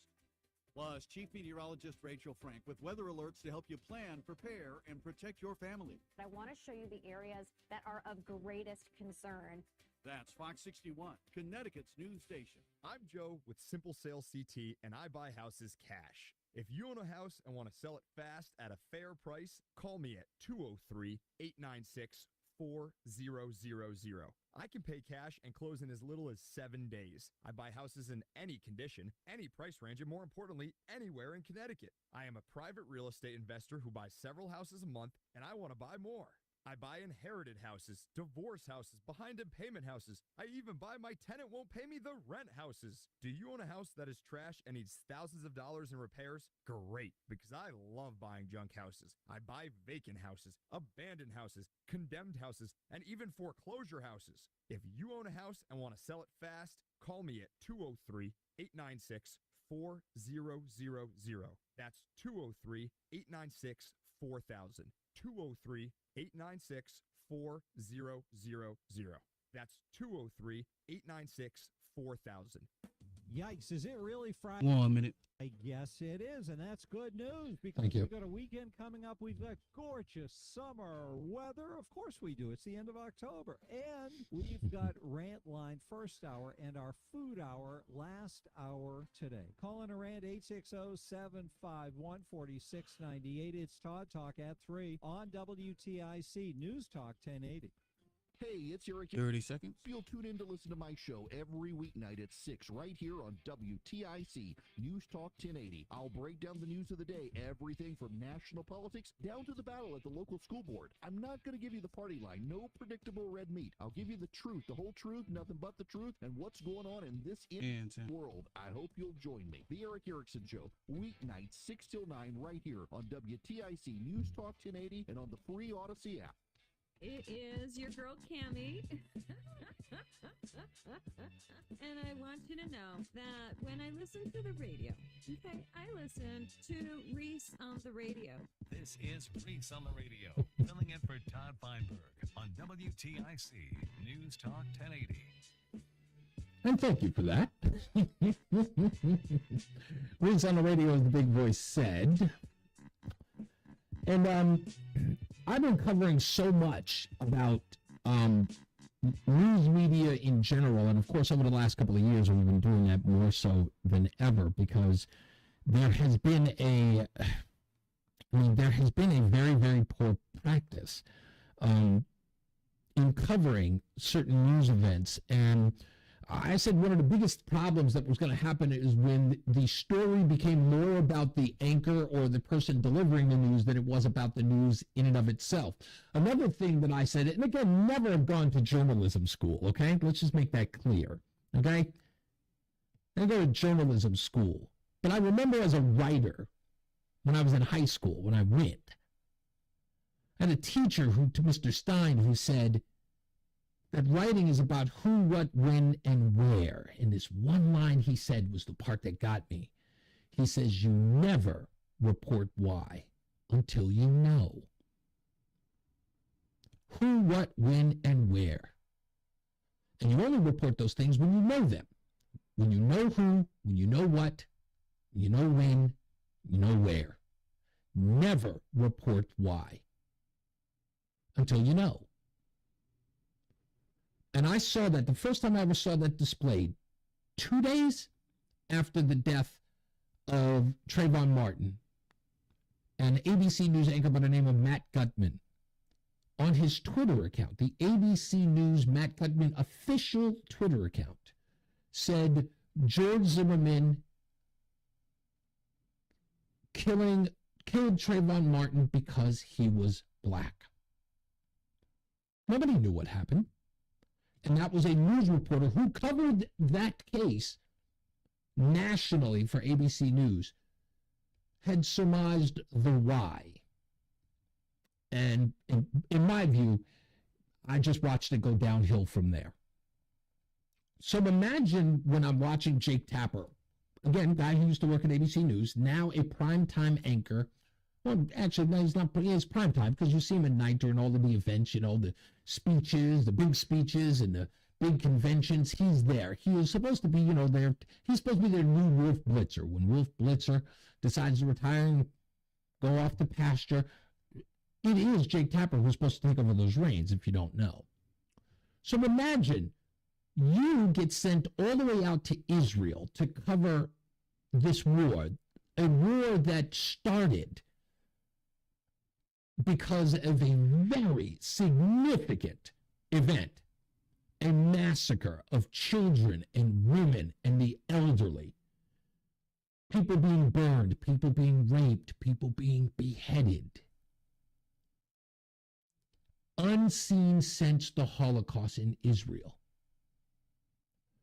And while you're there covering the war that was prompted by those events, you say this. I said it before, only in the United States would an anchor standing in a war zone have to go back to the United States for the breaking news because there's something more violent happening. What? Now, I said this on my podcast. This isn't to diminish. This is indeed, in Maine, this is a significant event. This is happening in front. But what? And again, it was not, the reason why it was said was because Jake Tapper, that's their meat and potatoes over at CNN. Racial conflict and mass shootings. That's their meat and potatoes. That's what they think news reporting is all about. Racial strife and mass shootings. Because it's agenda-driven for them. But when he said it, I almost lost my mind. I was like, what? I said it before, only in the United States would an anchor standing in a war zone have to go back to the United States for the breaking news because there's something more violent happening. More violent. And again, that's Jake Tapper, with the little twist, finding a way to condemn the country that he lives. To crap on it. That's all that was about. Top that with Aaron Burnett, also in Israel, talking about Hamas, kidnappers, killers, rapists.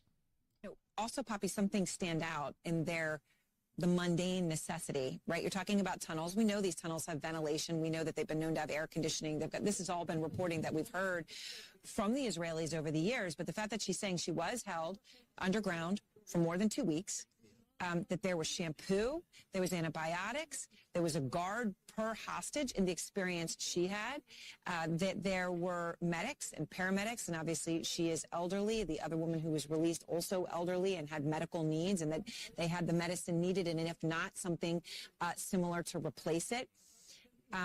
It is pretty stunning because you've got to contrast that with what's happening above the ground, right? Where there isn't water, never mind shampoo, okay? They don't have water. They're using toilet water. There is no morphine for any kind of amputations. Antibiotics, no, right? But Hamas had stockpiled all of that and has all of that underground, and that's what we're learning from her. Yeah, and to that point, Aaron, and I want to play the sound from her on this because it gets at just how prepared they were for taking hostages, including at the scale that they took them. Take a listen. So they're talking about how prepared Hamas was, that they had shampoo and conditioner for these people. The woman that they're talking about who gave a press conference, in that press conference talked about how they beat her, this woman. But they seem to be more complex about the humanity of Hamas. Now, people said, it was like, no, that's not oh, yes, they did. Oh, yes, they did. I don't want to keep these people on hold any longer. 860-522-WTIC. Let's go to George in Canton. Hello, George. Remember Reese on the Radio on the Tom Shattuck Show. You got to turn yourself down there, George. George? I don't think he knows he's there. Okay. We move on. My apologies, George. Just turn the radio down, by the way, in the future. Steve in Andover is on the line. Hello, Steve. Hello there, Reese. Hey. So, I just wanted to talk about the Maine situation, but here's one of the weird things about what you just brought up with this whole Hamas Israeli thing. Yeah. Like, where are all the feminists? Like, why aren't they up in arms? Such a good point. The treatment of American women. That's right. Let's start there. But how about the treatment of all the rest of them? Like, why suddenly is their silence so deafening because it doesn't fit with their little pre-planned agenda? And why aren't they all screaming about, women's rights and stuff like that? Where are they all? Because it's all phony. Because it's all phony. Oh, absolutely it is. And they're all sitting out there chanting for Hamas and free Palestine. But I digress. I called about the main thing. So yes, please. One of the things that's interesting about the main thing is, if you notice, he went into two establishments that serve alcohol. Maine has in their concealed carry laws right that you can't carry a gun in a place that serves alcohol. That's correct. Which left all those people as complete sitting ducks. We all know what's coming in Maine.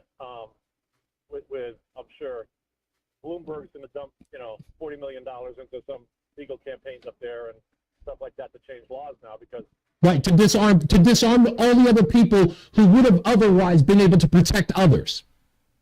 Right. Well, how about Maine legislators get their act together and chuck that part of the law out, because obviously that was a failure, because even if one or two people had been in there and been able to engage this guy, you got a whole bunch of people who could still escape, right? So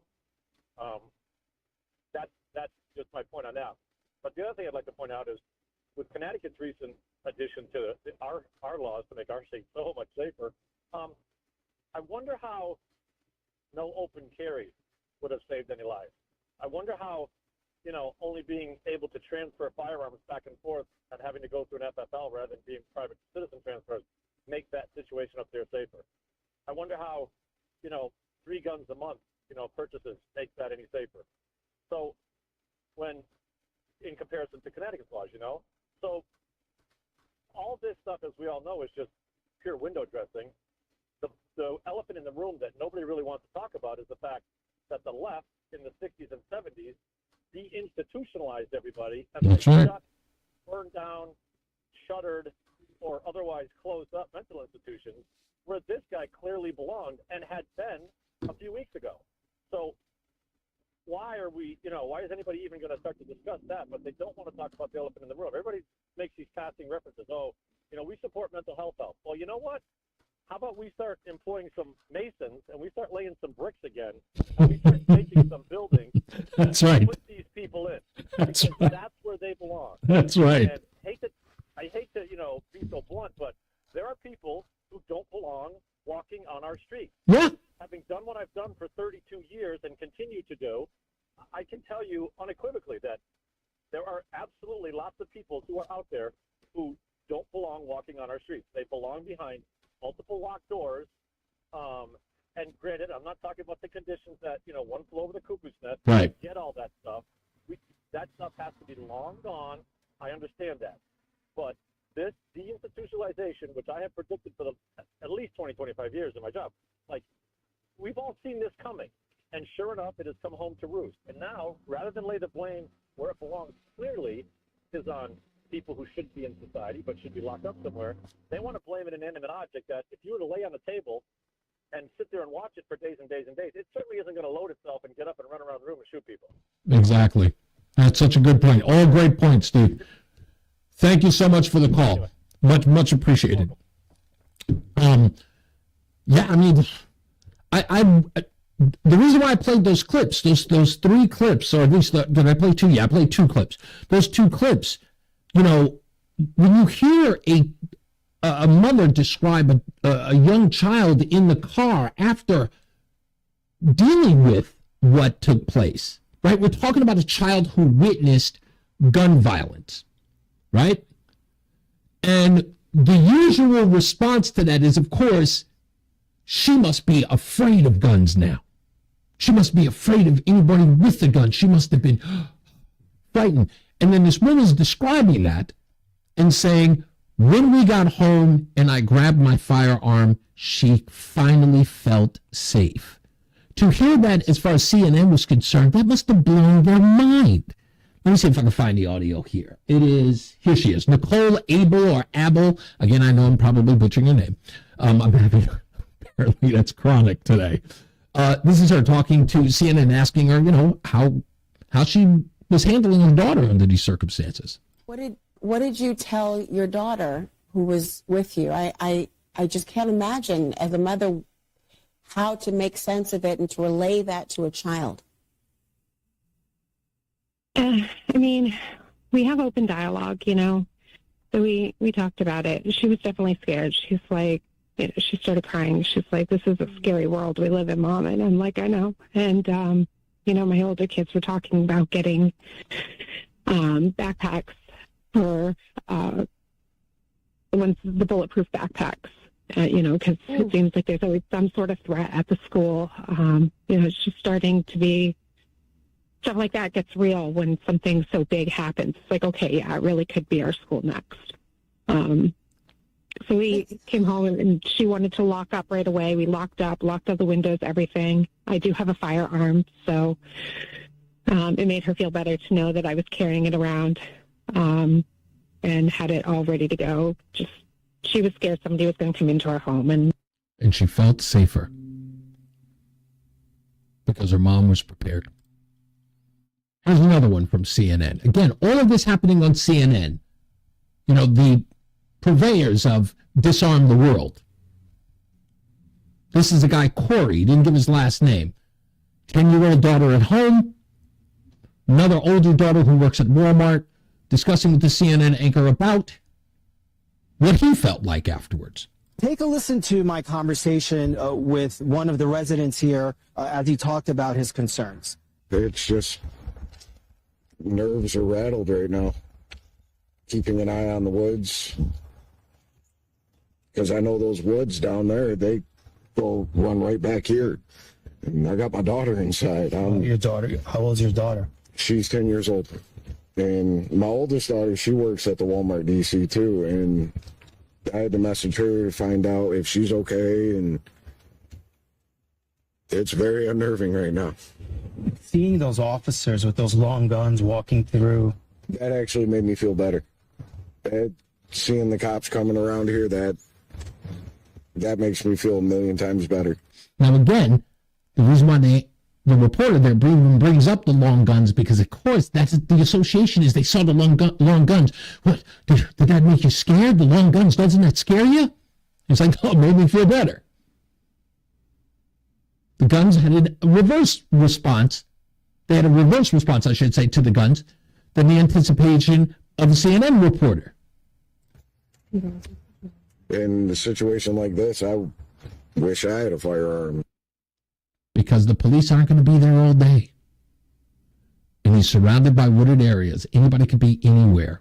Understandably so. So you have these people sitting up here talking about what they are or what they'd like to do on the behalf of their citizens. And I don't even really think they even care. A buyback program? To give up their guns, they hand them over to you, which means what? You're going to get some bozo who wishes to do harm to give it up? Is like, huh, I was going to shoot up the neighborhood the other day, but you know what? They're giving out gift cards. Yeah, right. God. David in Windsor's on the line. Hello, Dave. You're on Reese on the Radio and the Tom Shattuck Show. Hi, how you doing, Reese? Hey, man. Just, this whole gun issue, I don't get it. I don't see what the problem is of having gun laws that make sense. Yeah. In Maine, as an example, this guy was turned in. They don't have a red flag law up there, a red flag law. They do. Take his gun away. So how do you solve this problem? They identified the guy. He was an institution.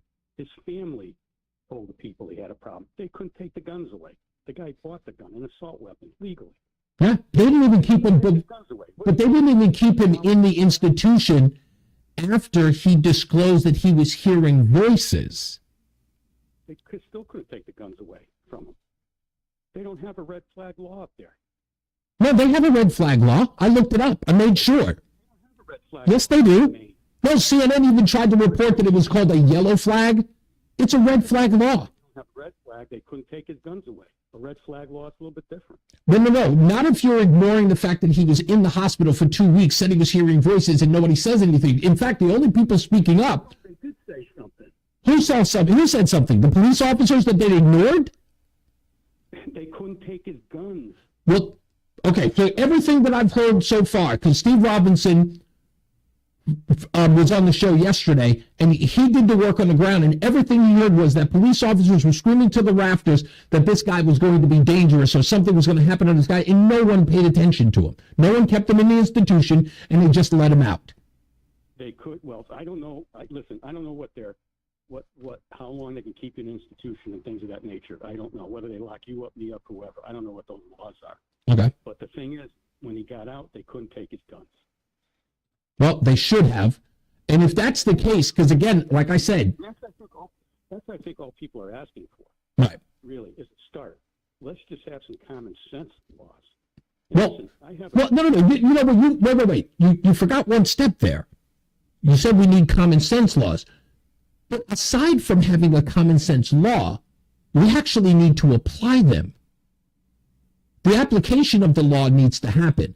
And it can't be the stupid idea that we're going to keep allowing plea deals to happen, especially when towns like West Hartford, East Hartford, Bridgeport, when there are actual gun violence going on in the inner city, and we're finding plea deals for these individuals or letting them out on no cash bail when a gun is involved. And then say, we need to change gun laws and we need to have more gun laws. What for? What are you going to put more laws in that you're going to ignore based upon the color or the social economic background of the individual? What's the point?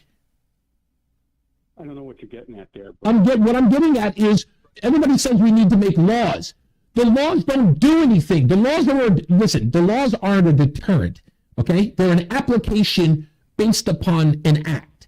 Right? The law effectively does nothing. A criminal does what they want to do because they're a criminal. Even a person who wasn't a criminal who wishes to do a criminal act, the law in no way prevents them from doing that. If they are a psychopath, if they are a person with malice who wishes to a person to do harm, be it a crime of passion or a plain old moron, the law in and of itself does nothing to prevent that person from doing something bad.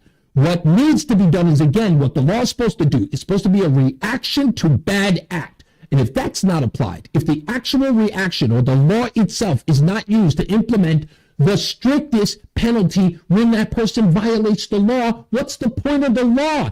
It's not even worth the paper it's written on.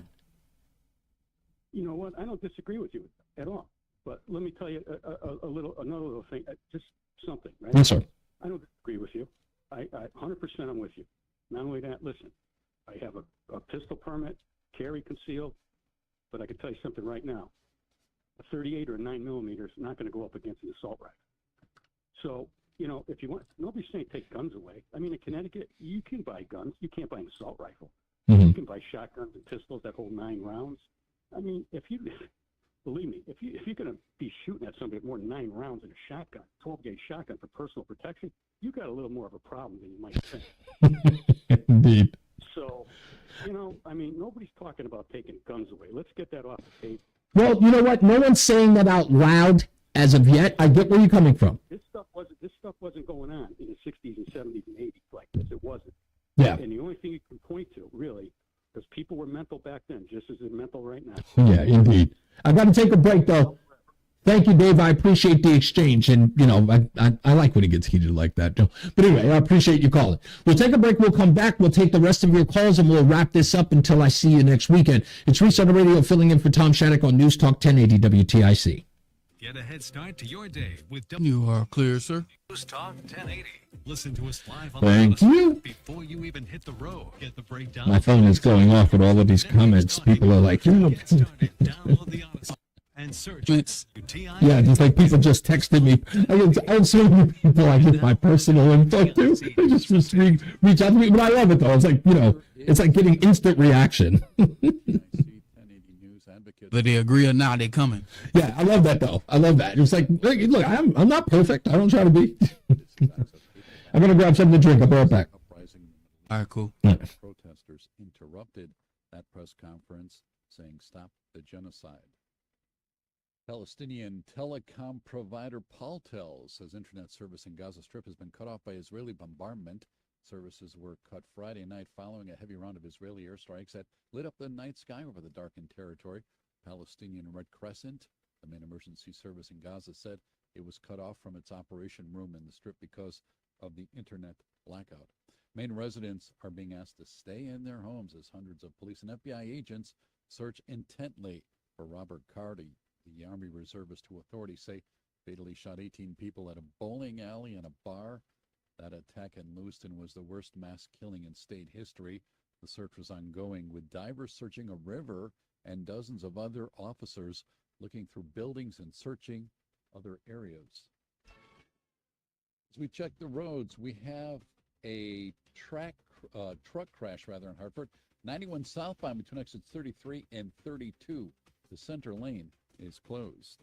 Here's the forecast. Unseasonably warm weather continues this afternoon with mostly sunny conditions, a high around 80. The record high is 83, set back in 1963. It'll be a mostly clear moonlit sky tonight. The nearly full moon rises at 5:18 in the late afternoon. Lows toward morning 55 to 60. And then Saturday mostly sunny and warm. We may set a record high or at least come close. Temperatures getting into the upper 70s and low 80s. The record is 81. It turns much cooler Saturday night. The cold front comes through late in the day. There could be a few clouds with it. Looks like it comes through most of the area dry, though. Lows in the 40s to around 50 towards Sunday morning, and then mostly cloudy Sunday. Some showers and areas of rain developing.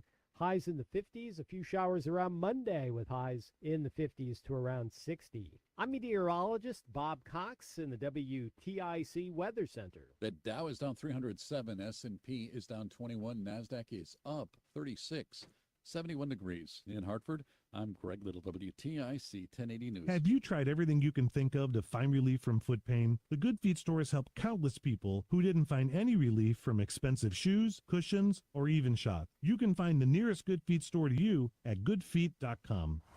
Tune in to How to Retire with Fuchs Financial. The main thing for the majority of the listeners out there who are approaching retirement is I don't want to be surprised. Helping you build, preserve, and manage your wealth. So you've got Roth IRAs, you have individual accounts, and finding the right taxable strategy, that's going to be huge for you.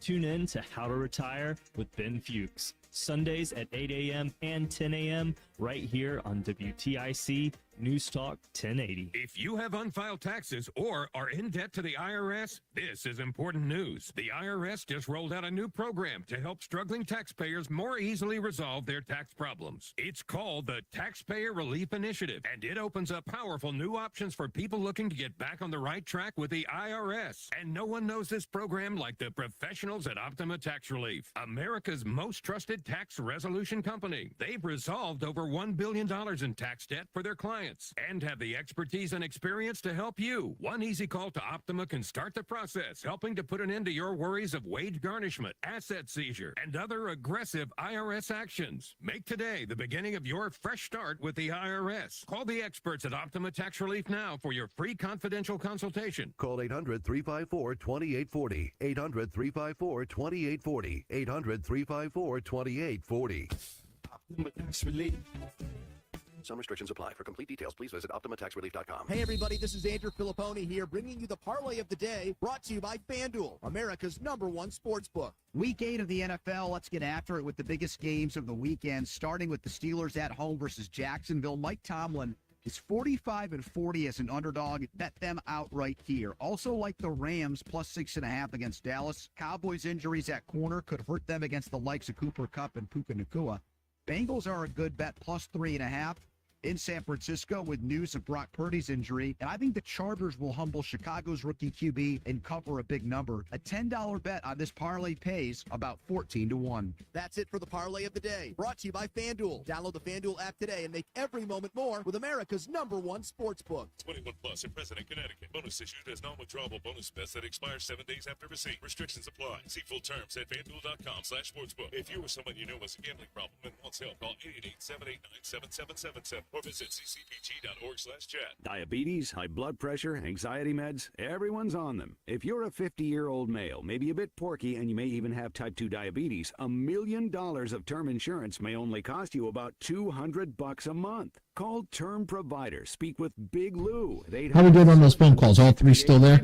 Big Lou will find a term life. Yeah, all three still there. Thank you, You sir. have type 2 diabetes, are overweight, or have high blood pressure. Term Provider has helped thousands of people like you who think they can't afford term life insurance. To buy $1 million of affordable term life for you, all you need to do is call Big Lou at 800-700-6898. Lou will make sure the scales are tipped in your favor. Call 800-700-6898. Big Lou will answer your call and work to fit you into a term life policy that you can afford. Remember, Big Lou's like you. He's on meds too. Call 800-700-6898. 800-700-6898 or biglou.com. Texting privacy policy. 1 minute. Textplan.us. Texting enrolls for recurring automated text marketing messages. Message data rates may apply. Reply stop, opt out. Binges, blackouts, regret, shame, trying and failing to drink less or quit.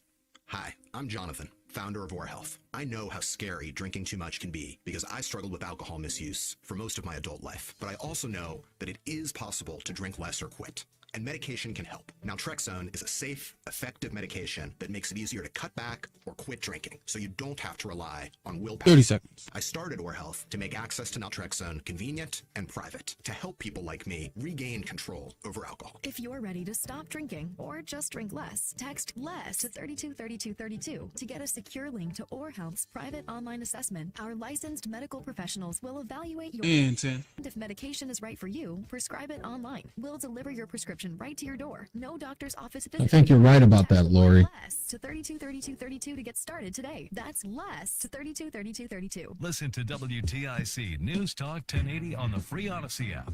Download and like WTIC today for alerts on special programming. Oh, I don't think I know that one. I'm not familiar with that beat there. Who's that? Little Limp Biscuit for you. Ooh. Okay. Reese On The Radio filling in for Tom Shattuck. Our last break before we get up out of here. And, of course, the phone lines are a-buzzing. By the way... Before you go to the first call. Yes. You're talking about you being a paranoid parent. Oh, yeah. You have a story to share? Yeah. Okay, please. It's the only reason why I only have 2 kids. The first 3 years of their life is like torture for me. Really? Yeah, I just always wanted to make sure that they didn't hurt themselves. Right. When my daughter was born, after they cleaned her up, she was born at like 1 a.m. They cleaned her up and they wrapped her up in a blanket. I literally held her for like 7 hours.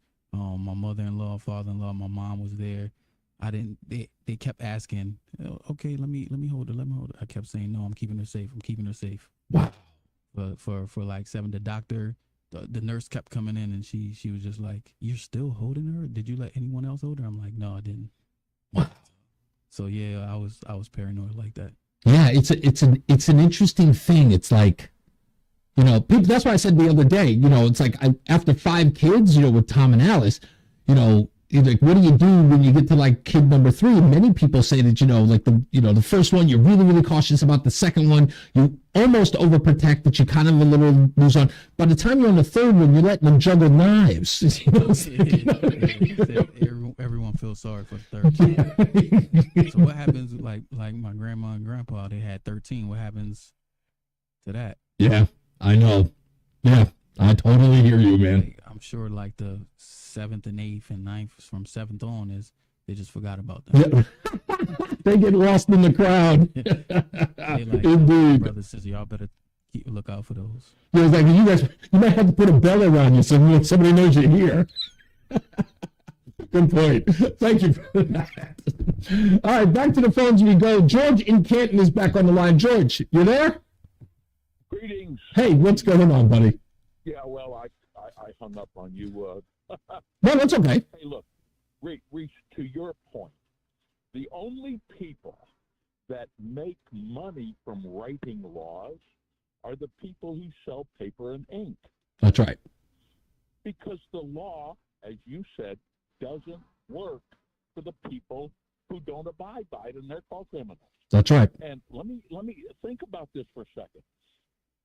To have laws that if they serve alcohol, you can't have a gun. Well, now that tells anybody that has bad intentions there ain't nobody armed. That's right. But so they'll go in when you're not supposed to have a gun because that's the law, right. And they'll shoot all the people in there that don't have guns because they believe in the law. Well, you wouldn't tell people you can't drive to the bar in your car because if you have a drink, you might have an accident. That's correct. That's up to the people. The thing of it is, Reese, that is driving me nuts is guns are an emotional subject. Yeah. Logic doesn't have a part to the people. Such a good point. They don't want guns. Such a good point. Drive up to the meeting to vote against people owning guns. And I'll bet you more people die in automobile accidents than they do from getting killed by lawful gun owners. That's correct. That's such a good point. You can't have a discussion where logic and emotion go head to head. You can't.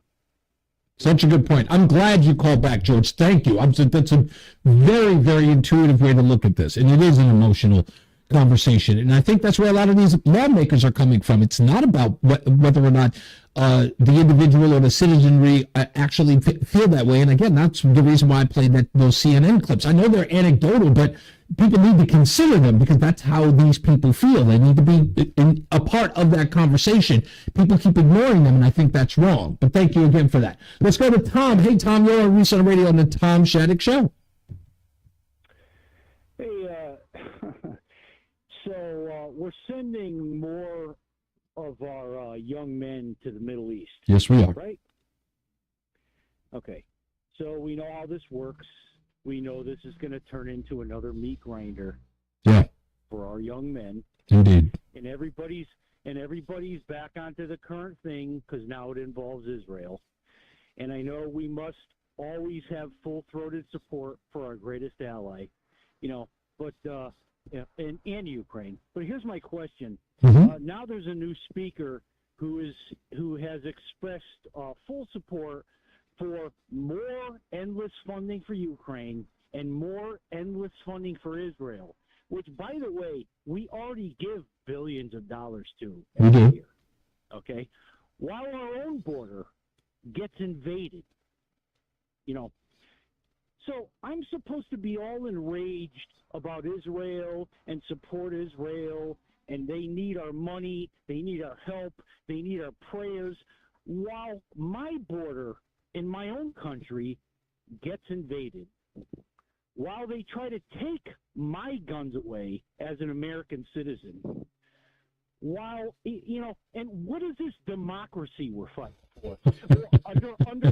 under our country's new flag, the rainbow flag, which is all degeneracy and trans and pedos and for what? So you can watch sports ball on the weekends where they gaslight you with black national anthems and kneeling and and massacring kids with trans surgeries and permanently mutilating them because they're confusing them in these Marxist schools. Like, what's this democracy I'm supposed to be sending my son to the desert for again? Yeah, that's such a great point. All of it, listen, all of it. And again, this is the reason why the next year is so vital. And I know this is one of those moments that literally those watershed moments in our lives. Maybe it's me. I said this at the beginning of the administration in 2020, Tom, is that there was something about the first year that made me feel like 1979 again. And if you're old enough, you remember what that was like. Where we had terrorism across. Yeah, exactly. All of it. It was just insane. What did we have? We had the situation with David Berkowitz, the son of Sam in New York. We had the gas lines, exactly, the fuel lines. We had, hostages in Iran, right? We had all of this mayhem going on. We had murder in major cities that gone up to 500% in most cases. It was bedlam. And here we are again. And I'm seeing this and I'm going, just like you, it's just like everything is out of sorts. What's going on? And people like you are frustrated, but the first thing that, of course, the opposition says, they want more of the same, and you're the radical with everything you just laid out, which to an alien coming here listening to you for the first time, it goes, yeah, we're definitely not planting our flag down here. Which, again, you listen to your dissertation, as it were, totally sounds like we're a country run amok. And that's the reason why I say, with all of that, it's great to be frustrated. Don't get me wrong, and I totally feel your frustration. I'm there with you at times. But that's why I almost have to dial it back. When I get to that point where you are, and I hear it in your voice, and this isn't to castigate you or to malign you in any way. When I hear it, dude, I'm with you. There's a part of me that just goes, man. But sometimes I got to be pulled off the ledge. I got to be pulled off that ledge when I'm just going, it's too much. And I got to go, okay, I got to focus. Because the only way I'm going to put a stop to this is focus. Okay, my opinion is we're on a ledge. Okay, we're on a ledge. And what I fear is in this country is now they've involved Israel, which I know you have to be in full-throated support for. It's okay. Anti-Semite. But it's okay to be in support of them. That's the worst thing in the world, is to be labeled an anti-Semite. So I have to totally support Israel while my border gets invaded. Right. They're going to send them billions of dollars, and everybody's going to rejoice into sending our young men back through the meat grinder in the desert, because they're all back on the current thing, because everybody's afraid to be called an anti-Semite. I don't think let me tell you this. Okay, I'm going to make this very clear to you. I think that may be overshooting the mark just a little bit. Let me tell you why, right? This country at this point, after the Afghanistan and the Iraq theater, they are war weary. They don't want to go into another war for another 100 years, this country. Now, the war hawks in Washington, they're all for it. Republicans and Democrats alike. They want to go. But the establishment, sort of like the constituents, as it were, right? The American people, they don't want this at all. So trust me when I tell you, we are not in any way, regardless of our support of Israel, regardless of people's support for Ukraine and the changing of their social media status in order to show that support, they don't want to send our sons and daughters to those theaters. They don't. I promise you that. So there will be a very cautionary. They'll do it you notice that I guess there are attacks in Syria right now that are happening, but everyone's being very measured about their conversation about it, because they know the American people don't want it. So I don't want to get ahead of our skis and start saying that we're going to be, tally ho, let's get out there and, let's get our sons and daughters in that theater. I don't think that any American wants that, and I think that they will immediately put the brakes on any administration that starts selling that to people, no matter what the organization is, as far as a news camera is concerned. So, Reese, let me just finish in saying, where's the cognitive dissonance here? We're told the Israelis, who are supposedly surrounded on enemies on all their borders, which have very restrictive gun laws, that these people that lived in the Gaza area were taken by surprise. They couldn't defend themselves because they can't have weapons, right? So we see the example, yet we're told here we must give up our weapons. You have that FUD that just called in, who thinks your 6-shot revolver is fine, and we need these ever-evasive common sense gun laws, which we never seem to be able to enact enough of. That's all nonsense. Why are we fed crap through both sides? You know what? It's going to happen. But that's why we have to weed through it. It's not going to be an easy, listen, it's not going to be an easy conversation, and it's not going to be an easy battle. If it were easy, we'd be winning already. It's just one of those things we have to do. And the passion that you have, you've got to understand it. The passion that you have is needed, but it's got to be, and I hate using the word constructive because it sounds like a guidance counselor. You've got to have really, and measure, that's another one I hate too. You've got to be strategic. That's the best word to use. It's got to, and listen, every point you brought up and everything that I've heard from you so far, anyone without reason, right, would combat you on it. But guess what? They wouldn't even contest what you're saying. They would call you all types of names, which only means one thing. One, they don't want to have an honest conversation. Two, that means that they're lost and they're stuck and they're in a corner. and hoisted by their own petard. Everything that you said makes sense. Our borders are porous, and it's being done on purpose while we're supposed to be protecting other people's democracy while ours is shattered. And it's a hypocrisy that everyone knows is happening. And I played the audio tapes here earlier. They don't even know who's coming across the border, how many or why they're coming. They have no idea, and they don't care. Such a good point you're bringing up, but I appreciate the call. I really do. You have no idea. Thank you for semi-ending the show with that, Tom, and thank you so much. Let's go to Dave in Brantford before we wrap this up. Hey, Dave, you're on Reese On The Radio on the Tom Shattuck Show. Yeah, how you doing? I appreciate your visit, and I always emphasize I like the sheer ordinariness of your conservatism. You don't feel the need to have some extreme or flashy position because of who you are. And I greatly appreciate that because Republicans are common sense, and that's you. Thank you. And so all the stuff I was going to talk about, I've changed my mind and am going to boil it down to this. Because of the recent shooting, there's been a lot of collecting up guns, at the local police departments, right. turn them in, gun turn back ins, and they always emphasize bringing unloaded guns to these gun turn-ins. Yeah. I would like to emphasize the people that find these guns, the grandmothers, the mothers, who have no experience with firearms. You absolutely don't want them messing around with a gun they know nothing about, trying to ascertain, is there a bullet in the chamber? Is it loaded? How do I unload it? I can't think of a worse idea than an inexperienced person who knows nothing about guns trying to ascertain, is it unloaded so I can bring it to the police department. Just to get a gift card. Yeah. And so I'm not here to offer a solution. I'm just saying the widespread instruction we're getting on the TV and the radio news, these gun buyback programs, but make sure it's unloaded. Come up with a different solution. I don't know what. Obviously, that is good advice. Don't bring a loaded gun, right?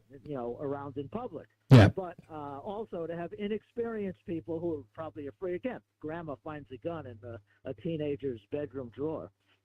She has no idea how to disarm that weapon. That is bad business to have her trying to fiddle around with it. Come up with a better instruction for the public. That's right. It's a good point. I'm done. Thank you, sir. Much appreciated. Appreciate the call. This has been an interesting week.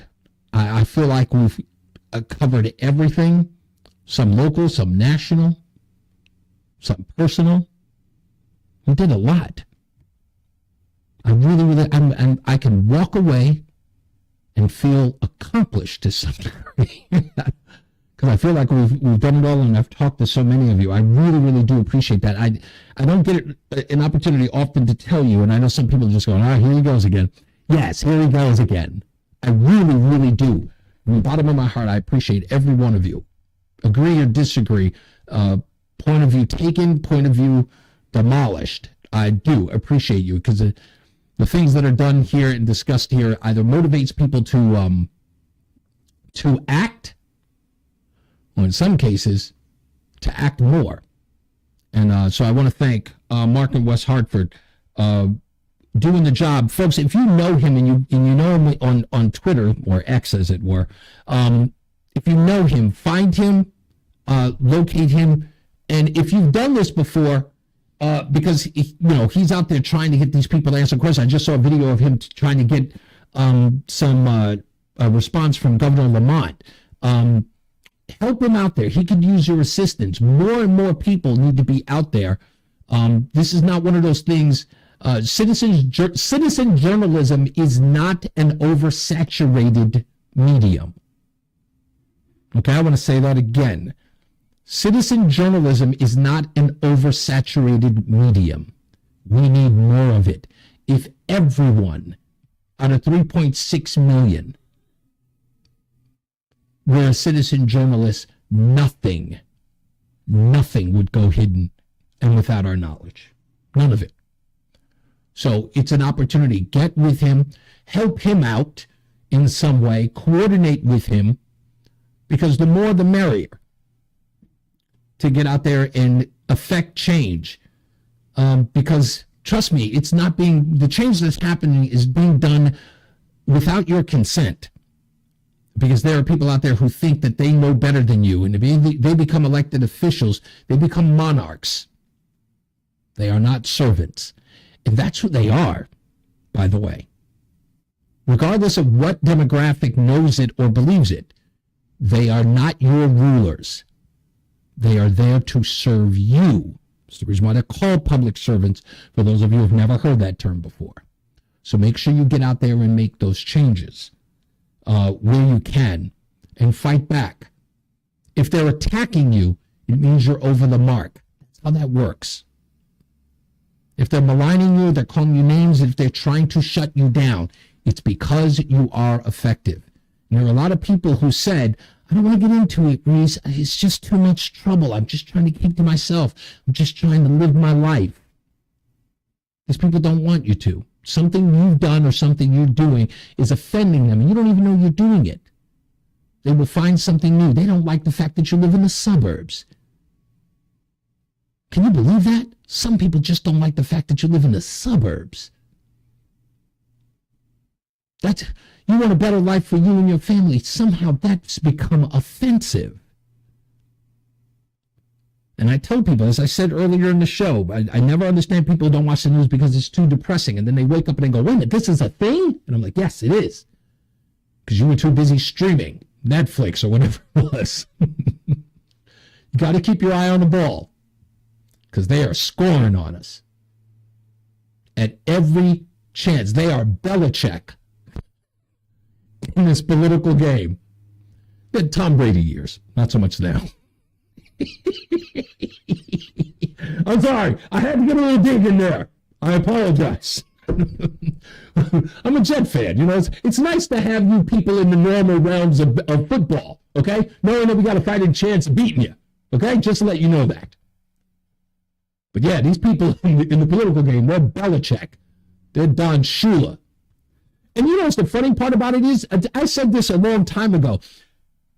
Politically, the people on the left, the extreme leftists, you know what they do that I find fascinating in any sport, in any other sort of tete-a-tete?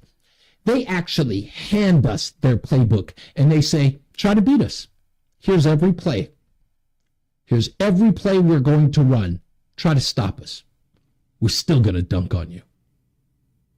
And in many cases, they do.